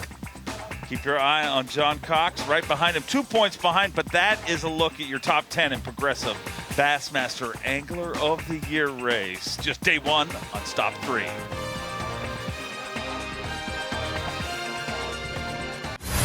The Guaranteed Rate Bassmaster Elite at Santee Cooper Lakes is sponsored by Humminbird, Mercury, Nitro Boats, and by Bass Pro Shops. About 3 hours of fishing time for our first flight, guys. Going out today at the Guaranteed Rate Bassmaster Elite at Santee Cooper Lakes. This is day number one, full field out there, and our live coverage is going to take you very, very close to weigh-in time on this first day. Drew Cook on top of the leaderboard right now. Drew Cook already ready to bust over 30 pounds. How about that? We can't hand him the trophy yet, but boy, he is making a great case for it. Hank Cherry pulled up over 21 pounds to get into second place. Todd Otten having a big day. Brian New. Yes. Brian New, who you predicted would do well here. Mark Zona. Yeah, Tommy, and I'll tell you, really looking at that top 10 right there, it is fair to say those are some of the biggest underestimators of what they put in their live well on the Bassmaster Elite Series. I'm looking for a massive, at least a top-heavy, massive day one weigh-in here. Absolutely. Well, you said it was going to be the haves and the have-nots, and that's kind of, you look at the length and breadth of our leaderboard, that's kind of the way it's shaking out right now. Now, you could be a have tomorrow and be a have-not today. So we won't discount. We won't throw anybody out of the mix just yet. Let's go to our reigning Bassmaster Classic champion. Been a slow day for Jason Christie. Yes.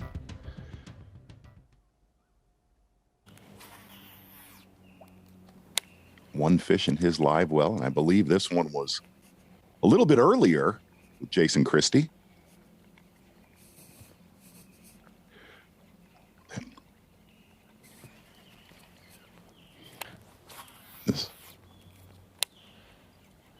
Promised Tommy that he would catch us a frogfish today, and boy, we've waited. We waited for this one. BMC on point. Jason Christie, one largemouth bass bite so far, but it was a good one. BMC on point, reigning Bassmaster Classic champion, Jason Christie.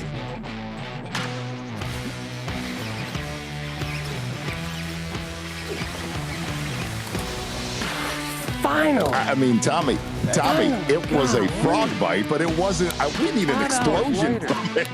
That was kind of like, you're saying that was a tentative frog bite. Hey, it was tender and precious. Good camera work right there. BMC on point. You know what? You'll take any frogfish. I'm sure all of our viewers on Bassmaster Live would agree with that.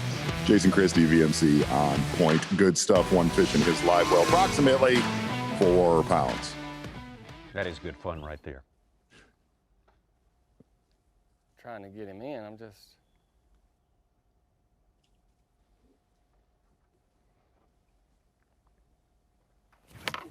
I'm worried about that, not being able to set the hook. Golly. I've seen him coming forever.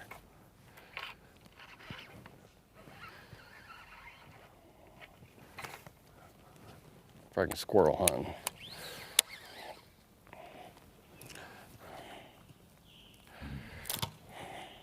They're just not like, I don't know, they're just not aggressive. It's like maybe there was a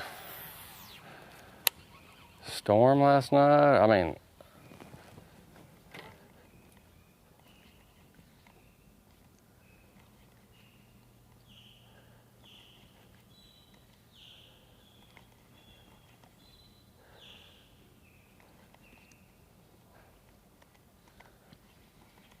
Tommy, a little news we're getting off the water from one of our guys.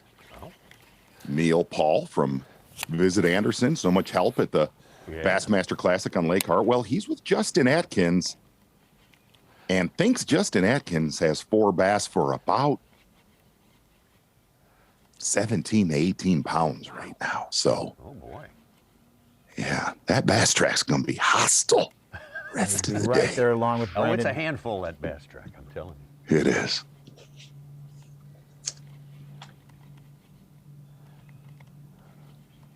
And that's one of the things you see how clear that, even though it's dark bottom, that water very, very clear for Jason Christie actually, and said the way that they hit that frog.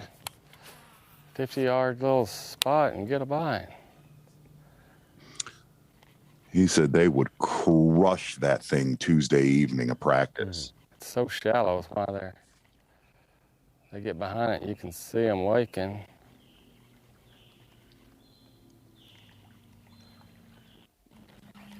Try it one more time.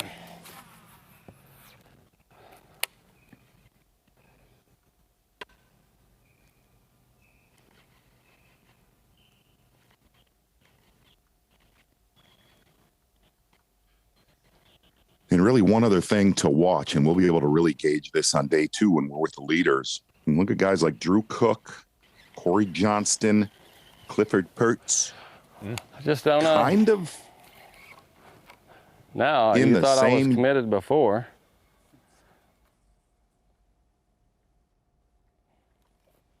Those 3 anglers in the same area and have done a lot of damage here on day 1. The other thing you'll see transpire through Saturday and Sunday, maybe not as much Saturday with the storms that are coming. This lake is obviously one of the best lakes in the Southeast, but this time of year, every ramp is full in March and April. It'll be a busy lake this weekend. Hey, how about another Skeeter Boats? Hank Cherry, his second 6-pounder. He is up to about 25 pounds. Oh my goodness. Skeeter Boats, BFA. As soon as that hit, though, Todd Auten, our Phoenix Boats big bass of the day, possibly, in 8-12. 8 pounds, 12 ounces, just came across the board. He's over 26. Back in second place. Such, this tournament's already becoming overwhelming for you, isn't it? Yes. There it is. Oh, man. There it is. You beat the alarm. Skeeter Boats. 8-12. In the fall, it was Gustafson's 9-7 was the biggest, and every day we had them 7+.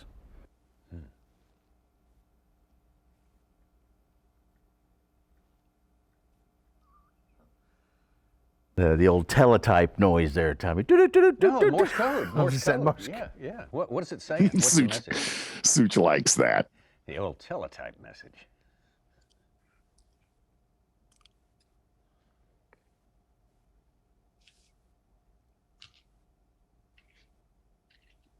Starting to see a Greg Hackney. I saw that. Sewer possuming around in our top 10. And if Greg Hackney's saying he has 17.8, you can put that at about 21 conservatively. 3 4-pounders, 4-0. And Hank Cherry just landed a 4-pounder. He's over 25. Man. Now. He's got 2 6s, a 5-4, a 4-2, and a 3-12. A lot of nice crooked numbers there.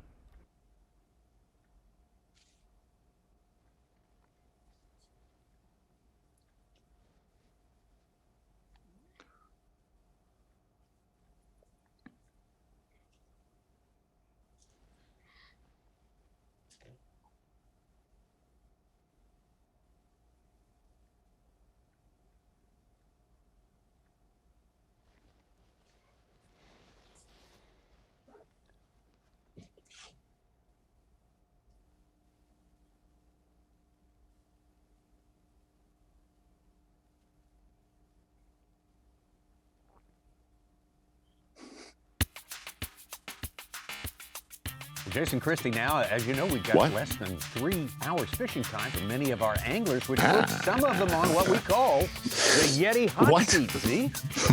I would say, listen, That is not the deliverable you want to be on right now. No. Guys have to make big moves here.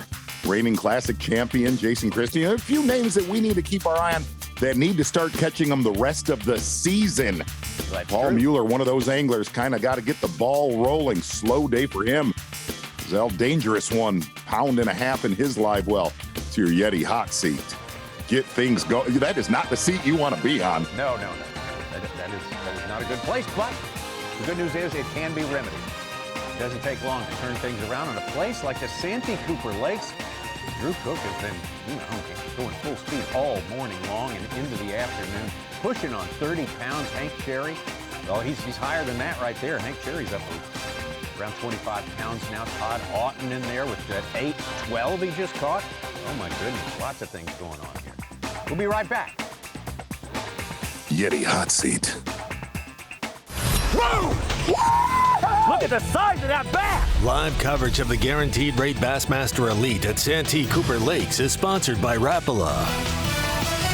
94 of the best anglers on the face of the earth going to this incredible fishery, the Santee Cooper Lakes. What kind of a setup is that? That is fantastic. We got 3 more days after today. And guess what? There's plenty more fishing time today. Time for Drew Cook to maybe bust it over 30 pounds. Hank Cherry, ditto for him. Actually, he's got more than the 21 pounds listed. So sure does. Keep up with the fast changes going on out there. Todd Auten, another South Carolina guy having a fantastic day. Ditto Brian New. Exactly right. Somebody else we're going to get out to right now had a strong morning and a late morning shot. His last bass was, we're guessing, over 6 pounds. Going to get out to Brandon Palaniuk live right now.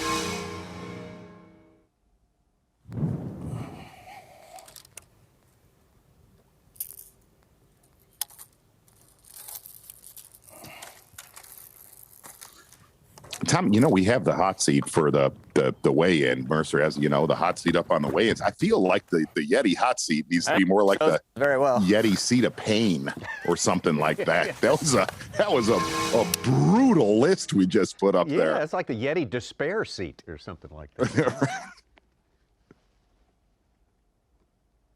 Screen and knowledge. Seat of despair, yeah. The seat of despair.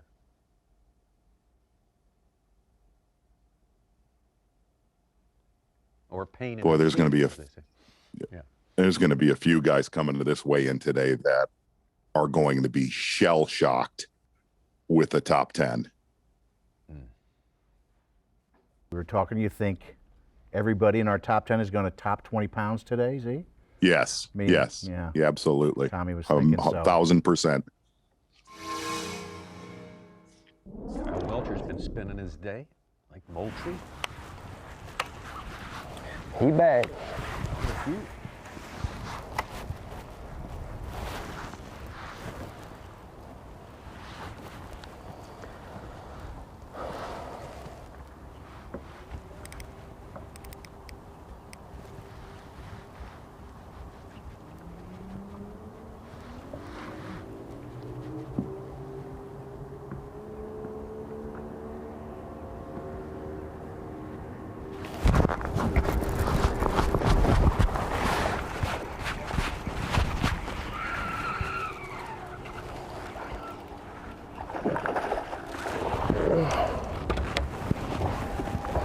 I can land one.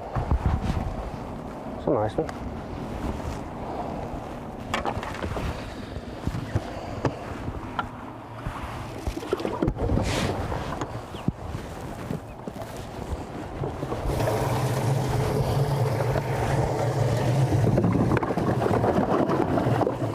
Hold up there, buddy.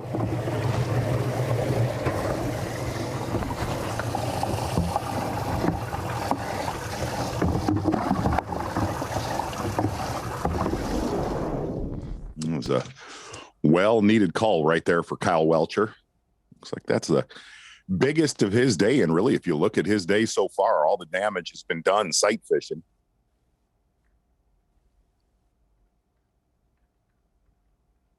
Kyle Welcher having a great finish, second place in the class, a very close second place, but a tough elite year so far for him. So he's got to get things turned around, and certainly has the skills to do it.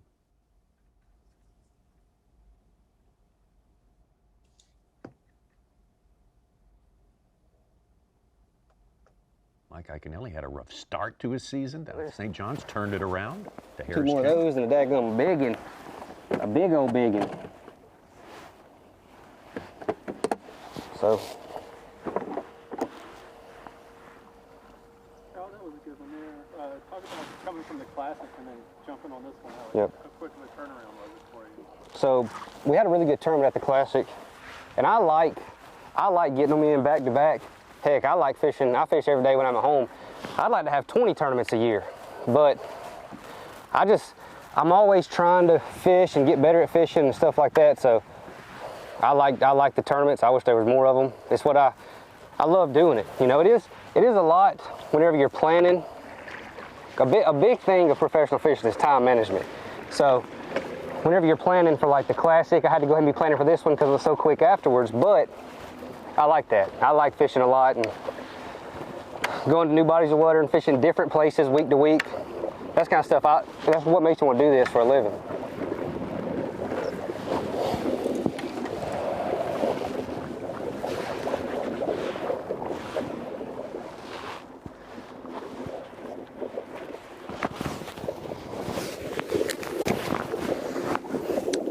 Kyle Welcha fishing down in Lake Moultrie, Tommy, and interesting compared to the last time we were here.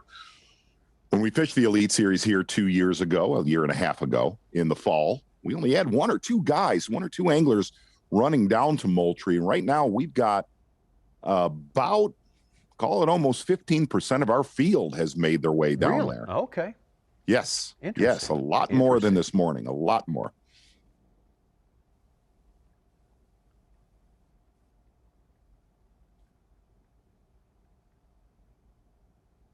Well, if they want clearer water, want cleaner water, I guess this is a destination for you.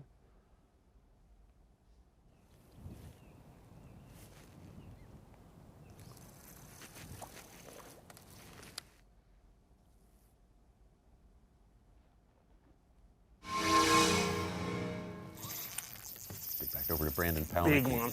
Carl Giant. Jockinson hooked up. Oh, he needs this.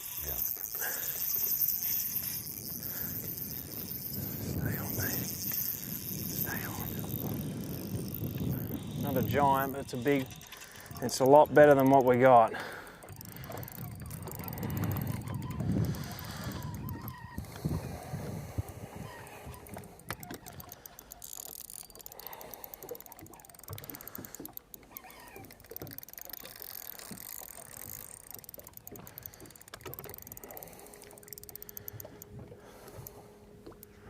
Fighting like a giant, but I think it's about a 4. I'll take it. Right now, I will not complain, I can promise you. Stay on, girl. I need you right now. There you go. Pretty chunky one. 4-pounder. We're not giving in, guys.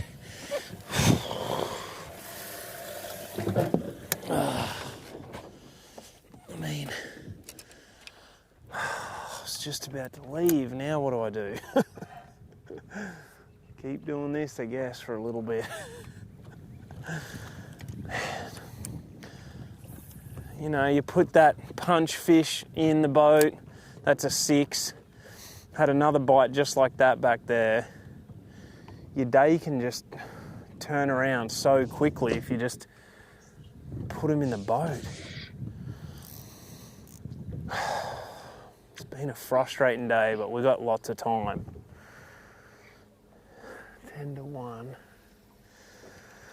Oh man, I was just about to leave, but I might be, I don't know.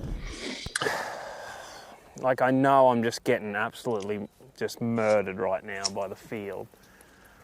But if I just run around and start fishing, you come in with 3.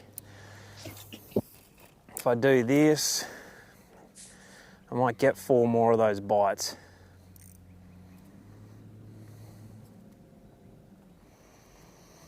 But this is all decision making. It's what I love about fishing. I love this moment. It's pressure. It sucks that it hasn't worked out, but I love this moment right now, getting a bite and being like, okay, what are we going to do now? Gotta keep it going.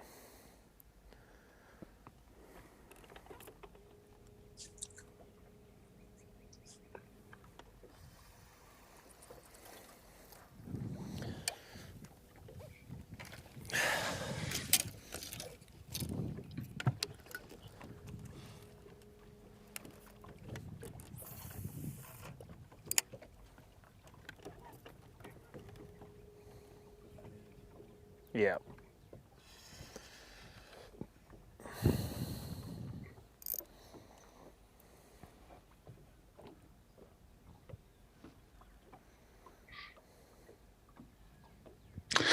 You listen to Carl there, and you know he completely admitted he knows he's getting hammered right now from the rest of the field. You just had that feeling that big one he had punching, a 6 to 7 pounder, is just really, really hard to rebound from when you're just not getting bit.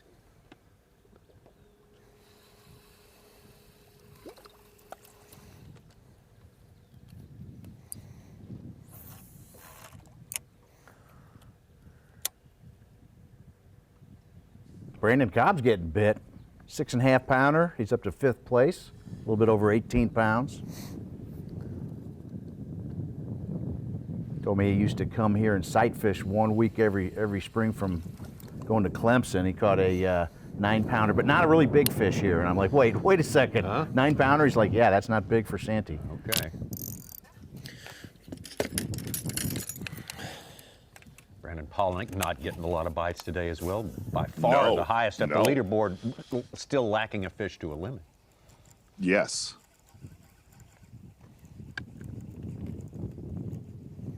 He said when we landed on him first thing this morning, he said, look, I'm in a risky place. You know, I could zero here. Yeah, and here, Tommy, here's one thing we really haven't talked about. Where you see Palaniuk on the left-hand side of your screen, a lot of that shallow damage, the Corey Johnstons, the Drew Cook, Clifford Perch, they are in that area. Are we live? They're in that general region that Palaniuk is. Yeah, obviously, it's a lot different. There's, 2 totally different times a year. It's just the fish want to be spawning, but this year has been weird. It's been, they've had 80-degree days here, like through February, and full moon. So, like, fish have moved up, they've spawned, and then they've tried to do it again, and we've had full freezes, and it's pushed them back. And so we've come off the back end of that. And so that's been the biggest tale. So I think there's definitely fish spawning. Like, I've seen them up there, and the guys possibly could be just cracking them, but I just didn't see enough for me to be able to, like, actually look at them. The water's super clear. So I'm hoping to try and catch these ones that are thinking about spawning or spawning on these cypress trees, like that one. That's just a big male. I could go back to that tree and catch a 7. But my real deal was these mats. And when the water temp's not quite right and it's getting up to like that 60, 63, and they don't quite want to spawn, they'll get under those mats and heat up. And I had some giant bites in practice. Not a ton, but enough to me to know that I could get it done. And the first mat I went to, I lost a 6 or a 7. And I haven't had a bite in one since. Because we haven't got the sun's not heating up that mat enough for them to really get under there. And they're probably under there, they're probably just not biting. But when it heats up, they'll get right near the top. And you'll flip in there and the mat will just hump up. If I could get sun, I could go back there and catch them. So right now, I just caught that 4-pounder on the edge of these trees, and I'm contemplating whether to run all the way down, start sight fishing, start looking for them if they've all pulled up, but I just don't know if they have. So I probably just have to stick with what I know. I know there's fish in this area. Try and put a bag together and just save today. I need to save today now. so we're not out of it, and I can make a game plan for tomorrow.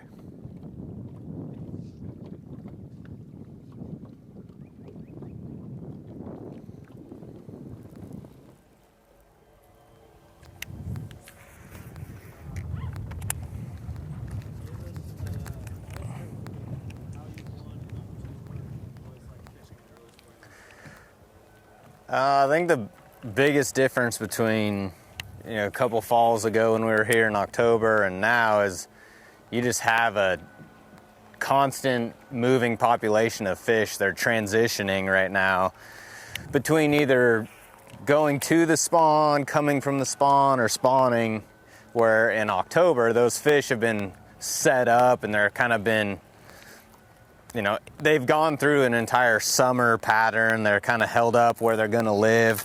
And so it's actually a lot more consistent versus now where you just constantly have these moving bass. It's a lot harder to be consistent, but you have potential at bigger bags, I think.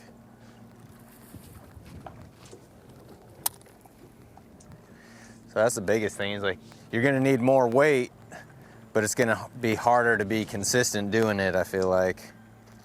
Especially with the way I'm fishing. I mean, I'm fishing with the intentions of giving myself the best possible chances at winning, not the best possible chance at cashing a check. And I knew it was going to be risky.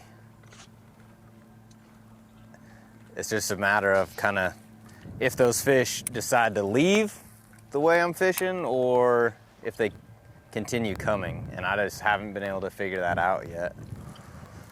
So it'll be all the adjustments that we make. The only constant in fishing is change, so you always have to constantly change and adapt with it. If you don't, you get left behind. So hopefully we can make a few of the right adjustments here.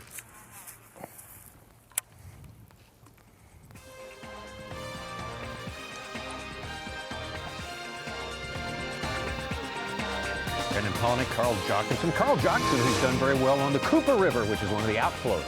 Yes. In Winya Bay tournaments in recent Was years. an interesting, weird tournament, too, for Carl. Absolutely. It sure was. In so many ways. Drew Cook still on top by a lot. Almost 30 pounds for Drew Cook, but look at the names moving up. Things like Greg Hackney, he keeps moving up the leaderboard. Brandon Lester, and all the rest. We got plenty more to come. Look at the size of that bass! Live coverage of the Guaranteed Rate Bassmaster Elite at Santee Cooper Lakes is sponsored by Rapala. Bassmaster Live back on the elite train after a side trip to a fabulous Bassmaster Classic here in the state of South Carolina. Guaranteed Rate Bassmaster Elite. Drew Cook is your leader, still by a large margin, but Todd Ott and Hank Cherry eating into that pretty significantly. Brian New having a great first day. As you say, creeping up. The likes of Greg Hackney, Clifford Perch, Corey Johnston moving in there deep. Yeah, and you're starting to see some of the real powerhouses, shallow water powerhouses rising up the leaderboard as this day one, kind of getting in our last few hours of fishing and really going to kind of break down. If you listen to Brandon Palaniuk before our commercial break right there, man, if you joined us on Bassmaster Live this morning, coming out firing the first 10 minutes of competition, putting 3 really big ones in the boat. Oh, yeah. But if you kind of listen to walking through the progression of his day, you can kind of tell Brandon Palaniuk knows this bite was obviously a lot better early in practice when the water was still cold.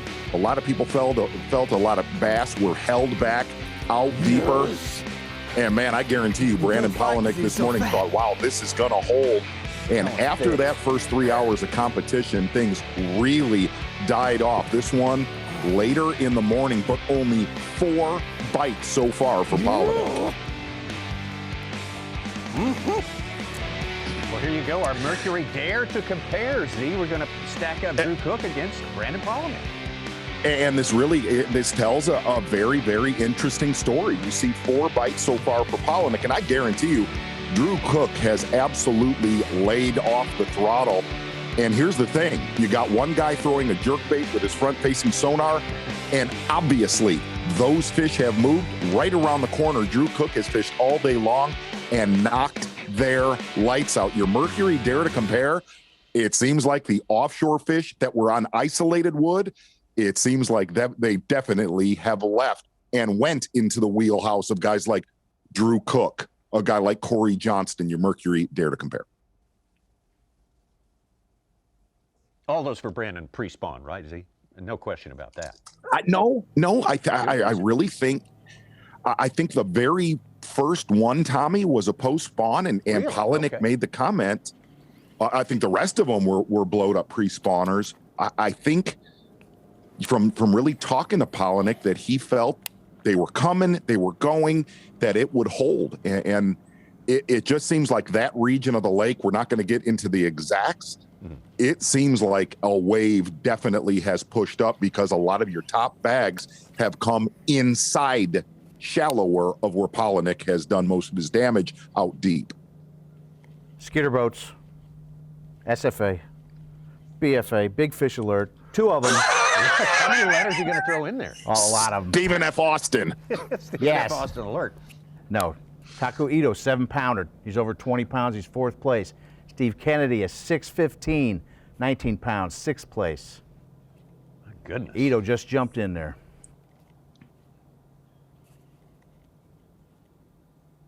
You know, I got to tell you, with Taku Ito, as much as he talks about that largemouth don't like him, he does pretty good on these tournaments that you might not be looking at him. Right.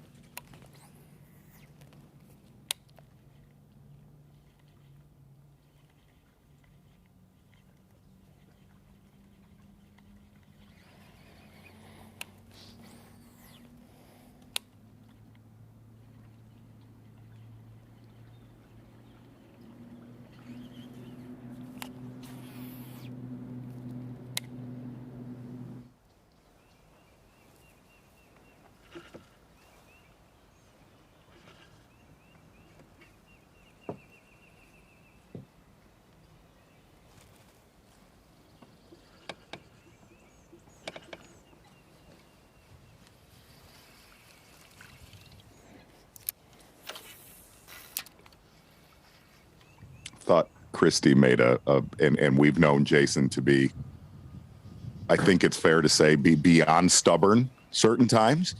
It was very interesting when he was talking about the texture of crab legs, good ones, bad ones. He also made a comment that I think is very Jason Christie. He said, the good thing is I am really committed to what I'm doing. The bad thing is I am really committed to what I'm doing. Yeah. He's got one sitting on each shoulder, doesn't he?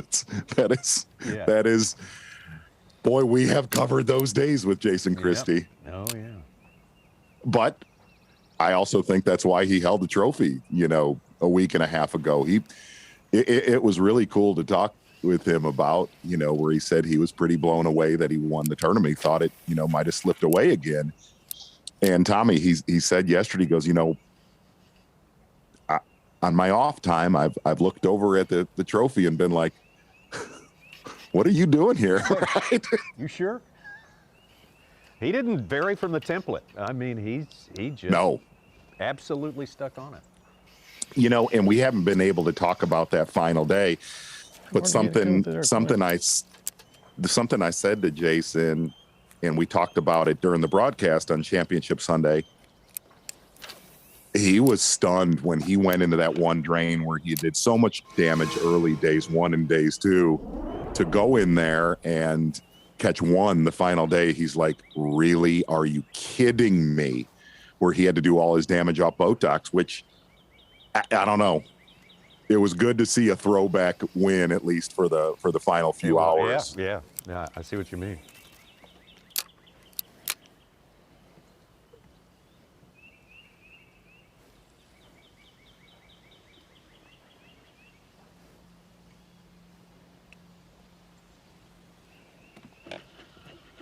Still in the top 10 with 4 fish. Brandon Palaniuk, but look out.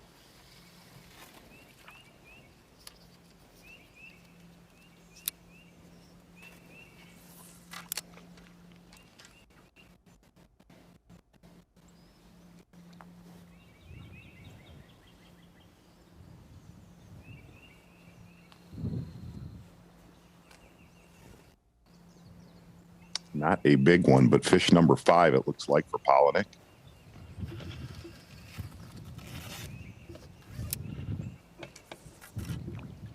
And the 4 in his live well could absolutely eat that one right there.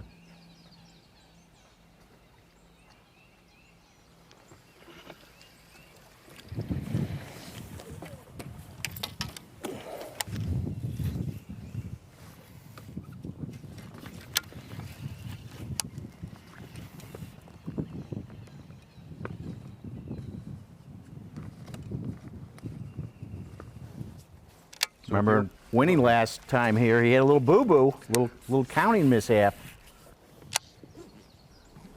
Oh, that's right. He was penalized 2 1/4 pounds.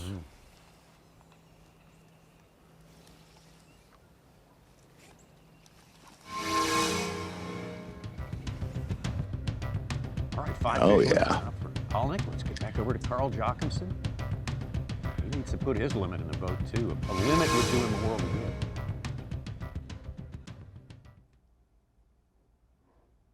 Kind of pull for Carl, man. He looks like he's trenched into jacks for a lot of the rest of today.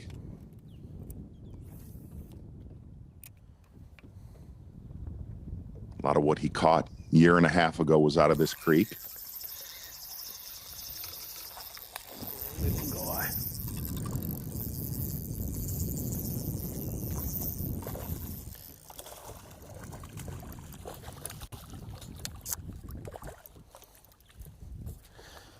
Not what we want, but when you haven't got 5, you can't be choosy. Obviously, he's 17 here.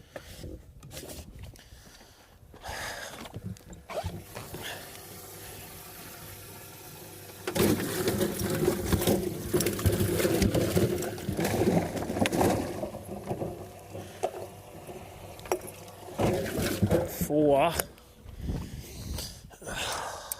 Can't upgrade until you get a limit.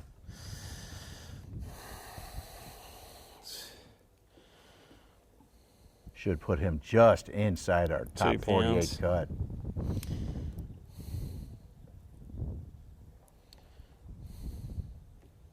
Carl's last win was Lake Tenkiller, Oklahoma, 2019.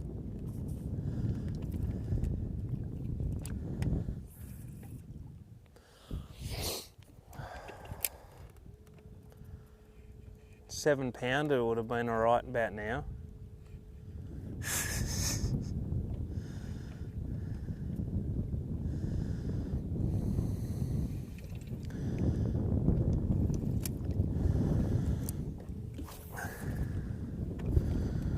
Really? What's that? Jerry culls 1/2 pound or so with a 4 1/2 pounder. He's up to 25-14 on Bass Track.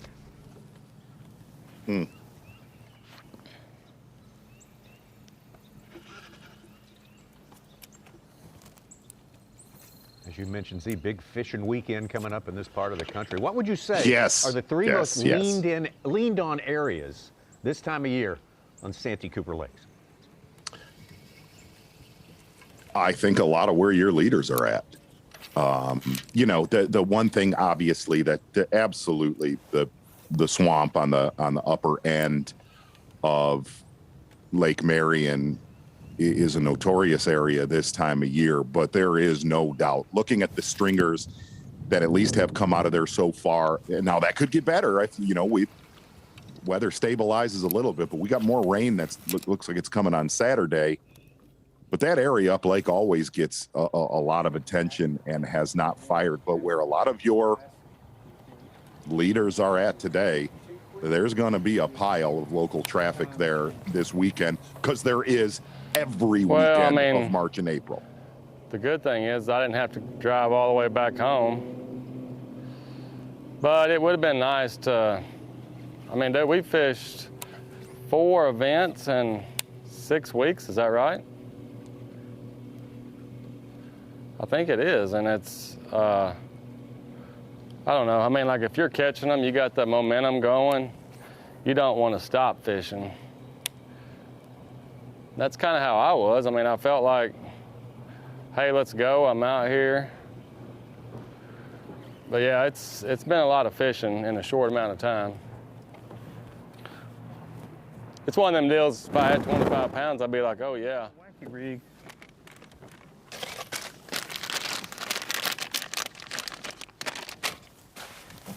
Dude, it's just...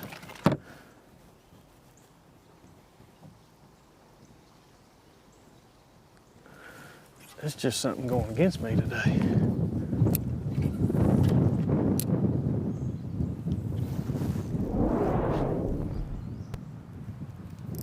Talking about a miss just moments ago.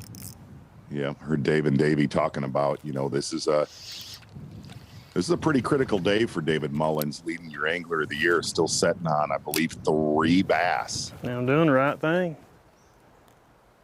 Just taking me forever to cover any water.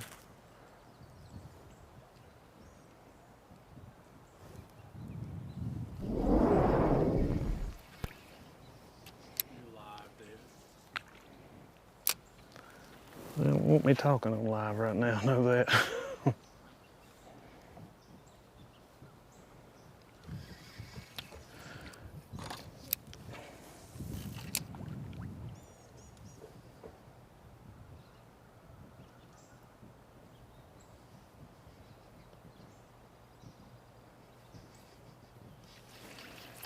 Fast Track updates your AOY spot. Mullins has fallen to 67th in this event with only 3 fish, and in the AOY standings currently 14th. Wow. Oof. Brandon Lester has taken over the lead. He's in 12th place. And Jamie Hartman is second. He's in 18th place. That's been a lot of shifting today, Such. Oh yeah, there'll be more. Hung up, not be able to get out. Have to back all the way out.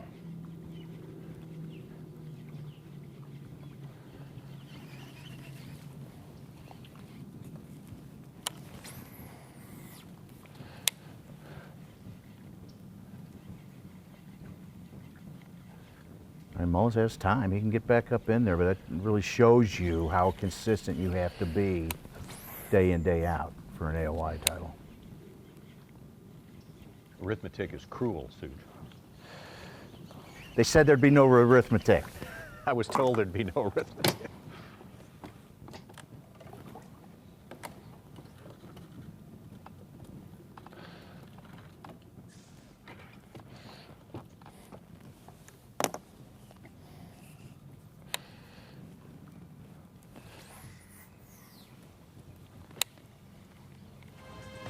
Afternoon palate cleanser here. How about some Striker Daily Trivia?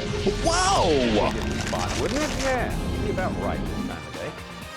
Check this one out. How many bags weighing more than 30 pounds did the top 12 have in 2006 here?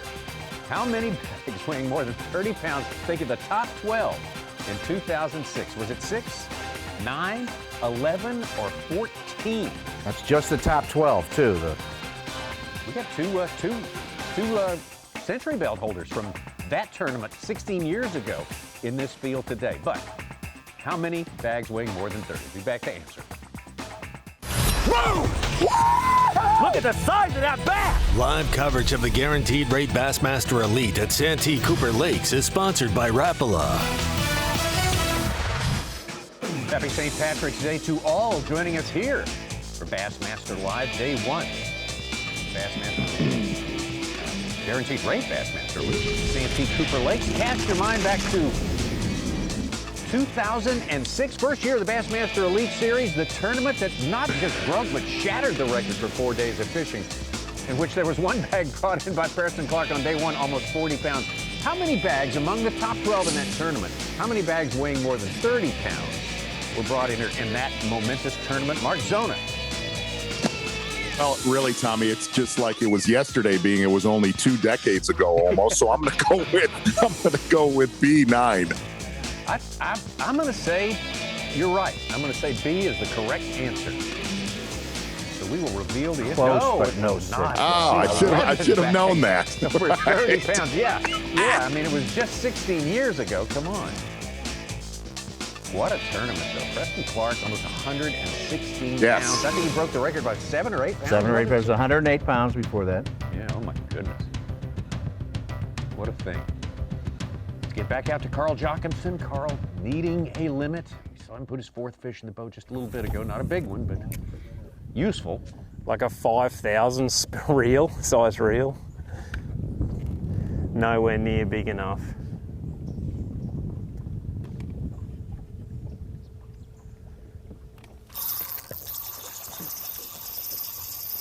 That's a good one. That's a big one. Oh no, oh no, oh no, oh no. Just pure vines. Oh no. She literally ran me down through like the most viniest stuff ever. It's a 5-pounder. Oh no, she's got me stuck. Oh, please stay on, girl. Oh no. She literally just ran down into the nastiest stuff ever. Oh, oh no. Damn it. I gotta try and rip some of this vine.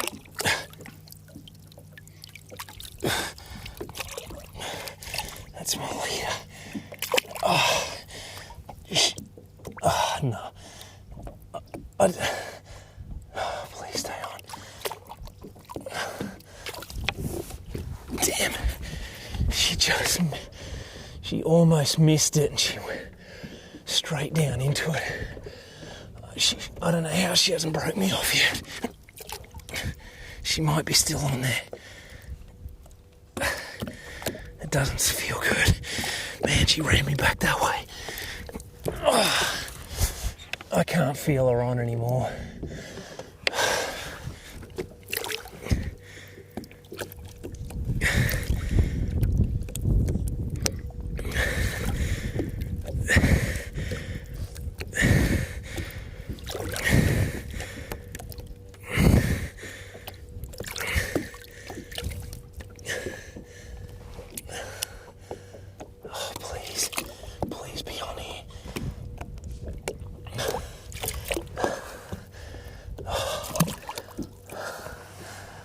I swear I just felt her. She's on here. Oh my God, there she is. Please stay on. Please stay on. Oh my God, I got her. I got her. Oh.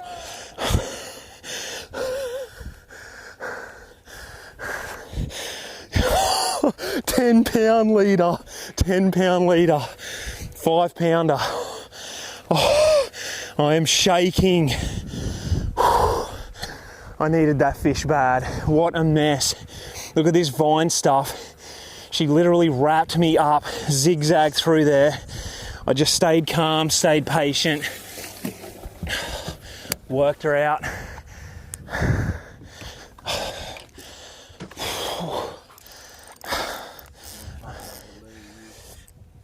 I'm just still skipping that wacky rig around.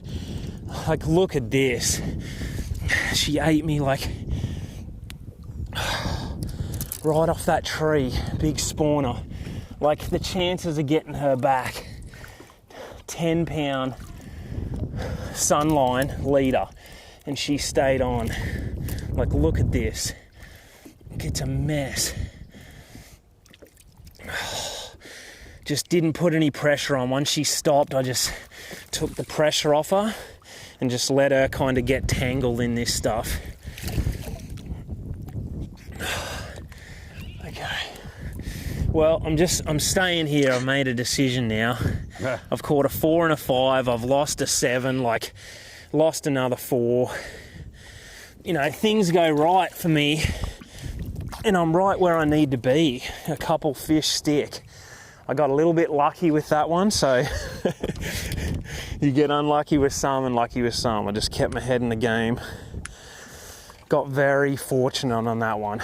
I needed to catch that fish. Got a bunch of locals up here fishing, but I'm kind of the only elite, which can also be a little concerning because you know they're cracking them somewhere, but you just gotta do what I know how to do. We're gonna survive today. I've got 3 babies, you know, that I can get rid of. That's gonna put us 15 something pounds.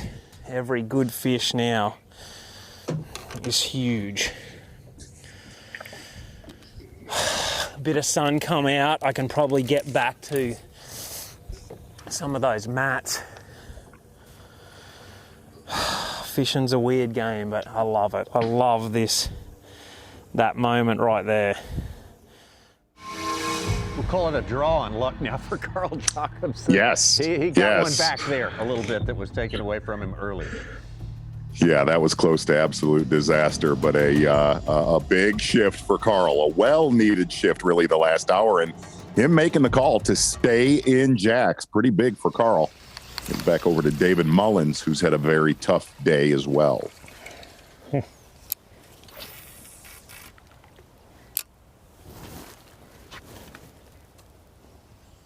Yeah, Carl jumps about 35 spots with that fish.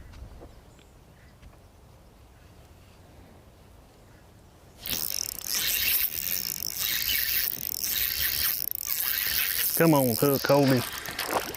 Hold him, Hook.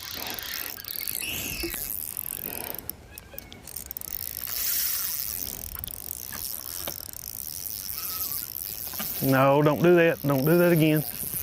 Don't do that again. Don't do that again. There we go. Get out there.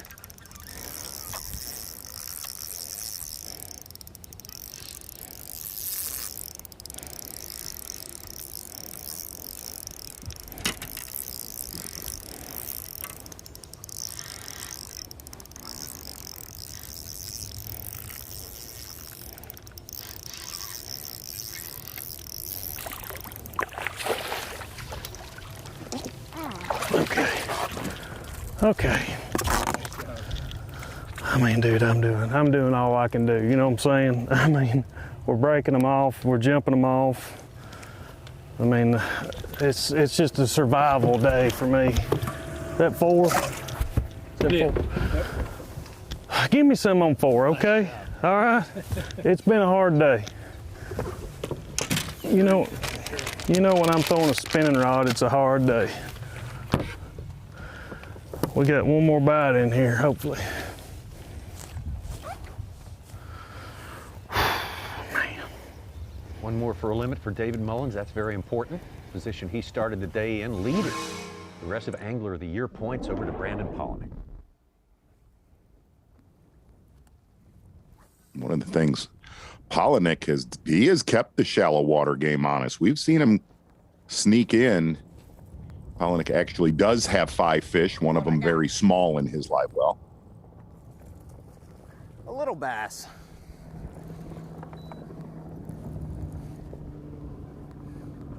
You make coal though.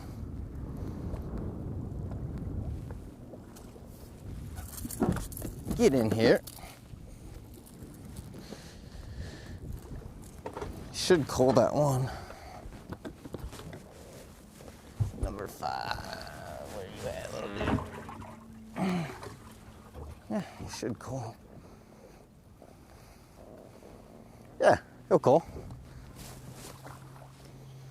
It's still our smallest, but it's at least an upgrade.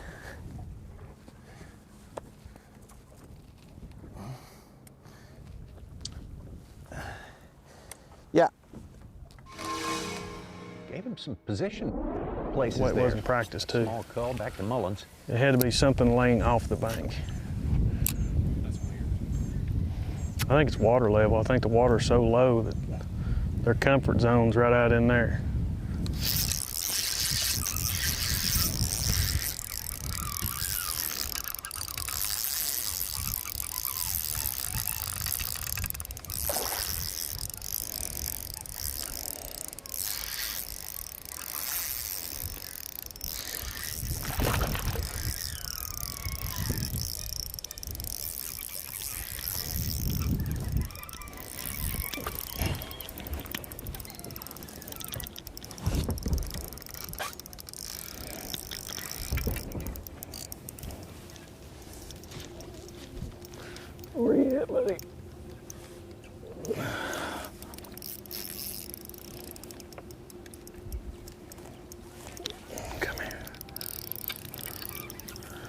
Come here.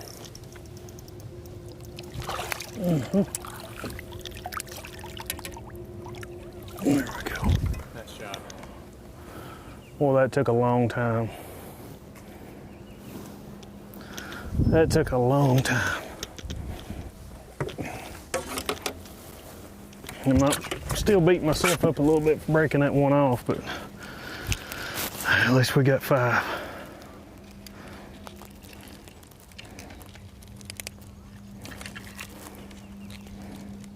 Well, he was hooked good. He wasn't going anywhere. Really wasn't going nowhere because I broke it. Number 5.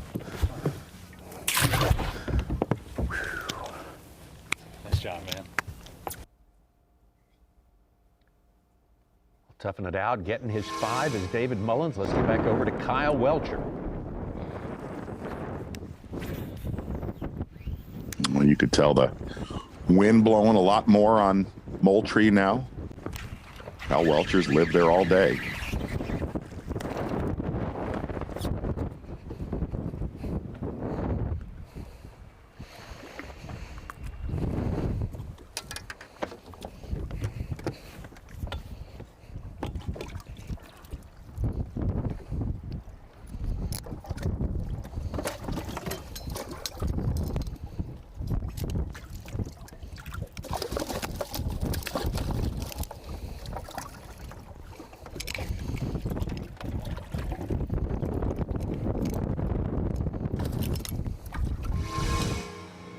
Over to David Mullins, who's kind of felt like he'd found their comfort zone out there, and he's hooked up again.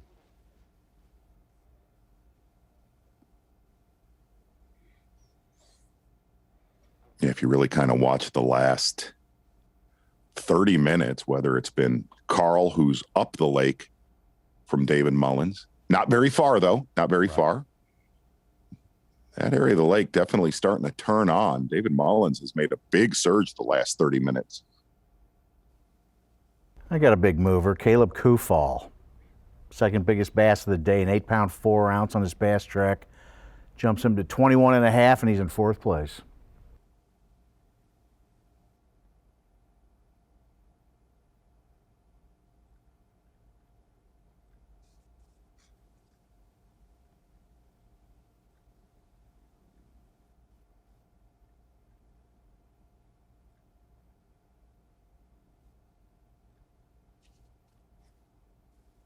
This one looks bigger. The last 2 that Mullins put in to make his limit were identical almost.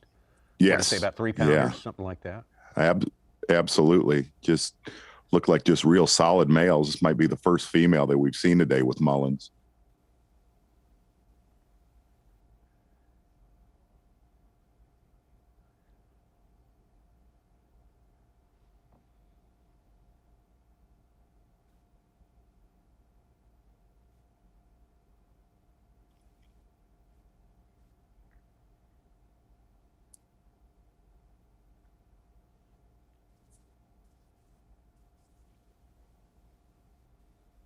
Good one for David Mullins.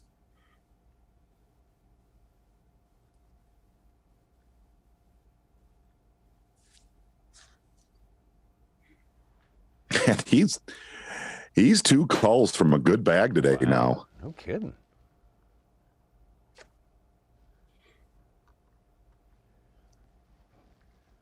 So David Mullins getting his limit, upgrading significantly, all within the last, make it 15, 20 minutes. Oh, yeah. Good stuff from David Mullins, our leader to start the day. Progressive Angler of the Year points. But definitely fell out of that lead many spots, but he's clawing his way back in. TH Marine Weather Watch today, 73 high, 48 tonight, cloudy skies today. Although we got some patches of clearing. Yeah, and really the big thing is today and tomorrow, not real horrible winds. Today's been a fantastic day as far as winds. Look at your TH Marine Weather Watch. Really kind of keep your eye as we get into the weekend, get into Saturday. We got scattered storms, and that's when some of that wind arrives, 10 to 25 miles per hour. We got plenty more yet to come. Fishing is left on the table here on day 1. The Guaranteed Rate Bassmaster Elite at Santee Cooper Lakes is sponsored by Minn Kota.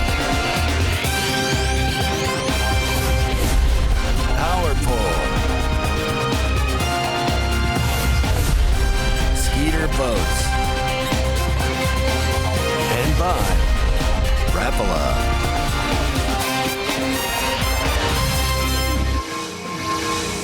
Day one whirling by pretty fast at the Guaranteed Rate Bassmaster Elite at Santee Cooper Lakes. We got about an hour and a half, a little more than an hour and a half fishing time for the first fly guy. On our 94, the full field, which is out here competing today and tomorrow for 48 slots on Saturday. Day three, and it's Drew Cook, man. For a while, he's been the man on top. Yeah, and I promise Drew Cook has gone on autopilot, probably not making that many casts right now, and doing a lot of eye spying in the area of Santee Cooper Lakes that he's in. Should be a fun day to watch Drew Cook tomorrow. And all of our leaders going to get back up into the upper end portion of Lake Marion right now with Carl Jacobson, who's made some pretty good moves here. Hooked up live. It's just 3 and 3 casts.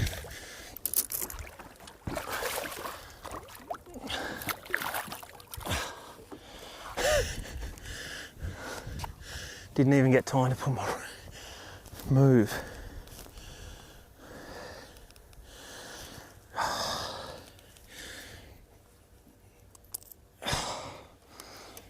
It's a bit better, one.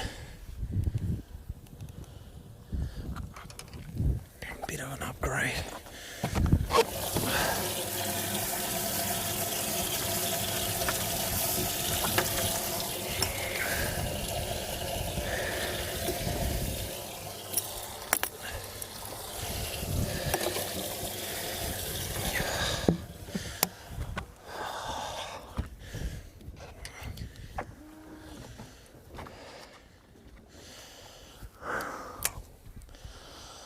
Carl was about to leave just all around me. not too long ago. Yes.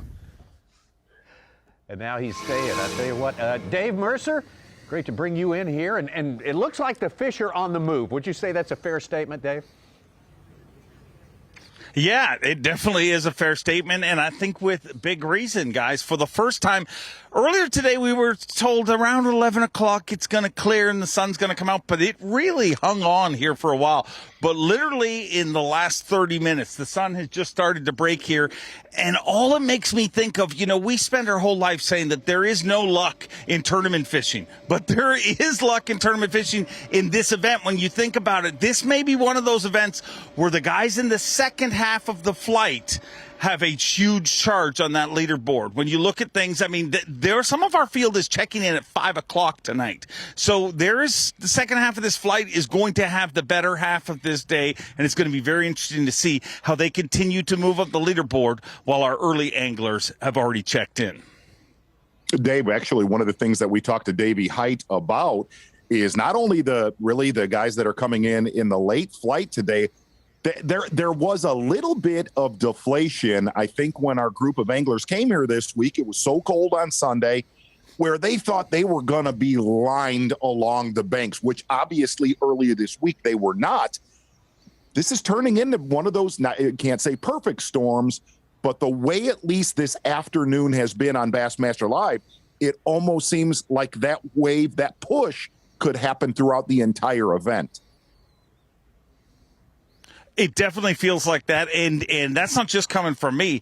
Talking to the anglers this morning, they all felt like that. They really did feel it, and you're totally right. Coming into this event, everybody was talking about 100-pound bags, and you come here, and you're expecting it to be so good, but that pre-fish was really tough, but a lot has changed then, and the biggest thing that changed, a lot of anglers is saying that water coming up, as long as the water's moving the right direction, that gets the fish moving, and clearly that is showing out here on day number one, because I don't think Drew Cook has had a fish since 11:47, and I do not believe that he's not looking at any since 11:47. He did say in the dock this morning, guys, we had a quick conversation. He's like, I'm going to catch him on day one. He felt very confident, and I kind of joked with him because if you look at his track record, from day two on, he is a home wrecker in these tournaments. It is nuts what he can accomplish, but he has that Achilles heel of always having a tough first day. Well, with 29 pounds, and I'm calling it 30 pounds by the time it gets to the scales, he's going to be a scary cat to deal with all week long. But I do agree, it is going to get better day after day, and that's got me all excited. Dave, one of the things coming into this tournament, and you've held some incredible moments on stage of the Bassmaster Classics that you've covered over the last decade.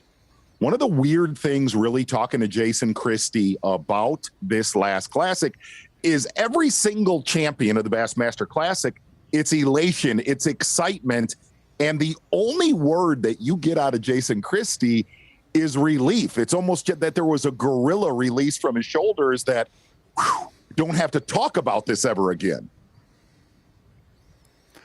That's exactly what it felt like on the stage. I mean, number one, it was the perfect classic, in my opinion. You know, you had a two-way tie going into the final day.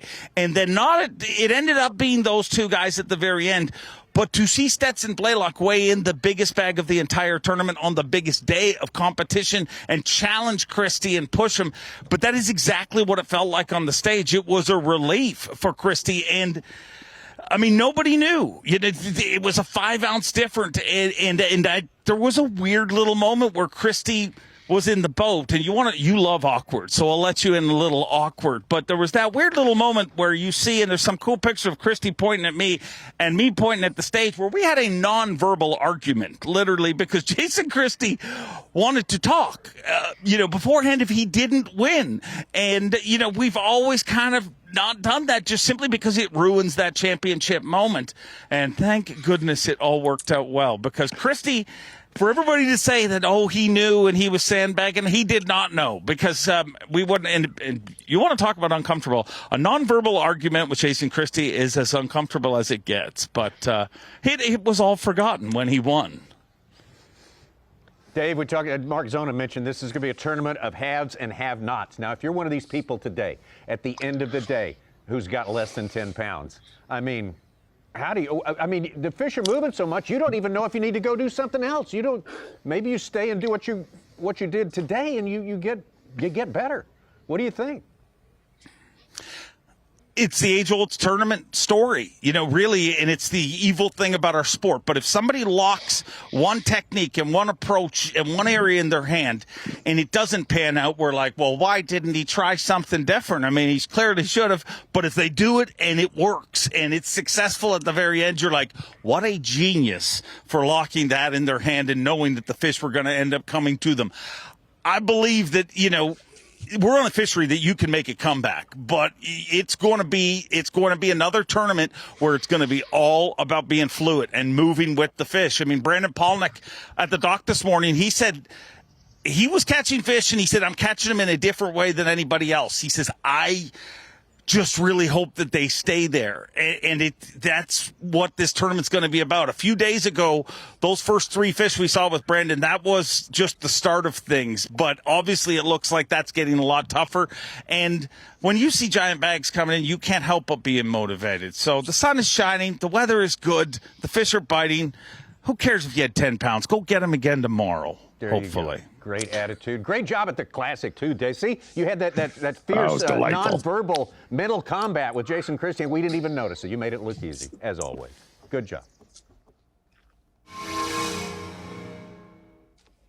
Yes. That was awkward right there. I like it. Tommy, but awkward in a good way. Yeah. Gonna slide back out on the water right now in Lake Marion, making big moves really the last hour since our midday break, and to get out with your Angler of the Year leader, David Mullins. David Mullins.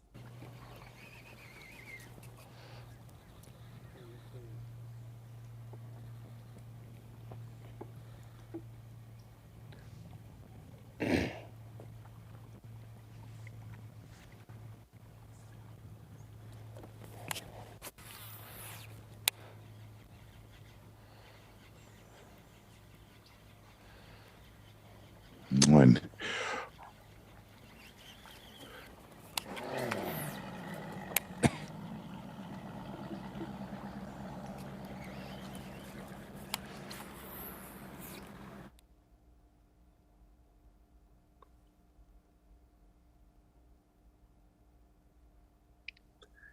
that little bit deeper depression on that flat, if you really watch all of Mullins' last 3 catches, a little more in the center of this pocket where Mullins said that water really shallow up along the bank.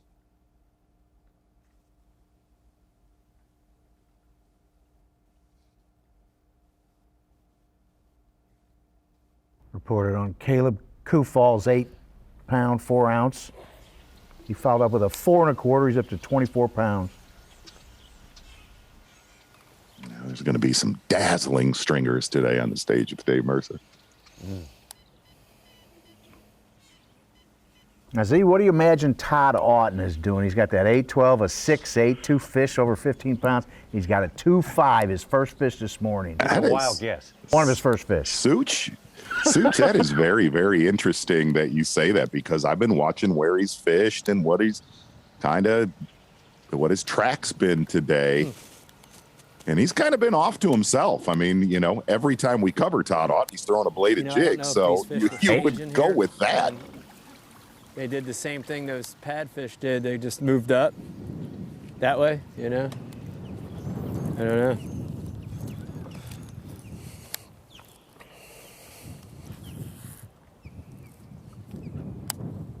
Or do they spawn out here? I don't know, you know? I don't know this lake well enough to really know.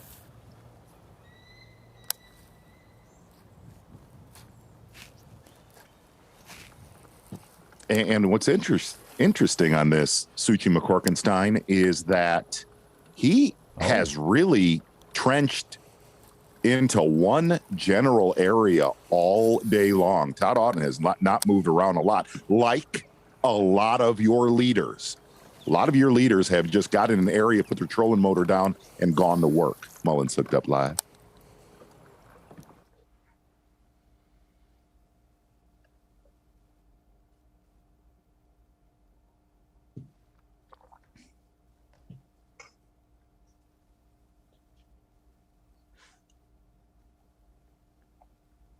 Having trouble getting the sound. We'll get that fixed on David Mullins. We apologize because we'd like to hear that. He looks interested in this one for sure. Heard David Mullins say, you know, that it's been a grimy day when he has a spinning rod in his hand on a lake like this.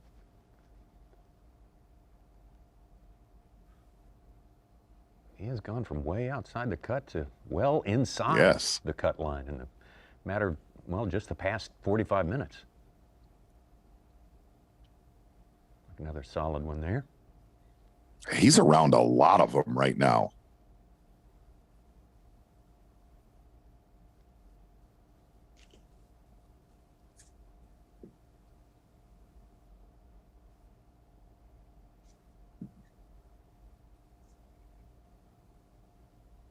Yeah, you're right. He pretty much went from a disastrous day to he is starting to make big moves. Not any giants in there, but one bite from a really solid stringer back over around the corner from David Mullins.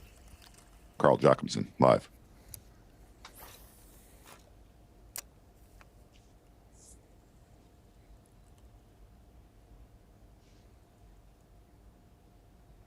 Talk about making moves, Carl Jocumsen, from basically nowhere all the way up into 15th place. And Tommy, it's just like these fish in this region of the lake have started biting the last hour, because it was miserable for these two early this morning. Oh boy. This isn't good.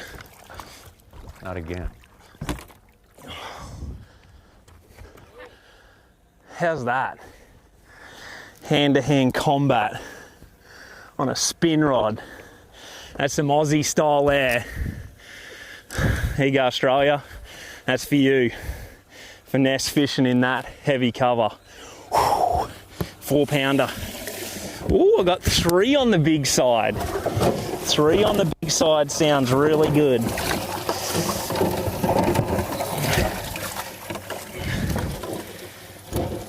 These about all weigh the same.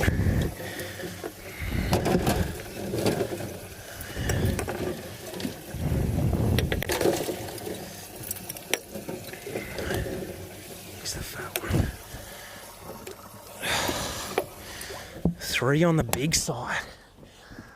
Give me some.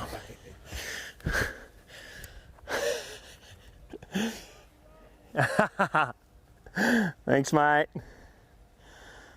That is some hand-to-hand combat in heavy cover with a spin rod. afraid Carl was going to lose his other hand-to-hand combat scenario earlier today. Yes. No, and Tommy, really, you nailed it a couple minutes ago. Carl Jacobson, it was starting to get a little bit spin-out-ish. Carl said he was going to make a move out of the area that he pretty much has trenched in the last 4.5 hours. Deciding to stay there may have salvaged his entire day one of this tournament. Big comeback for Carl. Great to see.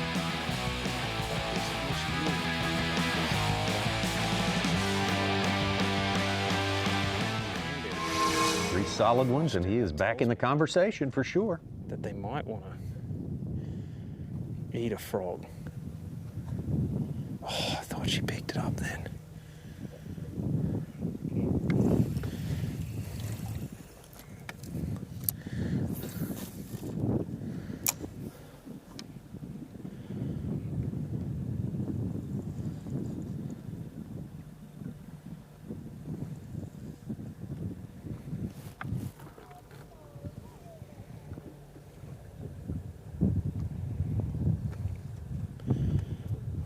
Should be able to catch that fish again if they were on beds, but I just don't think they're actually on a bed. They're like sitting there ready to go, but not actually there yet.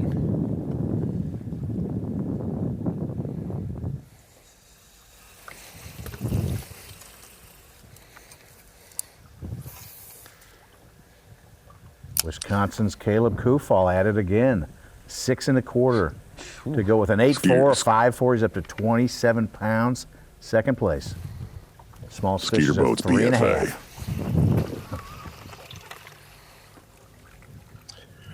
You know, and you're watching this day with Jason Christie, and granted, he talked about he can kind of do whatever he wants, already being qualified for the Classic. What are we at now? Okay. Promise you, he is not in a good mood. Mm-hmm.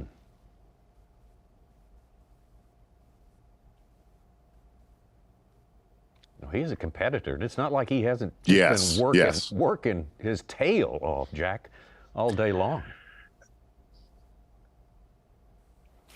Well, we've seen guys have classic hangovers where they're so busy with media and whatnot they can't concentrate on their fishing, and I don't see that with Christie, it's but tough, yeah.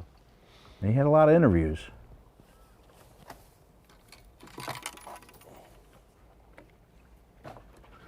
You think he'd enjoy now being on the water? It's like, okay, now I can relax a little bit. And he's, you know, there's been some stringer where he's at, you know, fairly close by, some pretty solid bags caught out of there. And I guess the one thing that really surprised me that this was Jason's first trip to this lake. And he was one of those guys after practice. He was bummed. You know, he thought it was going to be shake off a big stringer every single day of practice. He said it just wasn't that day. And listen to this, Tommy. He never had a bite last Sunday in practice. Not one bite. Man, that's pretty severe.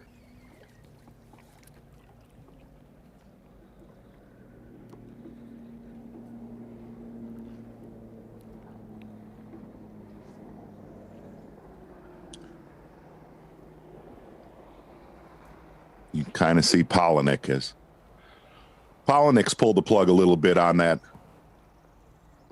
mid-depth range that he concentrated on all morning.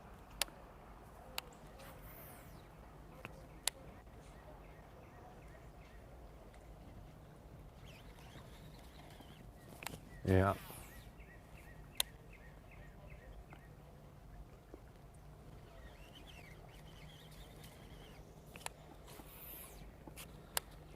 Shane LaHue just popped into our top 10 in 7th place with his second 5-pound 7-ouncer of the day. So he had a good one this morning, didn't he? 1913, yeah. Well, you know what? You can have even more enjoyment of a day watching fishing on Bassmaster Live.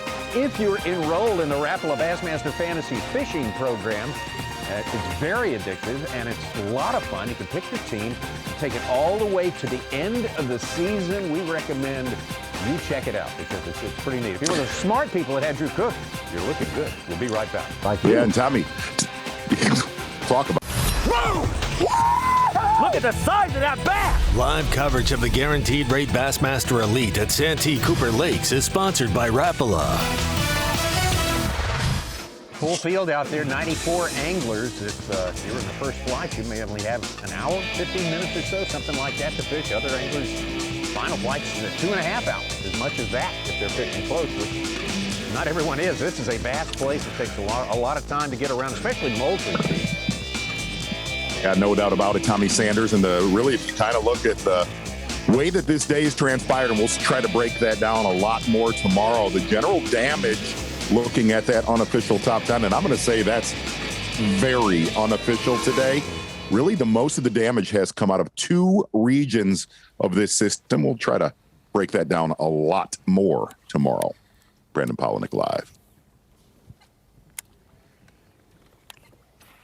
And I guess what I was trying to say, which sometimes I have trouble with that, Tommy, is if you looked at the Bassmaster Classic on Hartwell, where there was fish catches everywhere. I feel like there's a lot of change. Not really the case this time here today.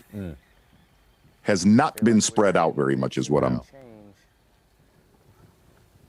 throwing down. Adapt with them. But man, every time I get up here, I don't see the quality that I would like to see.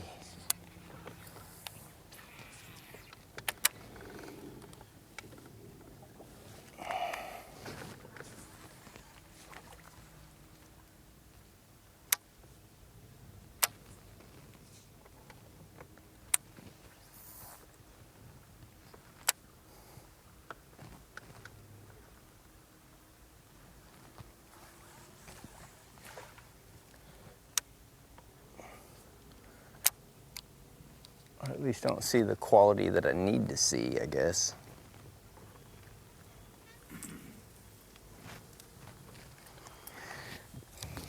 These little ones, little 1.5 pound first 2 pounders, not gonna do us any good.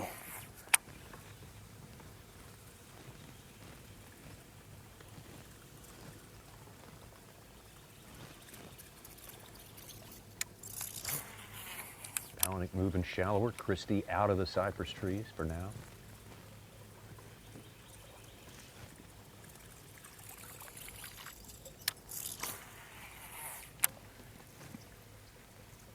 Tommy, say that cut line weight right around 15 pounds by the end of the day? Let's see. I would think, yeah. I'm gonna go absolutely. Yeah.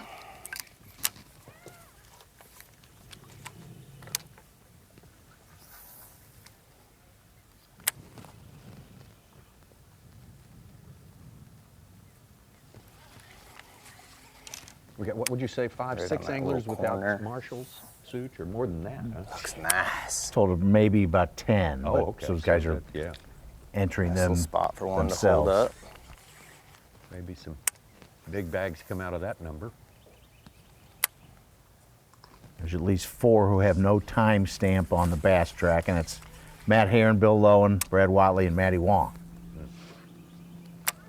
And did hear Bill Lowen, one of the anglers that did have a really good practice. Okay.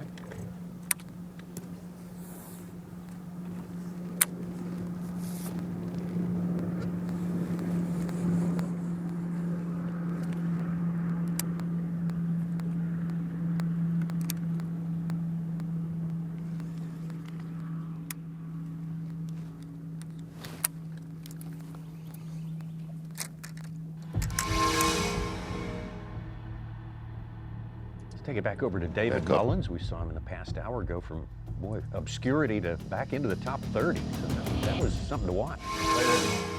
Because I remember one time, time went forward like that, and heck, we were like 15 miles from a dam at Cherokee, and we had 15 minutes to weigh in, and I didn't know it. And I said, God almighty, I forgot to put the things forward. And we flew down there. You make it? Made it just on. That might be a big one. Yeah, it's a big one. Real big one.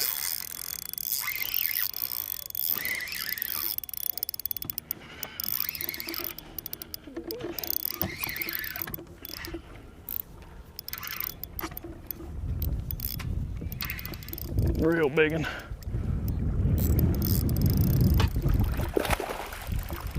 Smallest fish in his live well is We'll lead her out here where there 2.8. ain't nothing.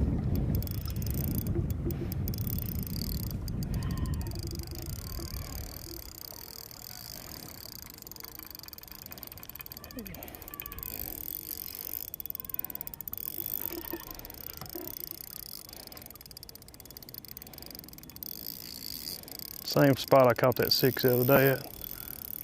Oh no.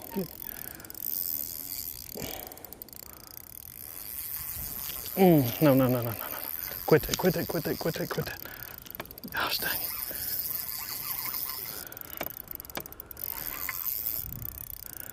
Quit that.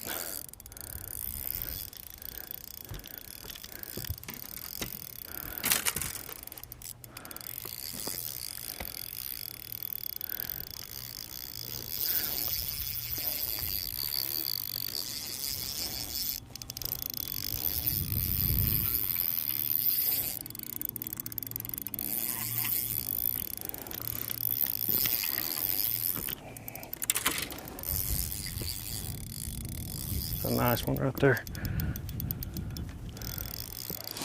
Gosh darn it. I didn't know they would do that. I'm all over this bag, but dude, I can't help it.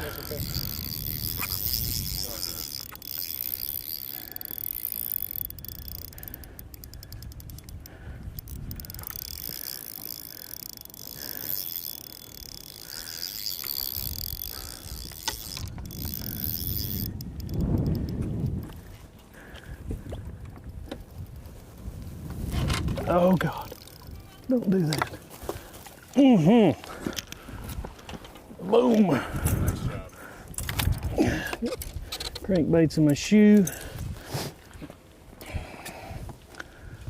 I don't know where our pliers are at, but dude, it just fell out. It's more like it. Thread's got to go.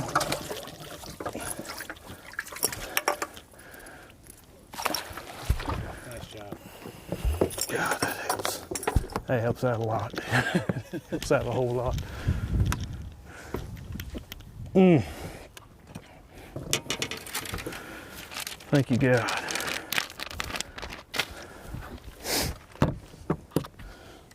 That's where you caught that big one? Same, almost same spot. It was a little bit bigger than that fish right there.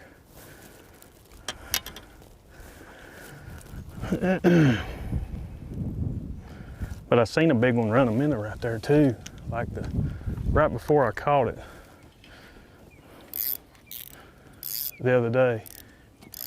And I threw to the left where the one ran a minute and then caught that big one, so there's probably a group of them.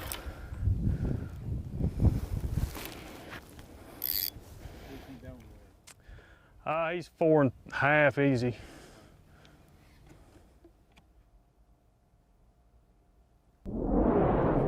Wind blowing in on it. It's been a sparkling afternoon for David Mullins. Yeah. Slow morning, and man, he is in a pocket where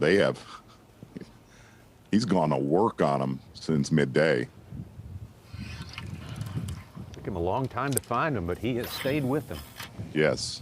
More than a 2-pound cull gets him to 17th place, a little more than 16 pounds. And back on top of the progressive yes, sir. AOI leaderboard, right? I would think. I'm sorry y'all struggled. Yeah, Lester's still second in that. Palaniuk is third. Drew Cook is fourth. In the last hour.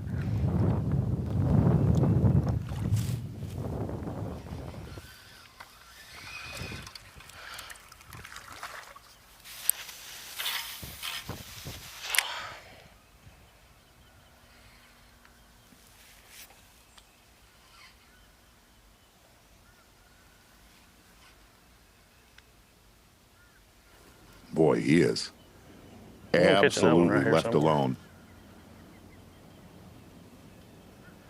There got to be another one. I just reeled a chatterbait through there 45 minutes, an hour ago, and never had a bite. Two closest anglers to where he's fishing right now are, get ready for this, Tommy, Drew Cook and Hank Cherry. Not kidding. Wow. That's a good thing, I guess. That's a good thing.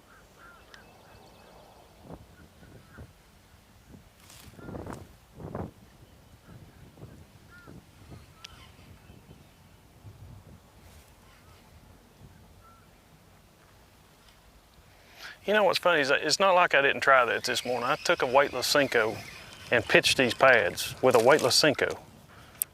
You think, that's why I think a lot of this was a timing deal.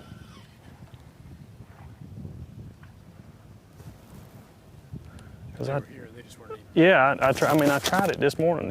You know, I didn't do it with a spinning rod, but you'd think you'd have one, you know, bite it with a weightless Senko or a, you know, a 3/16 ounce Senko.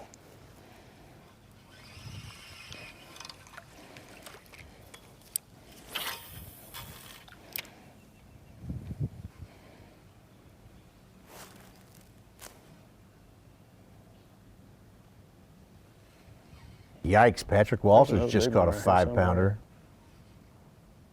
It's up to 18.5 on Bass Track, which means 27 or 8 at least. Yeah, exactly. Yep. The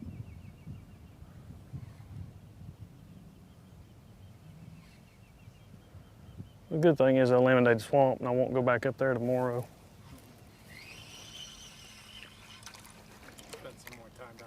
Yeah, I'll just spend more time and just start off slow down instead of, or you know, maybe fish fast the first hour or something, just try to get one pre-spawn or something, but now they know they want something slow. Dude, like I said, I've still got that other place over there, and if I get bit on a chatterbait over there, it's going to be a good one.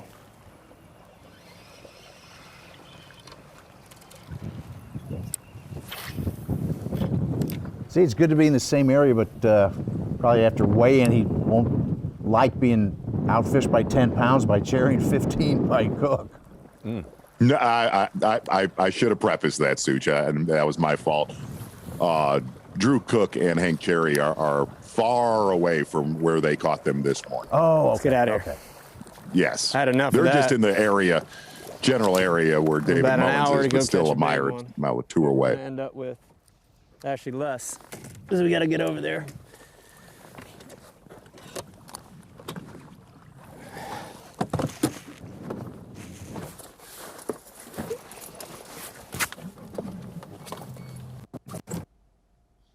Mike Iaconelli making a move there, hanging inside that cut line for now. Been a while since he had his last keeper, I think, though. Yes. It's about 11 a.m.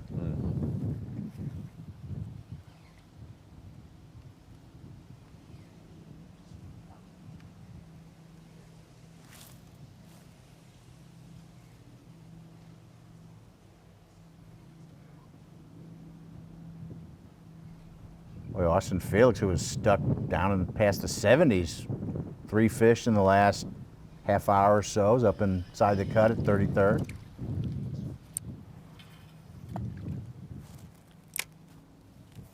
God, this dude just ran right through that timber.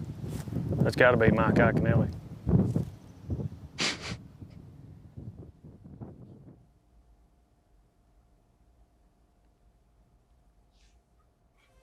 Oh, yeah. What a place as we take a look at our Humminbird bird's eye view here. They've got it all here. Yeah, you know, and one thing that's really interesting, Tommy, taking a look at that Humminbird bird's eye view, I'll tell you what has not played today. It has not been a cypress tree beatdown like we thought it would be. A little bit more vegetation, dollar pads.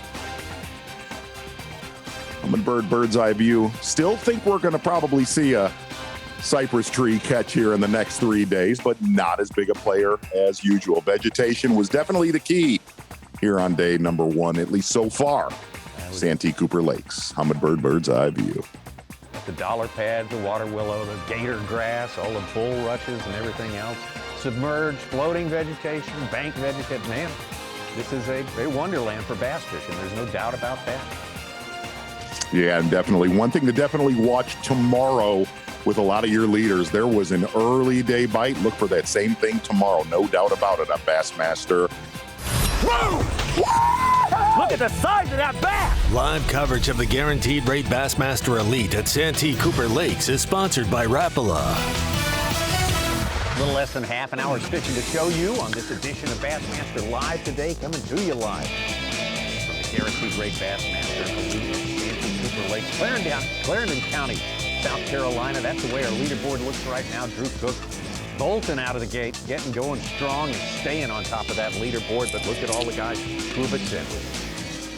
Yeah, no doubt about it, Tommy. And day 2 here on Santee Cooper Lakes could be one of those special days as we get to chiseling the last hour of competition really here, for at least for Bassmaster Live. But it has been a really strong afternoon of fish catches. We're going to get on the water right now. One of the anglers that's made a big comeback since earlier this morning, Carl Jacobson, right around the corner from your Bassmaster Classic champion, Jason Christie, hooked up live.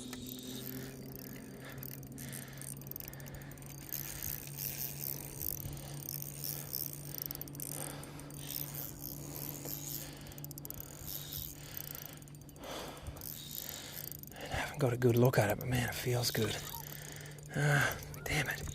Not as big as I was hoping, but got to get better than that number you see right there, 2 pounds 4 ounces to get an upgrade. Got you. Yeah, pretty nice fish. Pinder. Skinny male. Put the raptors down. Females on here. Let's go get rid of one of these.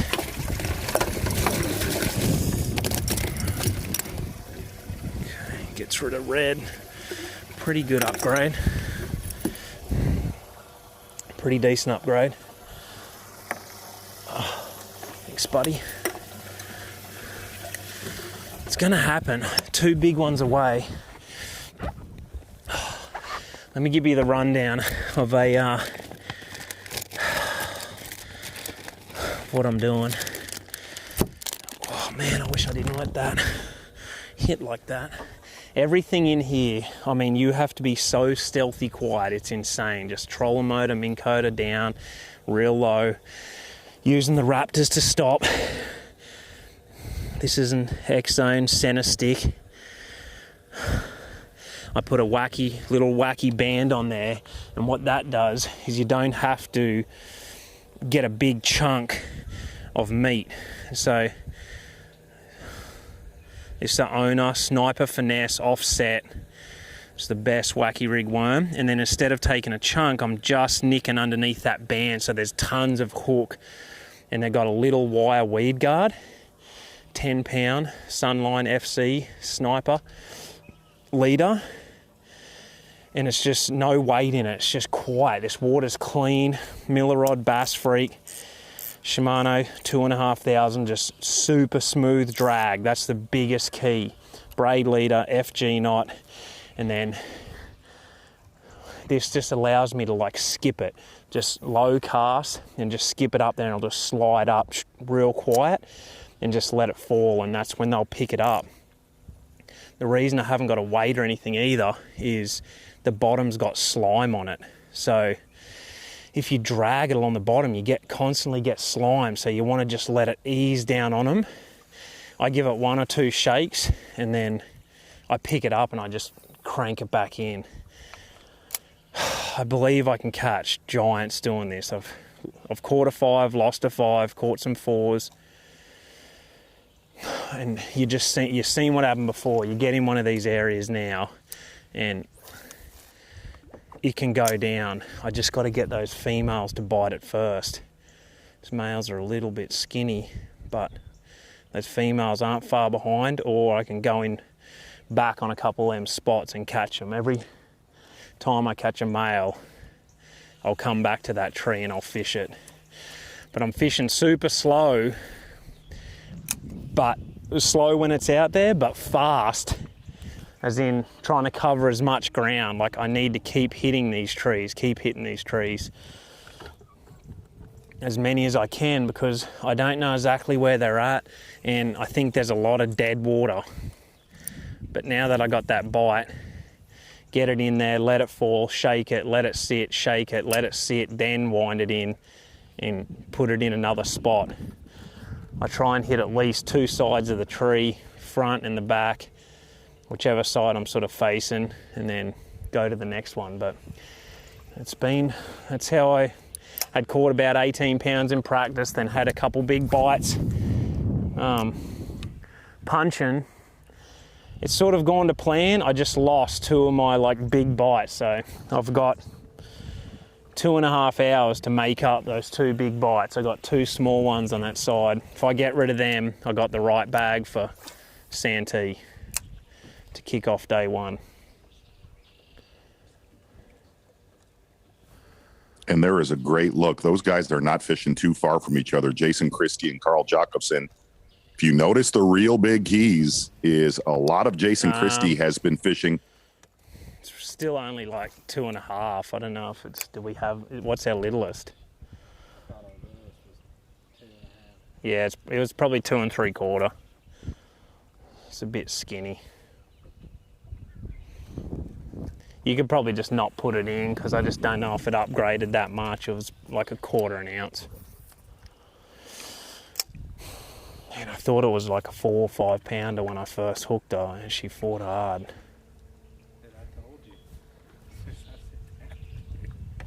What I was going to say is, if you look at the rows of cypress trees, clockwork, isn't it? Christie has been in a lot of that over his shoulder, compared to what Carl has concentrated on the last 2 hours is a lot of that. Very individual, isolated cypress trees.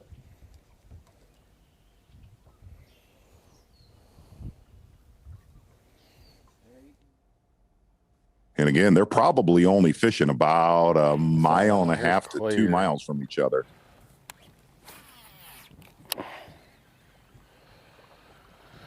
We're just spinning in the mud. Came to a different area and the water's cleared up. I was going to spinnerbait just to try to catch me a few, but I mean, it has cleared up. So we're back to the old frog.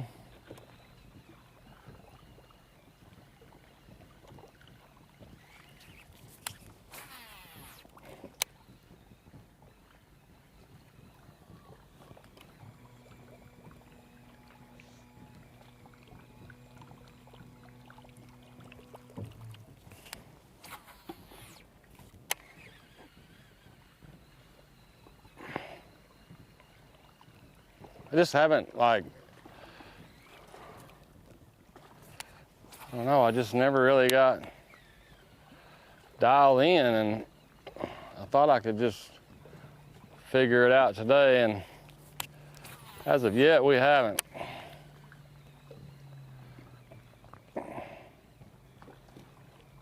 Like this clear water, it just scares me unless you're, you know, throwing a spinning rod or,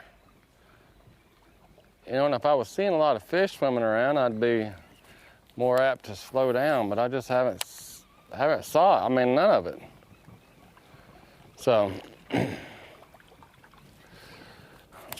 we're gonna fish out here on the outside for a little bit, and then we're gonna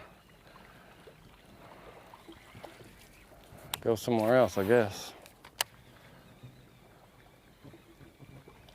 I just can't believe they're not biting my stuff better than, like, it's time. I mean, everything's right. There's pollen everywhere, and they ought to be just nose diving anything. The only person nose diving, the only thing nose diving is me. But the good thing is we got a late boat number. We can fish.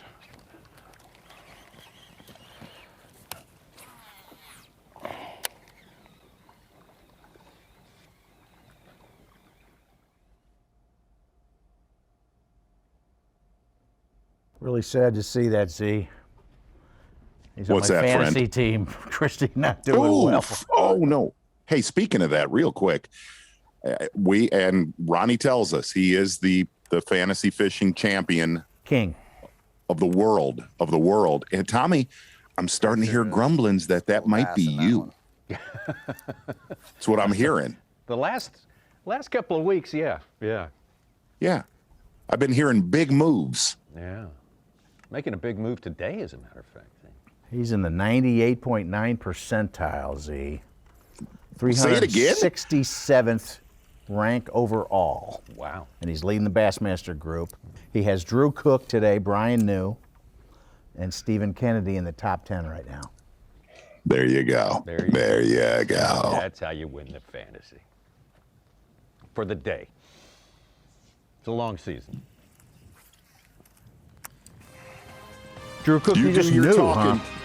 You do your talking on the computer, Tommy. I appreciate that too. All right. Hard to believe. And Jason Christie with one fish. Harder to believe that by the end of the day, he's not going to have 15 pounds at a limit. I think that's completely possible. It can happen so fast. Drew Cook on top, though. Look at that, almost 30 pounds. Will he make 30? Will he be the 30-pound bag we see today? Will Kufal do it? Caleb Kufal, winner last year at Gunnersville. Todd Auten, Hank Cherry, Palaniuk hanging in there. Man, it's been a while since he's had a good one. We'll see if he can make some more moves before we leave. The Guaranteed Rate Bassmaster Elite at Santee Cooper Lakes is sponsored by Ranger Boats, Yamaha, Toyota, Berkeley, and by Progressive. Look at the size of that bass! Live coverage of the Guaranteed Rate Bassmaster Elite at Santee Cooper Lakes is sponsored by Rapala.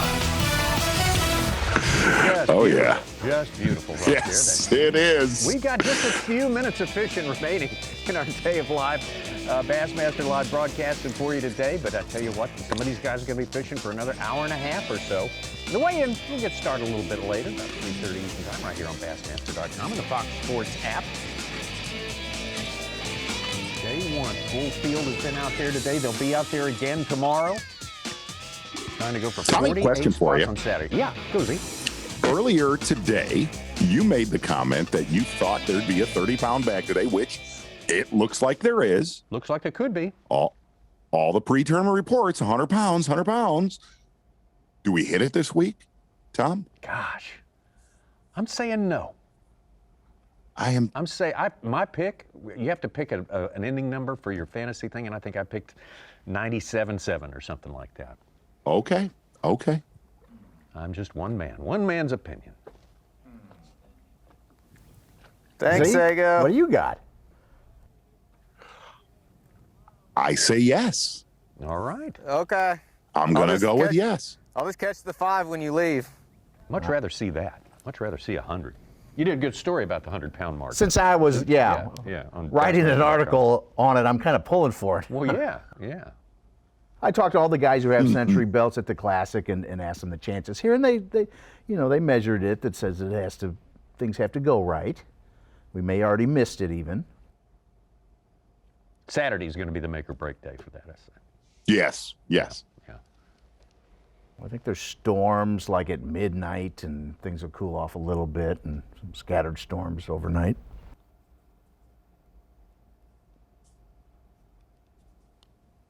But I got 101 pounds, 12 ounces on my. There you go. Okay. You fell in love with your own story. What does a Such do on St. Patty's Day? Yeah. Actually, tonight, I may find a green beer and see if I can get a nap before the Razorbacks play tonight at 8:20. So there you go. Be able to get up. Stay away from the Tullamore do if you're gonna try to stay up till 8:30, or the Tullamore don't, as my friend calls it. That's got a green label. I could have that. Okay. That's right. All right. A little sip before bedtime. Medicinal purposes. Oh boy.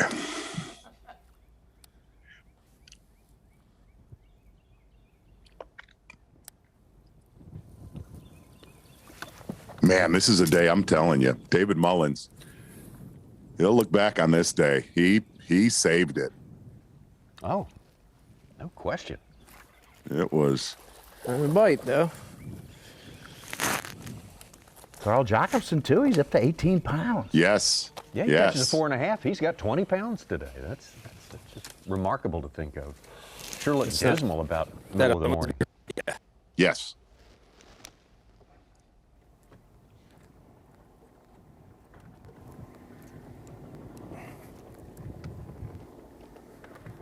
Z, what does a guy like you do on St. Patrick's? You going to try to run down some corned beef and cabbage after the show today?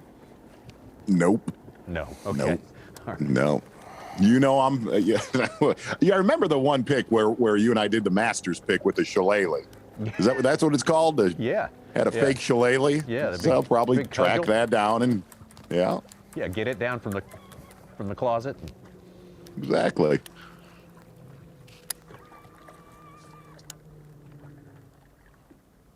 Now we got a lot of homework to do with looking at our top 10. We're gonna try to get things dialed in for tomorrow.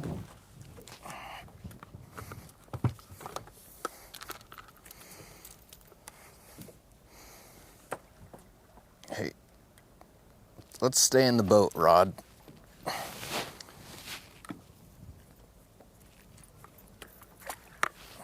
I think there was a considerable amount of laying off from a few of our anglers. Kind of, and you know this, Tommy.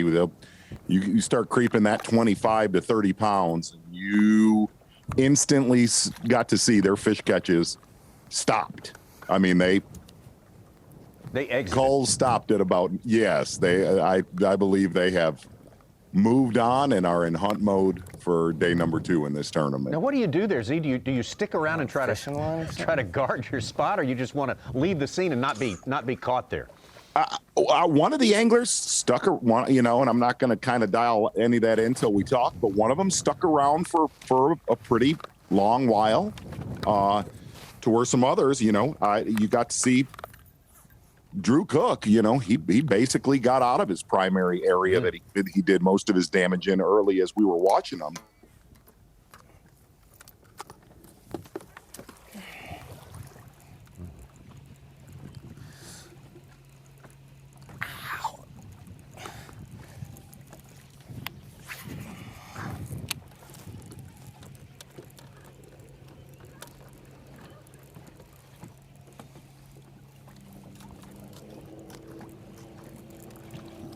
But to know going into day 2, it would be interesting to see how many of our top 10 were looking at them and how many were not. Yeah. I think. Yeah.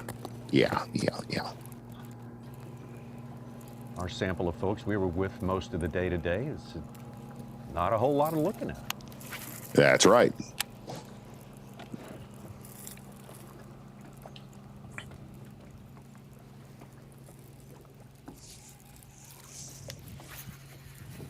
Well, how do you surmise Caleb Kufal caught about 20 pounds from 140 on?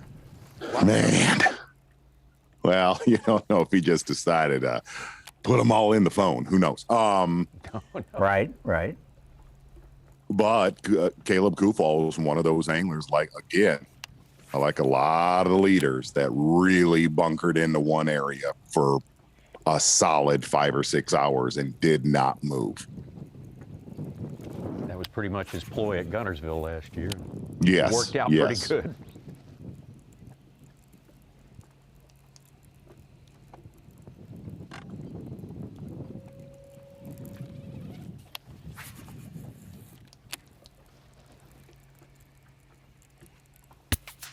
Weigh-in. Oh, yeah. Be, very interesting today, for sure, just to compare what we think we saw out there with the actual numbers.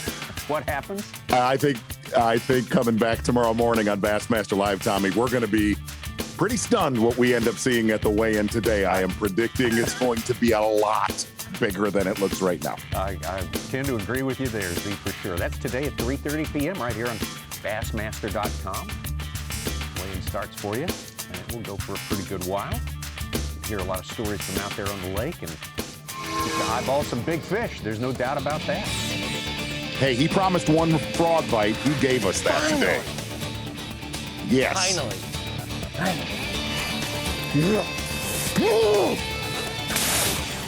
Seen some good fish catching today, just not exactly what we were expecting. No, it was a different day of fishing for sure. I mean, it started out the first 5 minutes were absolutely out of control. Great afternoon bite. But no doubt about it, this is still going to be a heavyweight slugfest. It will be cool to be with all of your leaders all the way into the weekend here in Bassmaster.com, Bassmaster Live, no doubt about it. See you at 8 a.m. Eastern Time tomorrow right here on Bassmaster.com for day number 2. That was thick. Don't do that. Boom.